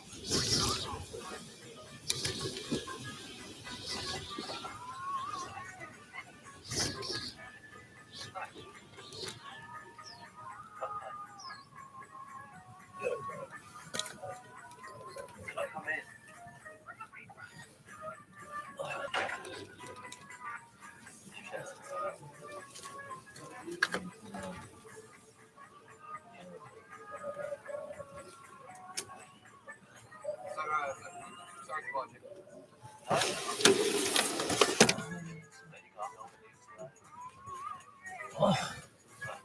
Oh man.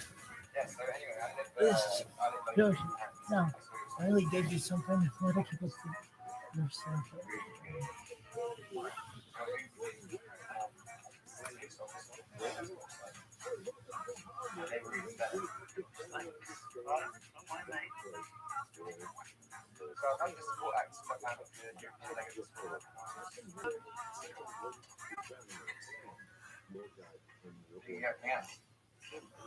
For you, seriously? Yeah, why not? When will I start?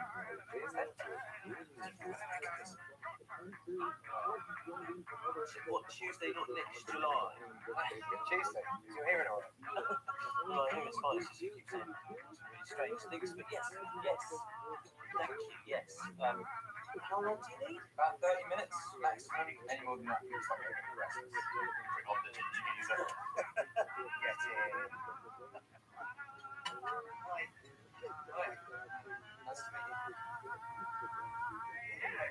you. I am this. All right. Like so? Perfect. Oh, let's do this on torture my phone. A bit. Cider. Cider works. I'll have a cider with the man I wrote yesterday. Mark, Dad, who drank all the cider?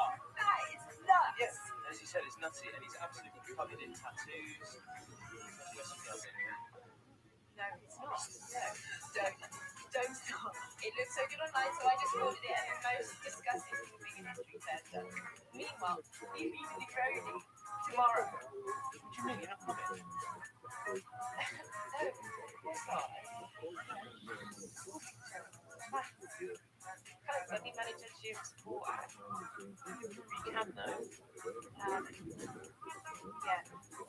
But I certainly can't do it this Tuesday. And although I like you, I don't like you.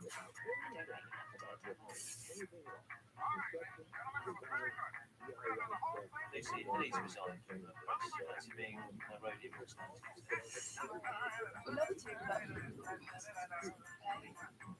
Okay, let's think plan C.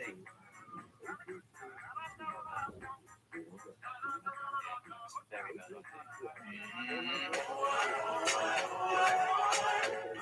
I'm in love with your body. I'm in love with your body. I'm in love with the shape of you. Oh, hey there, man. Hey, here he is. Hey. Hello, Mr. Sharon. My name's Rocky. You can call me whatever you like. Handsome always works well. Just call me Rocky. Nice to meet you, Rocky. Jack, you and Rocky are at the back there, and tonight, this morning, don't worry. Nothing's worried. Right. Lovely work, man. Thank you. Especially rapping. Really? No, only kidding. No, leave it to the brothers. That'd be my advice. Ginger's a rap. Sounds a bit crap. Well, you may be right. Enjoy your flight. Oh, here he is. Wait a minute. All right. I think it'll be neat if I take my seat. Oh.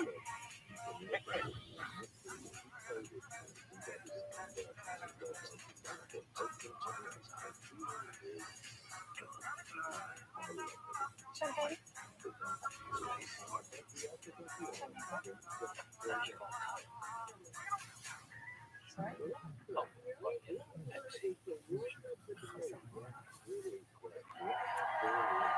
Back in the US, back in the US, back in the USSR.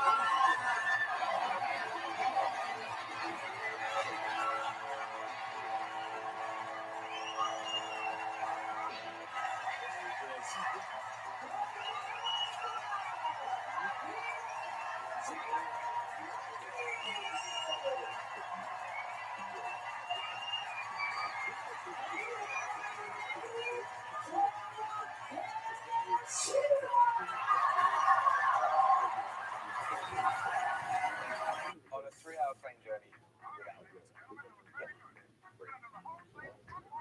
Thought we were going to Russia, so I should like talk about Russia. Yeah, I thought it was really cool. You thought the USSR, you know, probably something about it being born.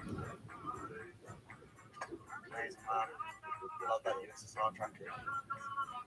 Right, I've got an idea. Everyone, I think we can all agree that we're impressed with Jack's songwriting talent, right? So here's the plan. I'm going to go out that door, Jack's going to go out this door, and whoever writes the best song in 10 minutes wins. What's the prize? No prize, just being the best songwriter. Jack, back in the USSR, Malik, are you in? And there can't be anything you've written, like nothing in your bottom drawer. Has to be new tonight. I still think there should be a prize then.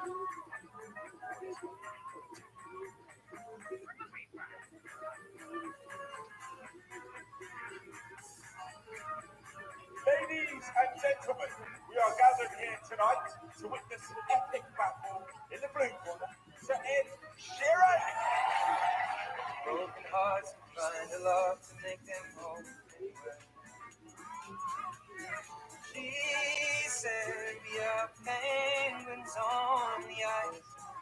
We're not meant to fly, but we cry. I see your hope, it's in your eyes. Can you see the love in mine? Mr. Jack Allen. The long and wide road that leads to your door will never disappear. I've seen that road before. It always leads me here. Lead me to your door. Many times I've been alone. Many times I've cried. Anyway, you'll never know. Many times I'm trying, but still they lead me back to the long, winding road. You left me standing here a long, long time ago. Don't leave me waiting here. Lead me to your door.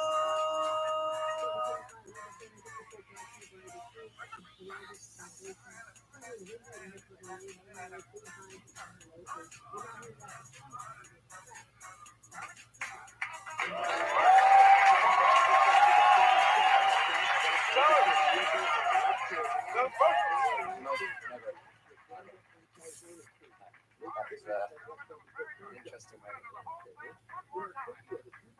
I was always told that there would be someone from Jack. You are definitely better than me, Jack. Wow, that was one of the best things I've ever done. Yeah, obviously not complicated for you though, right? I think I'm going to go to bed. Someone should probably shag him while they have the chance. Yeah. Definitely Mozart, mate. So yeah. Okay.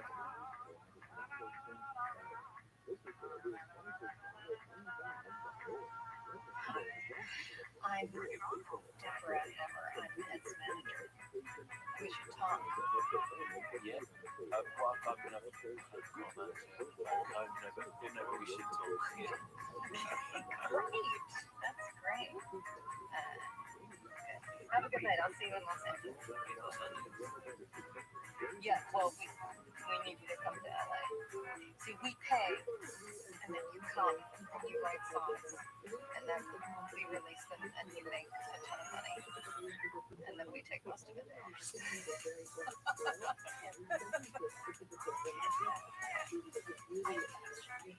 this the best that you could work?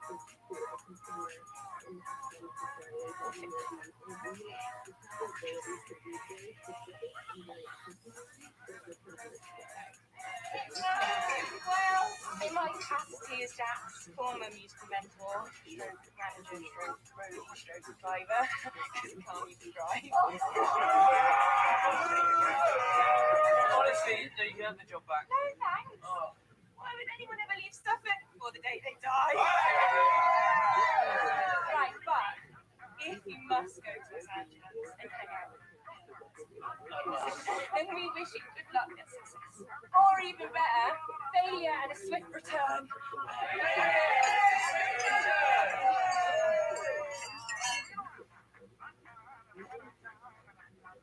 We miss you, Jack.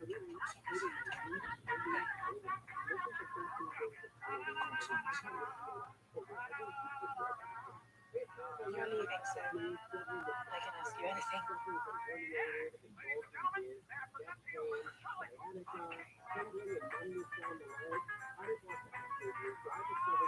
How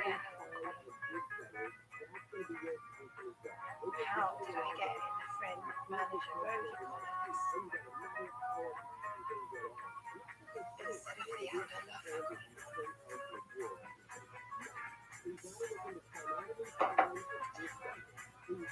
Come on. Come downstairs soon. Your mum won't be too drunk to make you a speech. Come on, anyway. Yeah.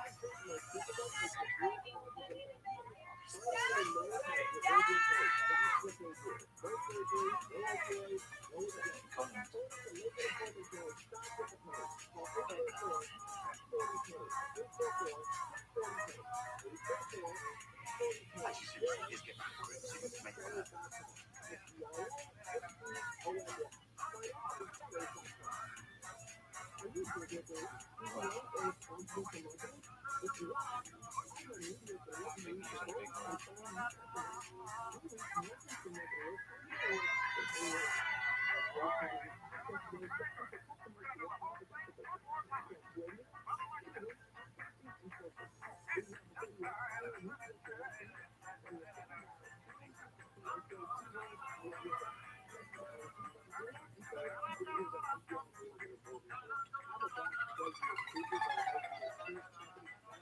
Here comes the sun, do-do-do-do. Here comes the sun, and I said it's alright. Sun, sun, sun, here it comes. Sun, sun, sun, here it comes. Sun, sun, sun, here it comes. Jack Mallard. Welcome to a little beach shack. Thank you for coming on the stage. Not very true. Skinny yet so athletic. You have been profoundly unsuccessful for 10 years, and until about a month ago, we called you a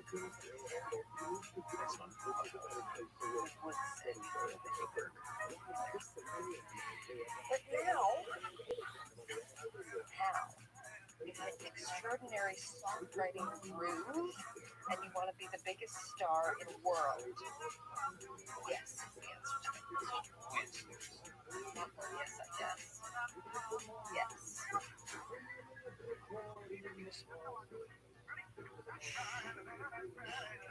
But what I'm offering is a great influence.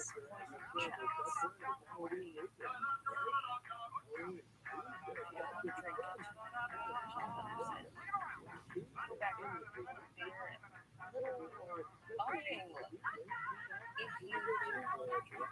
I mean to say, Deborah, so thirsty, give them a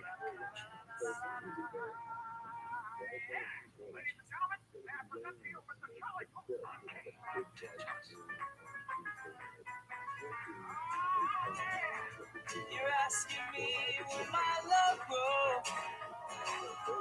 I don't know. I don't know. Stick around now, it may show. I don't know. I don't know. Yeah, who did that? I mean, what's next? Just put a hard day's time. All right. What does that mean? I'm not sure yet. Okay, we're rolling when you're ready. Stop, something's missing. It's the guitar. Gently weep. That's it! That's my baby! Yes! Yes! Sing this summer song. Whoa, whoa, whoa. I'm gonna sing all summer long. The first one. Yeah. Cool. And the second one. That is, it's simple, without being charming. Sort of awkward. I hated it, but I wasn't interested in it enough to listen to it again to find out why.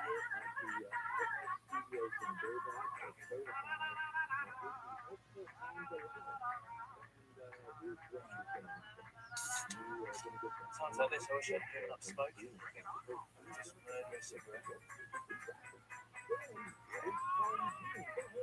What's a cigarette? What?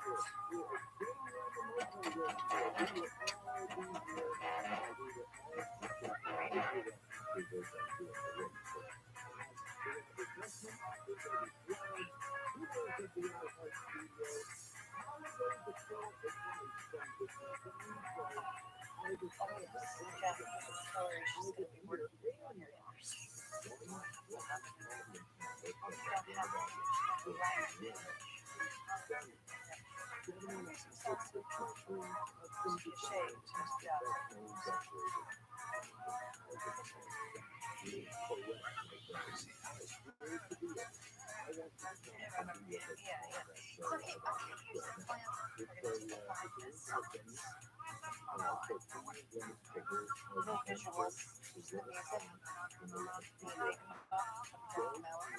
and then we wait until all of this, and we release an astonishing, era-defining demo that changes fucking music.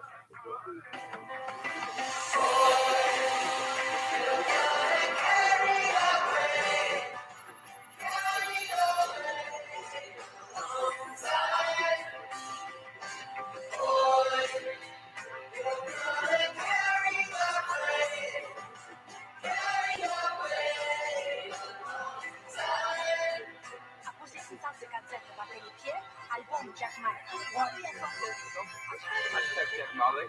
Hashtag she loves you. I always knew he was a star. Right from the start. We were very much neck and neck in the earlier days. We were both entertainers.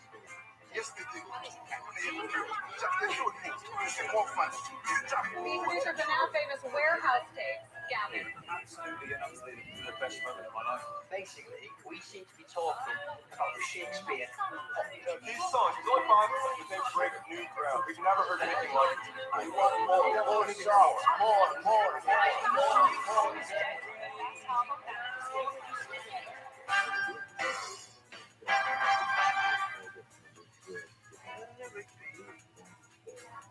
Church in the night by the way things be. Instead of working, darning your socks in the night when there's rice in there. Piece of the rice, piece of the rice, piece of the rice. Piece of the rice in the church where niggas be. It's in a dream. Oh, when she darned the bloody socks. Mackenzie, Father Mackenzie. Father Mackenzie.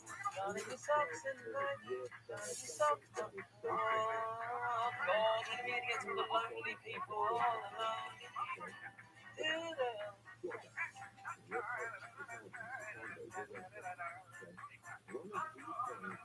I need to go to Liverpool as soon as possible. I think it could be inspiring. Do you want me to tell you the name of 50 places on earth more inspiring than Liverpool? Starting with Shitsville, USA. No, thank you. Would you like me to tell you the reasons that you can't go next week?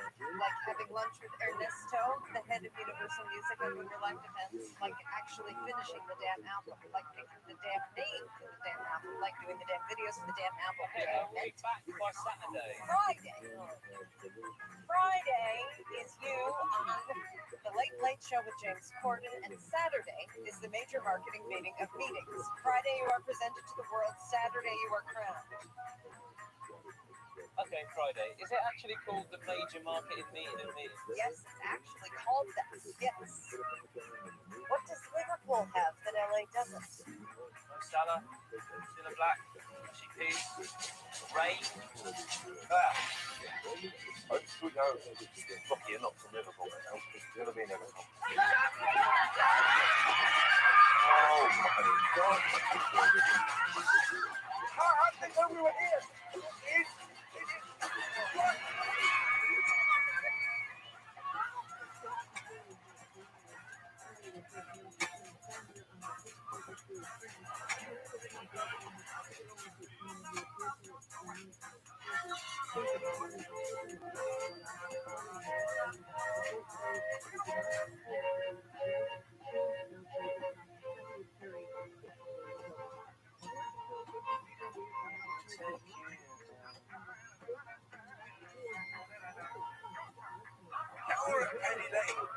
People should think from any other day.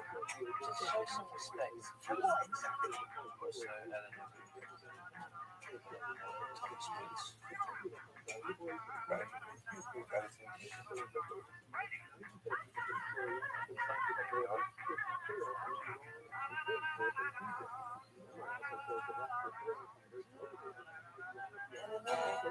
It's like the rise in the church where the word things mean. Yes, lives in a dream. Father Mackenzie writing the words of a sermon that no one will hear.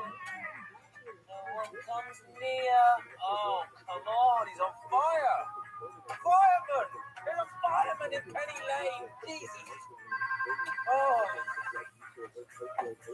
What? Oh, really?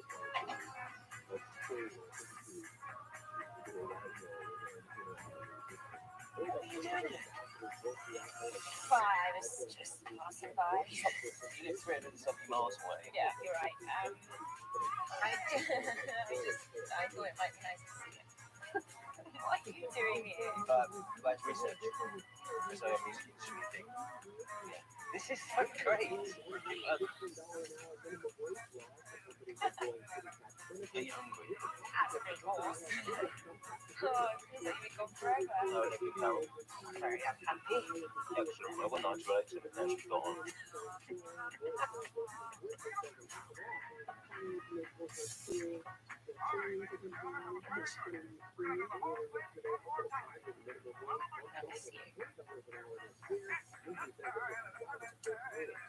Yes. Fish and chips. But I'm on a diet, so salad instead of You salad. Again, salad. Yeah, but that's it. Not small beers. I guess the girls are falling over themselves to sleep with you. Now you're in famous position. I'm not famous. No, yeah. That's nice. She's stocky. Hey, stocky, yes. Oh, I suppose. Okay, anything else? And lots of chocolate. What are we going to do if they share us out? Lots of cake. And then 1 3 streets of them.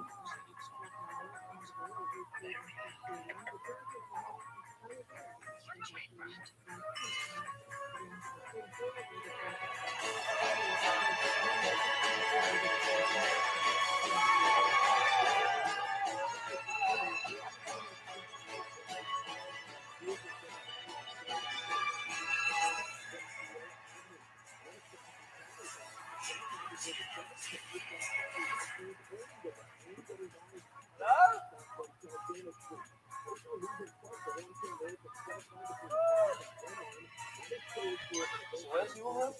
Oh, definitely not on this floor.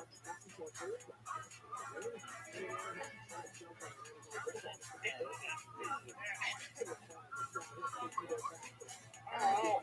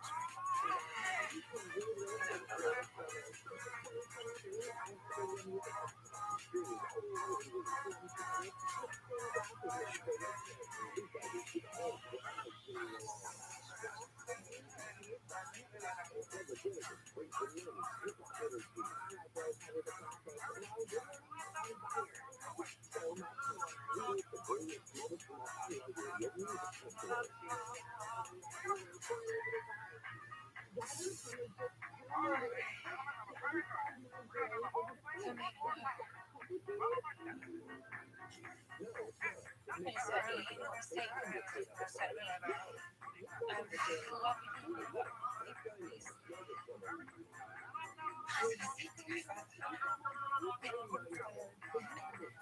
and I think one likes to be strangely close to each other.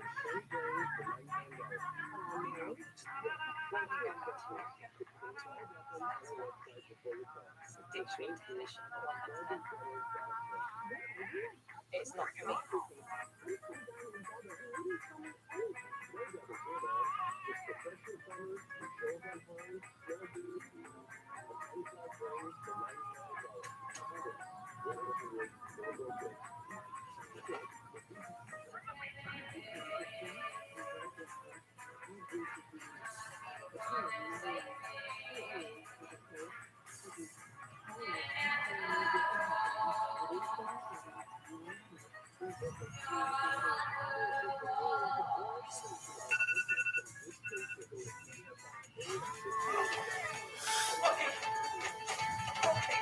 Get up! We can't find Emily.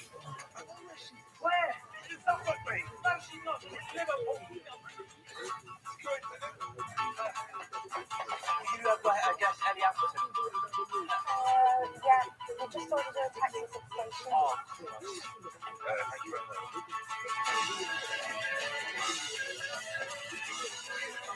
much. Okay, roll chances. You go that way, I'll go this way. We're going to get there first. Stop yourself.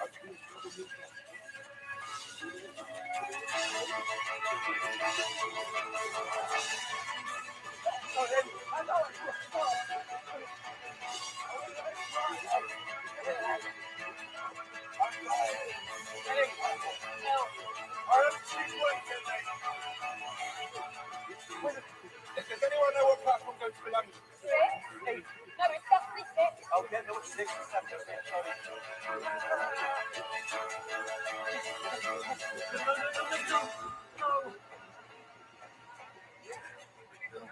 No.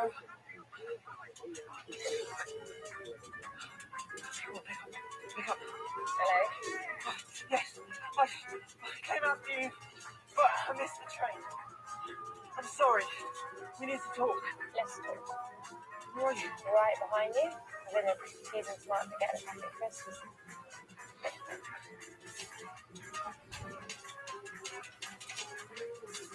Jack, would it be annoying of me to point out we should be heading for the airport? How long have we got? Well, in real terms, minus an hour.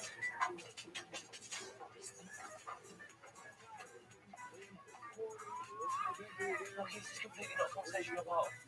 No.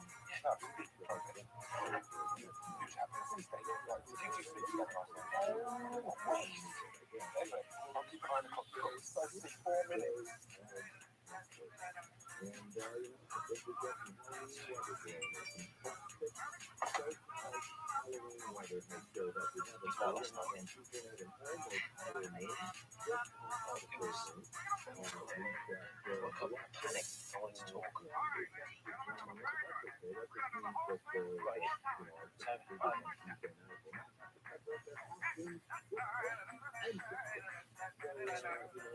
And how do you think it's going so far? It's not great, but...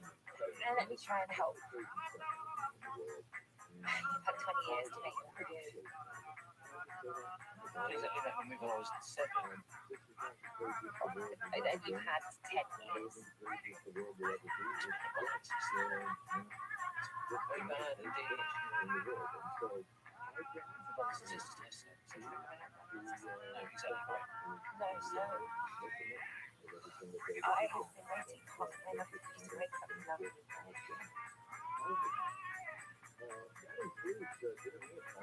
Having loved you for half a lifetime, I realised when you left that I had made a bad choice doing that.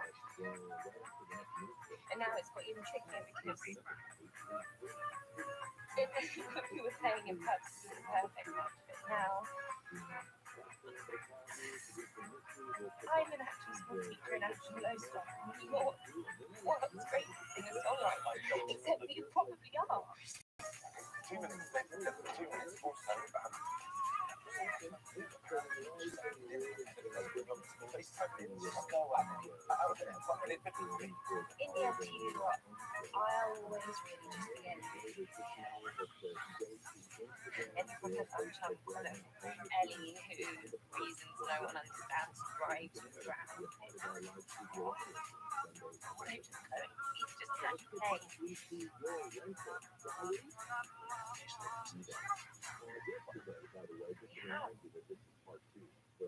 We have. And there's lived live streaming 11:14 on a Friday. In Massachusetts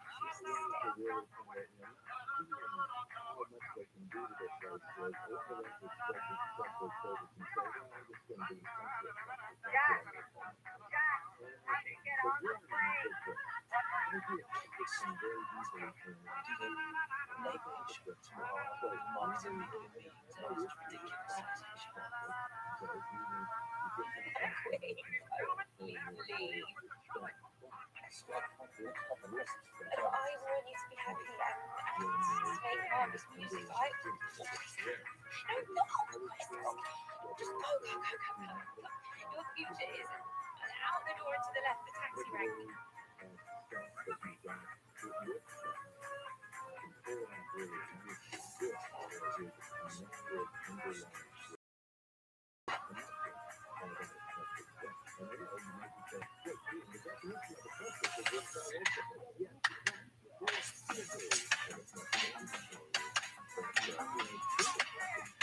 Okay, welcome to the major marketing meeting of meetings. So amazing to have Jack himself right here in the building. Give it up for Jack.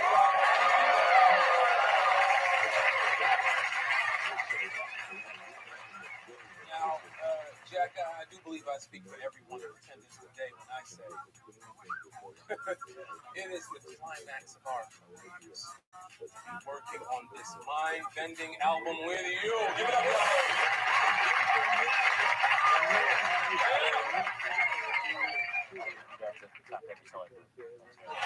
Some modesty. Give us some modesty. That's what he does right off the top. Now, as you all know, the songs we released online have created so now upon us falls hiding tags, packaging everything together into one single, irresistible album. Now, Jack came up with some title suggestions himself and worked on some of those. You know, I especially got a kick out of Sgt. Pepper's Lonely Hearts Club Band. Yeah, that's it's okay to laugh because it's funny. It is. It's a lot of words, Jack. But ultimately, in the end, we just felt two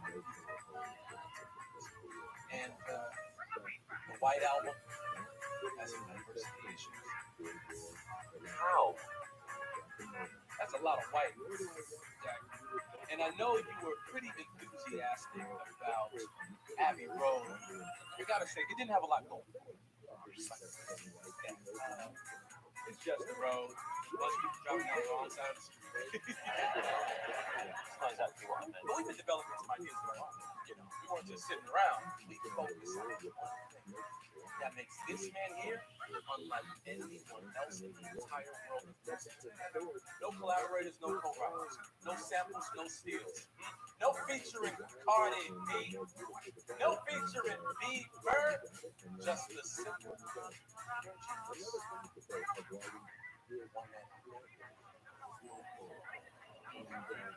and that's the second way, because of a miracle that is one man out there. It's justice. I know. So that operation down, dig it. It's the new song, Rabbi. He's with the new TV show. We start with Courtney, then we move to Kimmel, then Fallon, then Colbert, and then Thursday Night Live.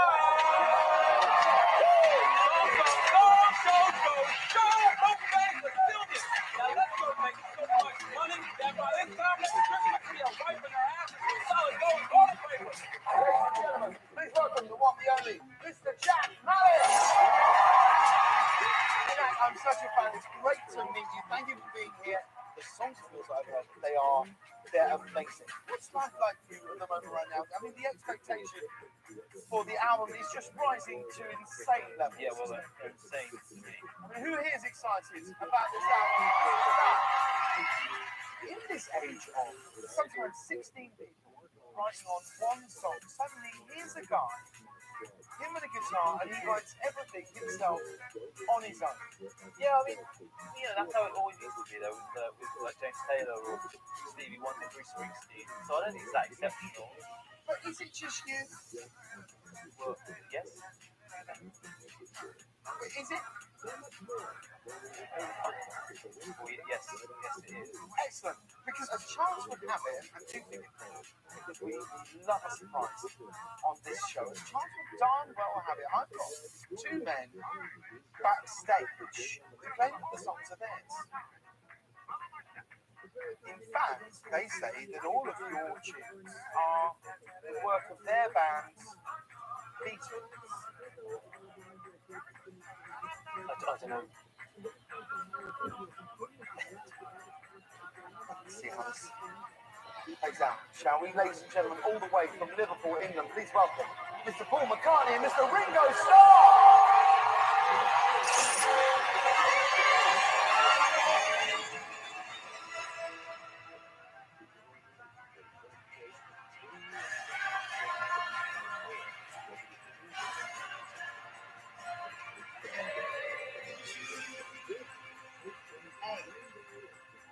That new album is looking good. It's going to be the greatest album of all time. Hey, good. I'm just in town for a couple of days. I'm just trying to work out the prices. Is it music first? But like with this song, for instance, the Hey Jude one, it must have some sort of... Yeah, no, it does. I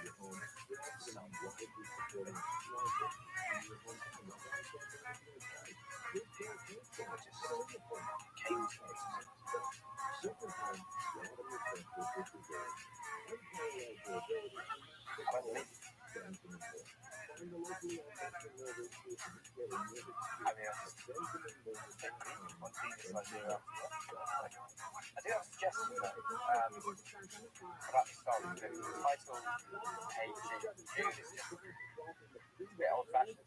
That was a kiss. Oh, the Kid yesterday. Now, let me just give it to you.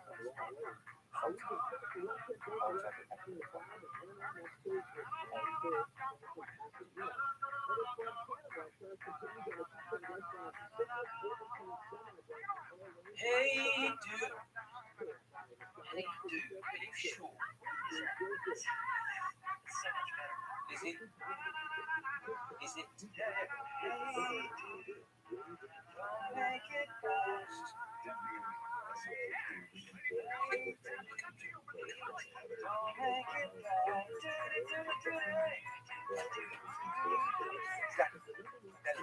Oh, sorry, I was about to say this. Just give me a minute. Sorry.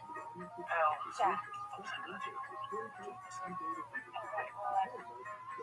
I've got two bits of news. Alright, first one. Big one. Yeah. The Pier Hotel. I closed down rather than having it closed. Reopen. You're bloody kidding. Bloody not, they're even bloody opening. That's amazing. That's huge news. That's mad bloody tip. Alright, one second. I'm in something big now.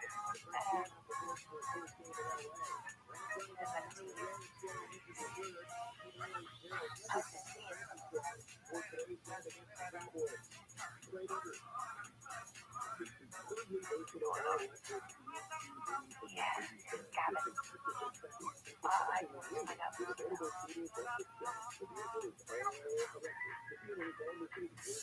Every day is more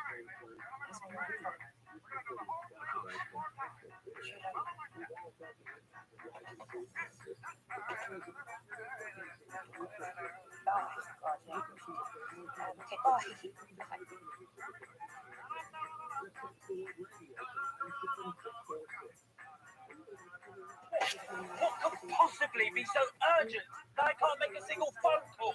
How the hell am I supposed to get any of the songs right if you're just all clustering me, stopping me from being creative? How can I ever be creative if I'm never ever left alone?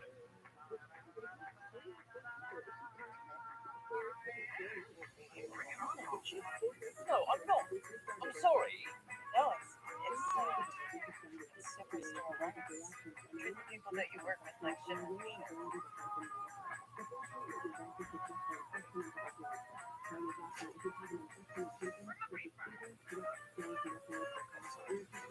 Yeah.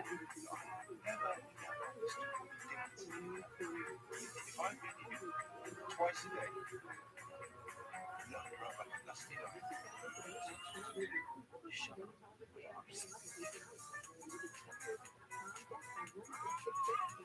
Right. Start again. Say, isn't it wonderful news? I hope they'll be very happy together and have gorgeous kids. Is that better? Sorry.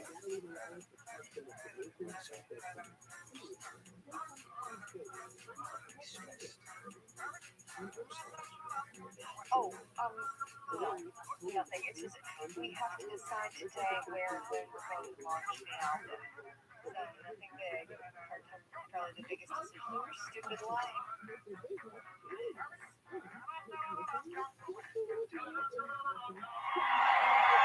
little town of Boylston has never seen anything like this before. At 3 p.m. today, on the rooftop of the Pier Hotel, Jack Malik, local rock star pop phenomenon, will premiere his highly anticipated first album, and word seems to have got out.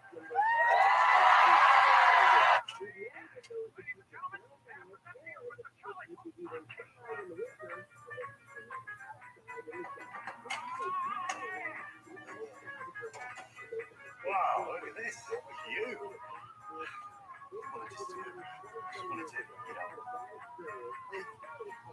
Oh, we were downstairs looking inside of eating jelly. You were up in Silver right in the she was you. Are you an asshole? Let it be. But we never properly. Well, the start of it at least 3 times.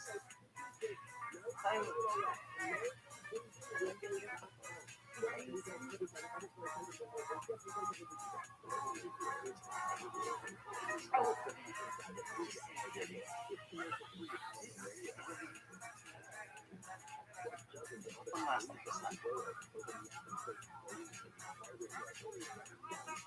the sandwiches. I see there's 2 there. Are you going to finish them all? Please take them all. What an amazing day.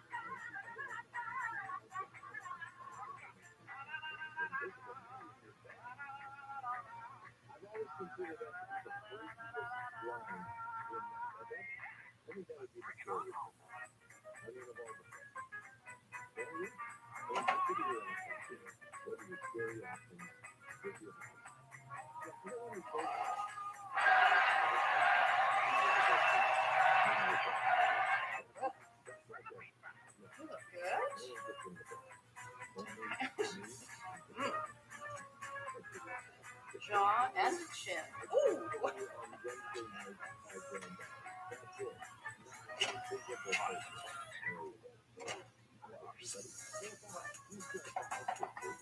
Yeah.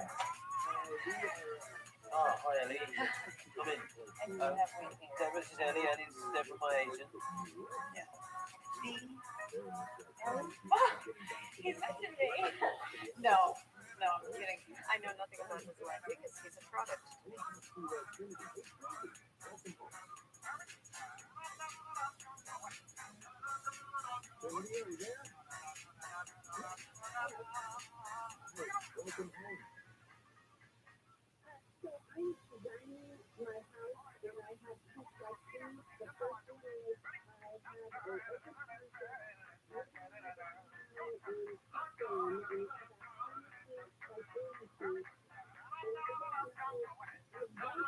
Unless you're the one that was suspended. Which case, wow. Huge mistake giving that up. Oh, it's surreal, isn't it? Being back at the Pier Hotel.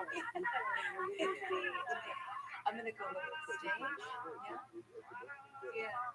Press conference at 10. Goodbye, lovebirds. Sorry, I shouldn't have left High Street. It was a terrible mistake.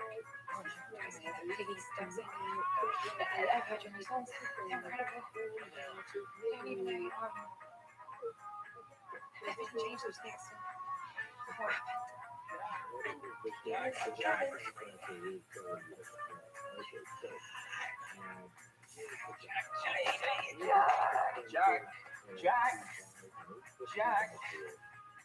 I don't know what to say.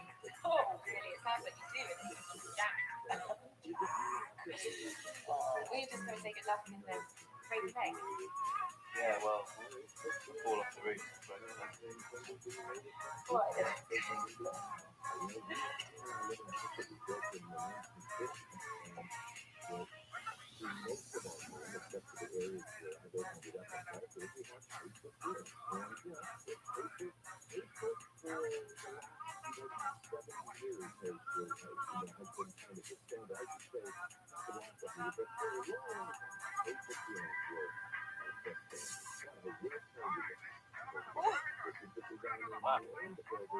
What? Maybe we should do slightly shorter set. I mean, really quiet. What do you want? We're here for the gig of the musician. Well, that's pretty tricky, as we closed 3 weeks ago. I take it as a hint, I would. I'm going to have to give up a part-time job, just go back to teaching.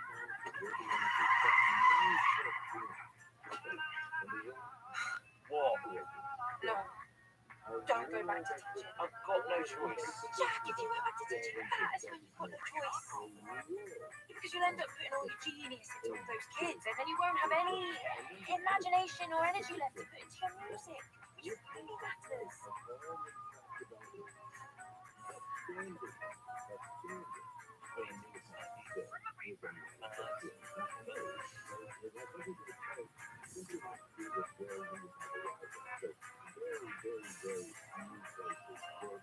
No one has ever written this many great songs in this short a time. How do you do it? Honestly, I don't know. Sometimes I feel that's someone else. Any idea who? What's the inspiration behind Strawberry Fields Forever? Who was your favourite? John Paul, George, or Ringo? Who's your greatest influence? Why don't you record in Abbey Road like they did? Hold that hand.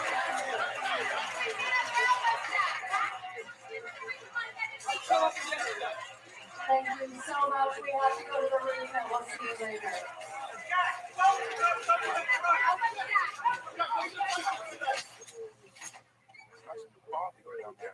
You've been drinking, have you? No, I have not. But yeah, I got a couple of pints, but they shot my senses. Oh, I'm sure it does, mate. right, here goes. Actually, before I go to talk, just say, for a long time, I didn't really know why I was playing. But now I do. I was born so the greatest musician of all time. It is my honour to explore for the moment time to speak with you.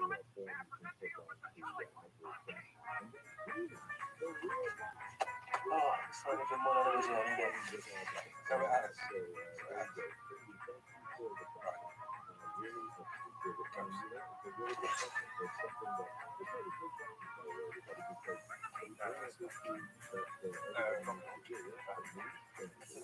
Continue our journey together. Right. Here it does go.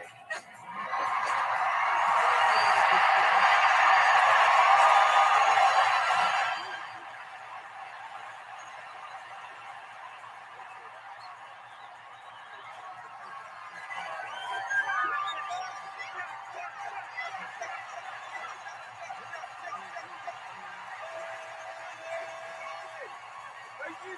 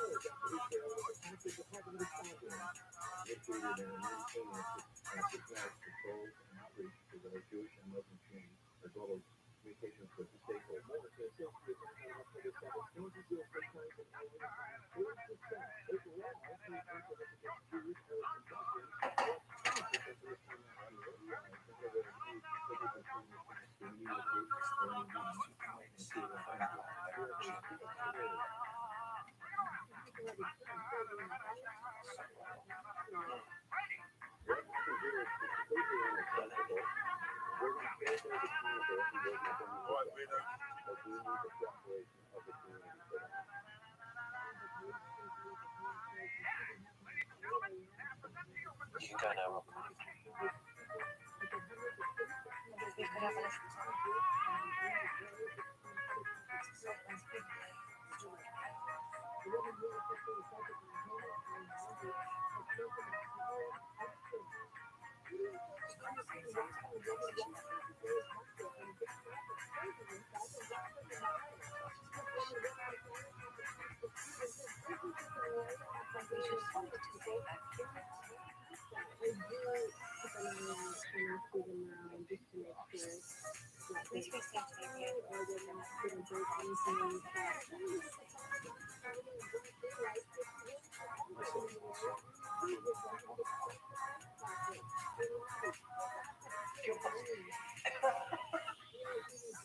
I thought you were going to arrest me. It's just lovely to hear this song. I have less to say.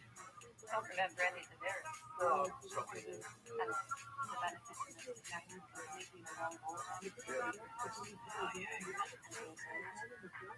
I can't apologise. It was bloody head shit.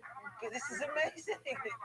Oh, God, because I feel like I've been running around a foreign country and I've finally bumped into two people who can speak English. Because no one has ever heard of Sergeant Pepper's Lonely Hearts Club. No one's ever lived in the yellow submarine. A yellow submarine. A yellow submarine. We all live in a yellow submarine. We do? I live in octopus. Yes.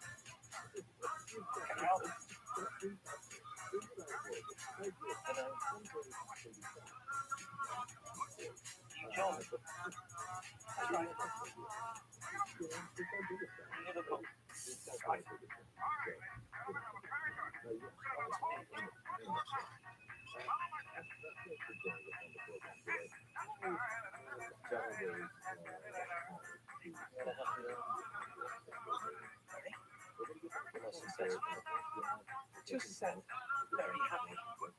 That means successful in the job you enjoy day after day. Sail the world. 4 for 6 underneath it. Yeah. Found the woman I love. Fought hard to keep it. Live my life again. Fought hard. You could complicate me. Sorry, what was your name? Jack. For the complications you return. Loss and gain. Prejudice and pride. It all turned out just...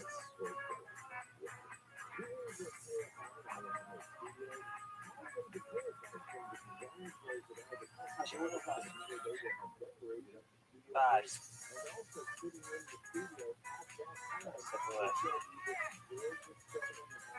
Glad to get it back.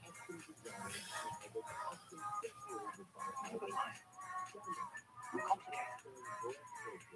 Down again. Tell the truth to everyone.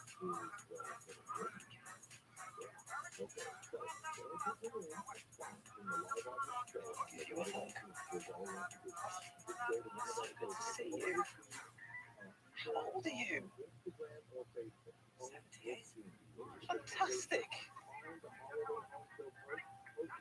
You made it to 78. Very strange, but... God.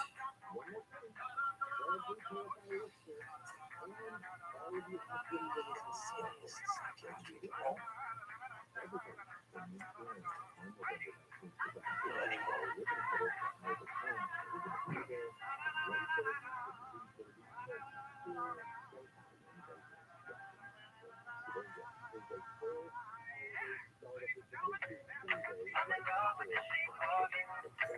Jack, how can I help you? I need to ask quite a big, strange favour.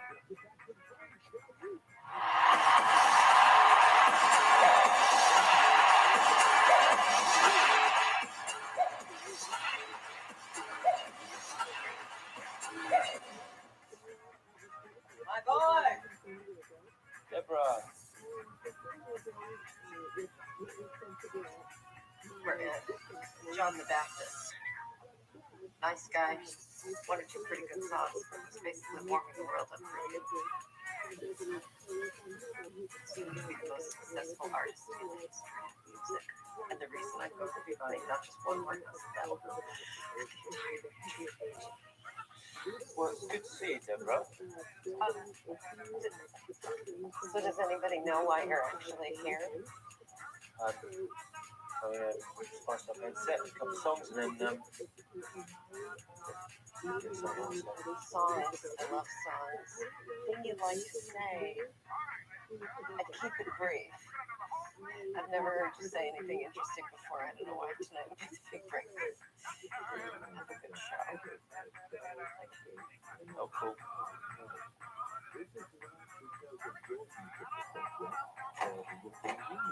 You're on.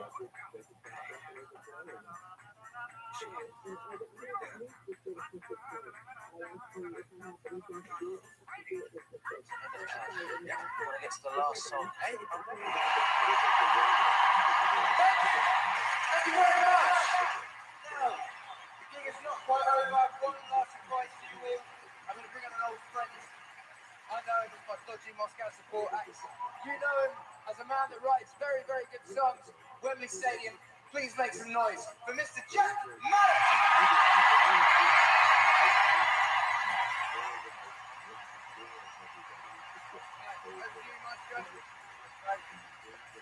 Wembley! Please welcome to the stage the greatest human being who ever lived. My best friend, your hero, Sir Jack Mallet!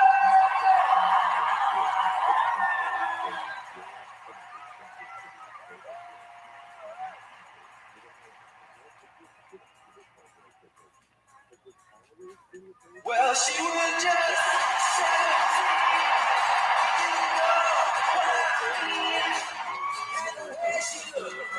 Way beyond competitive. Here comes the sun. Here comes the sun. I say it's alright. So when did you first realize that your son was too good for you?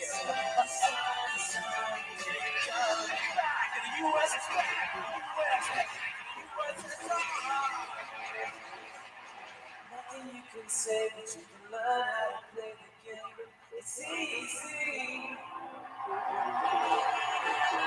Nothing you can make it complicated. Nothing you can say. Brass band, huh? Are we paying these jokers?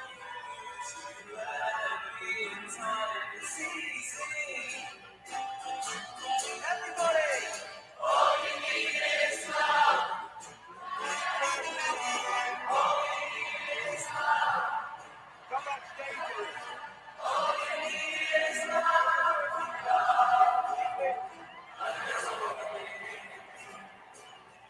All you need is love. Together.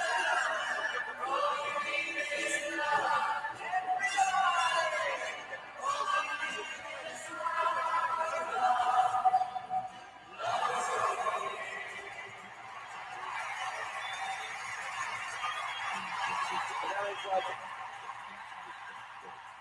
Someone I'd like to introduce you to. You just switch on the backstage camera.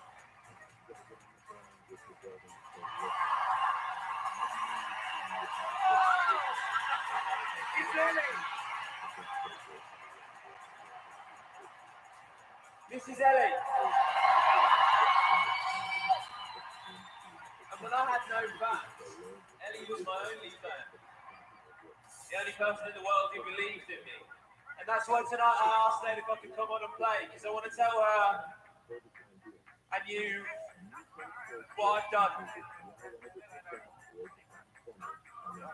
been on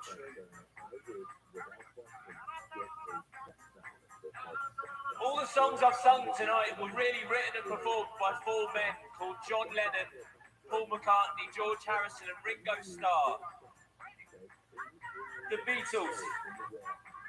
They were the real geniuses. Me, I'm just the sort of go-between to, well, get their astonishing stuff into the world. I passed their amazing work off as my own, so I could look like I was amazing too.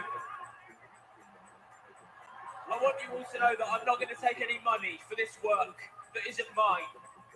So you can have all the songs for free. Rocky, do it. They're being released for free online now, and I'd love to not take any more praise for it. So I'm so sorry. And while I'm at it, there's one other thing to say as well, because I've been a fool twice over.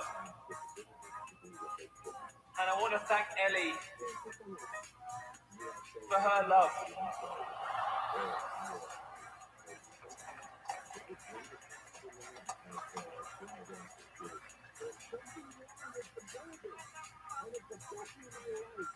Ellie.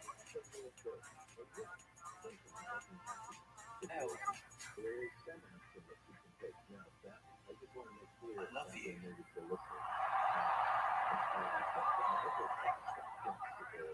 Always have. Always.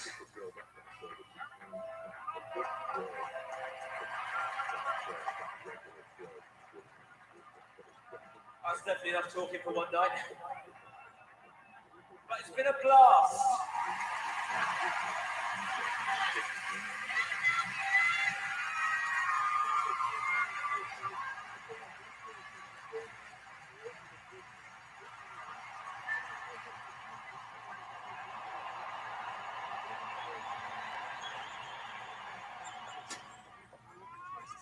What floor is this? Where is it?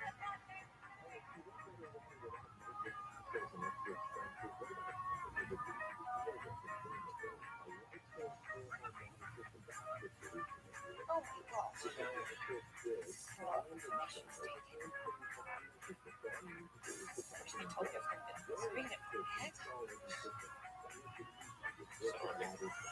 You didn't write any of the songs. Everybody. On a global scale.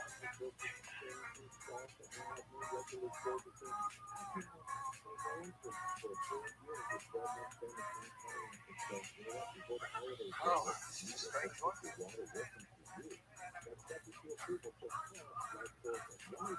Of course, I've always known I've done this here. That's not a bad place to be.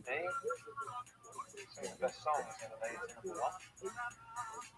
Common people like Hope from the start. So classic. And obviously, all I want is for Ellie to be happy.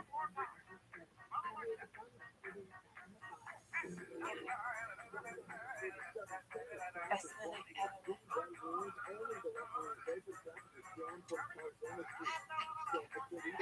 What is that? Go!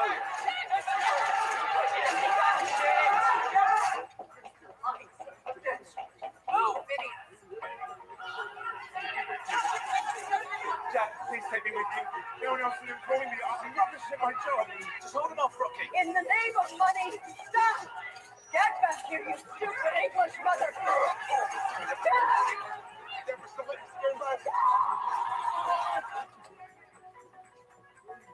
Such a beautiful night to make a change in our lives. East dangling sky, empty bottle of wine. I got you by my side, talking about love and life. Oh, how lucky am I when I look in your eyes. What a wonderful way to spend a moment or two. To be lying awake and be here talking to you.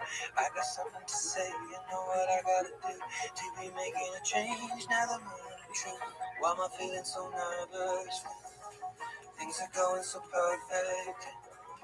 But I know that it's worth it to spend forever with you. So I count 2, 3.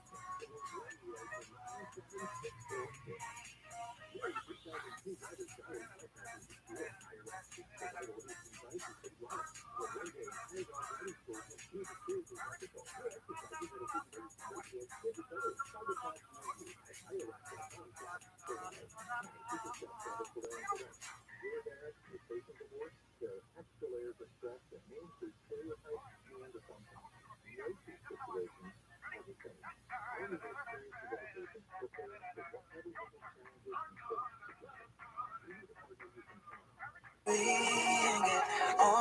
one knee and ask you, darling, honestly, I've waited all this time just to make it right. So I'll ask you tonight, will you marry me? Just say yes. One word, one love, one life. Oh, I feel like Harry Potter after he defeated Voldemort. At last, everything can go back to normal.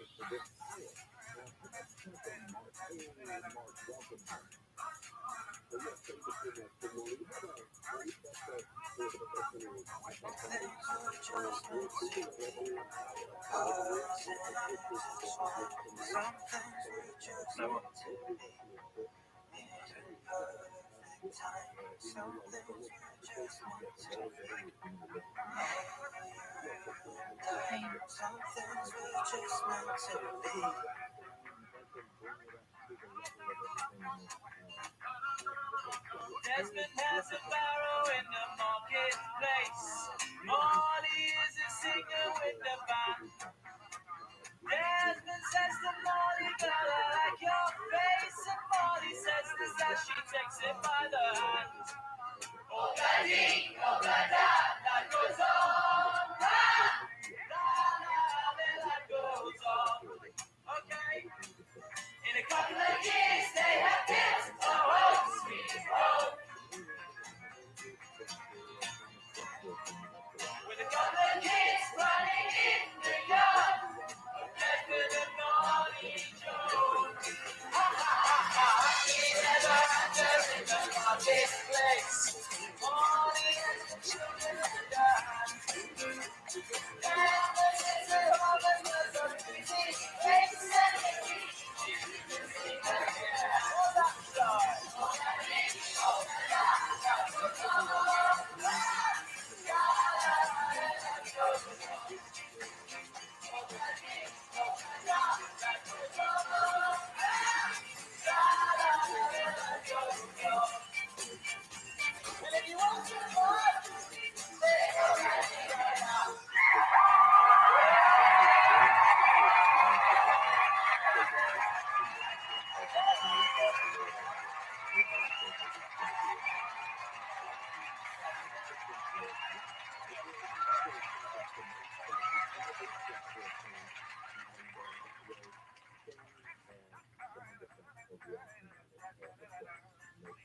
Hey Jude, don't make it bad. Take a sad song and make it better. Remember to let her into your heart.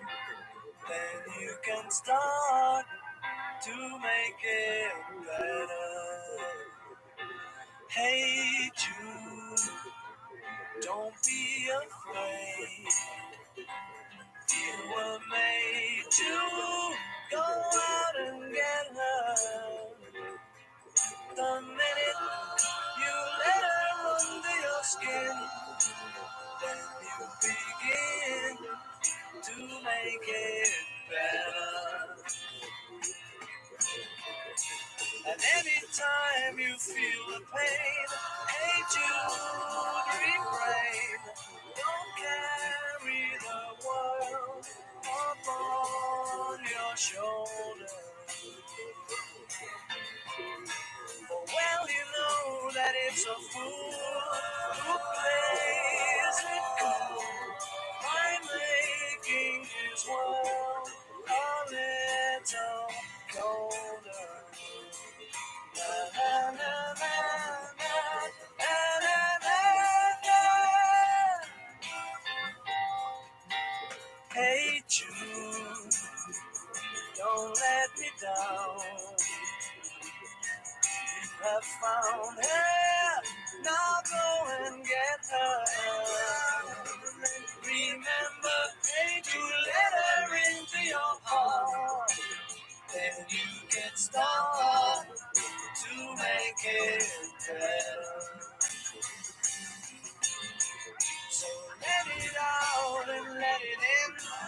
Hey, Jude, begin. You're waiting for someone to come home. And don't you know that it's just you? Hey, Jude, you do. The movement you need is on your shoulder. Na, na, na, na, na, na, na, na, yeah. Hey Jude, don't make it bad. Take a sad song and make it better. Remember to let her under your skin. When you begin to make it better, better, better, better, better,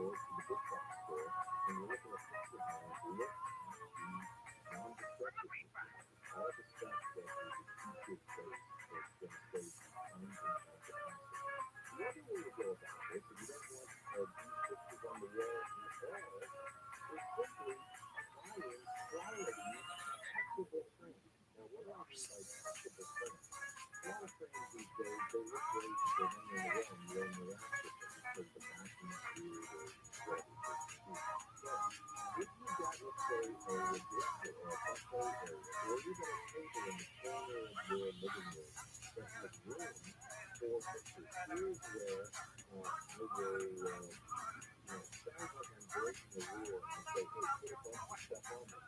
Those are national photos that mean the most. I have six plain photos in frames. They're all arranged in a little cluster, all standing on their own on this table in the corner where up against the restaurant. Even to the point you don't have to worry about the images in them are visible. They just form a little cluster because they're fixable frames. They're the kind of frames that people have no hesitancy whatsoever holding in their hands. And so basically what you're inviting people to do is come over, pick up one of the frames, even the one that's in back before you completed. Go ahead, pick it up, take a look at it. Walk around with it, feel the weight. And when you're done looking at that, you put it back and you pick up another one. It's just a creative way of getting more of your personal life into the photo. That makes sense? I hope that makes sense. Okay. So, national page, my friend Thomas, as the previously spoken. Let's talk about for a minute news and whether it's important if you have a small space. And this is not so much taking ownership as it is, equal taking ownership and simultaneously giving yourself some elbow room, or at least equally emotional elbow room. The more news that you've got, beautiful, lovely things, news that you're going to take with you to other places at other times. But for the time being, the more mirrors that you put in the room, the more spaciousness you create. Because guess what? Right in the mirror, that's a whole lot of room. And attached to the room that you're in. So you can see mirrors increase attention spaces. Mirrors also make the room brighter because they recycle light. Yeah, they do. Instead of that light bouncing on the wall, even if it's bright wall, a mirror recycles light better than just even a bright wall because once the light bounces off the mirror, comes back out into the room again. So if you use that light for you permanently making a room with natural light or artificial light that shows brighter. So that's the thing. The other thing I want to talk to you about is lighting. Fireplaces. Now, on this subject, can't tell you that very simple but in the very near future, next 2 weeks, we're going to be having a conversation about fireplaces, especially fireplaces in California, but even around the country. Fireplaces, the role of fireplaces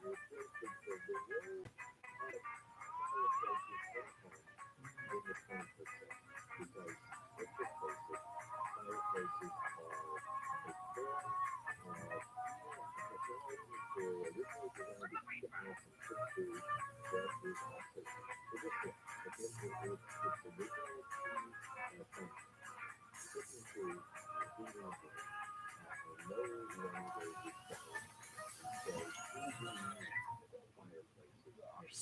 Well, my argument is simply this. We have a need of human beings to have an emotional experience in a space that we call home. And those of you who are not indulged in open flame therapy, then look it up. That's what I call it, open flame therapy. Open flame therapy is just my way of saying, can you really feel the human existence on this planet? Fine. The flame has embedded itself in our genetics, in our genetic memory. It is essentially our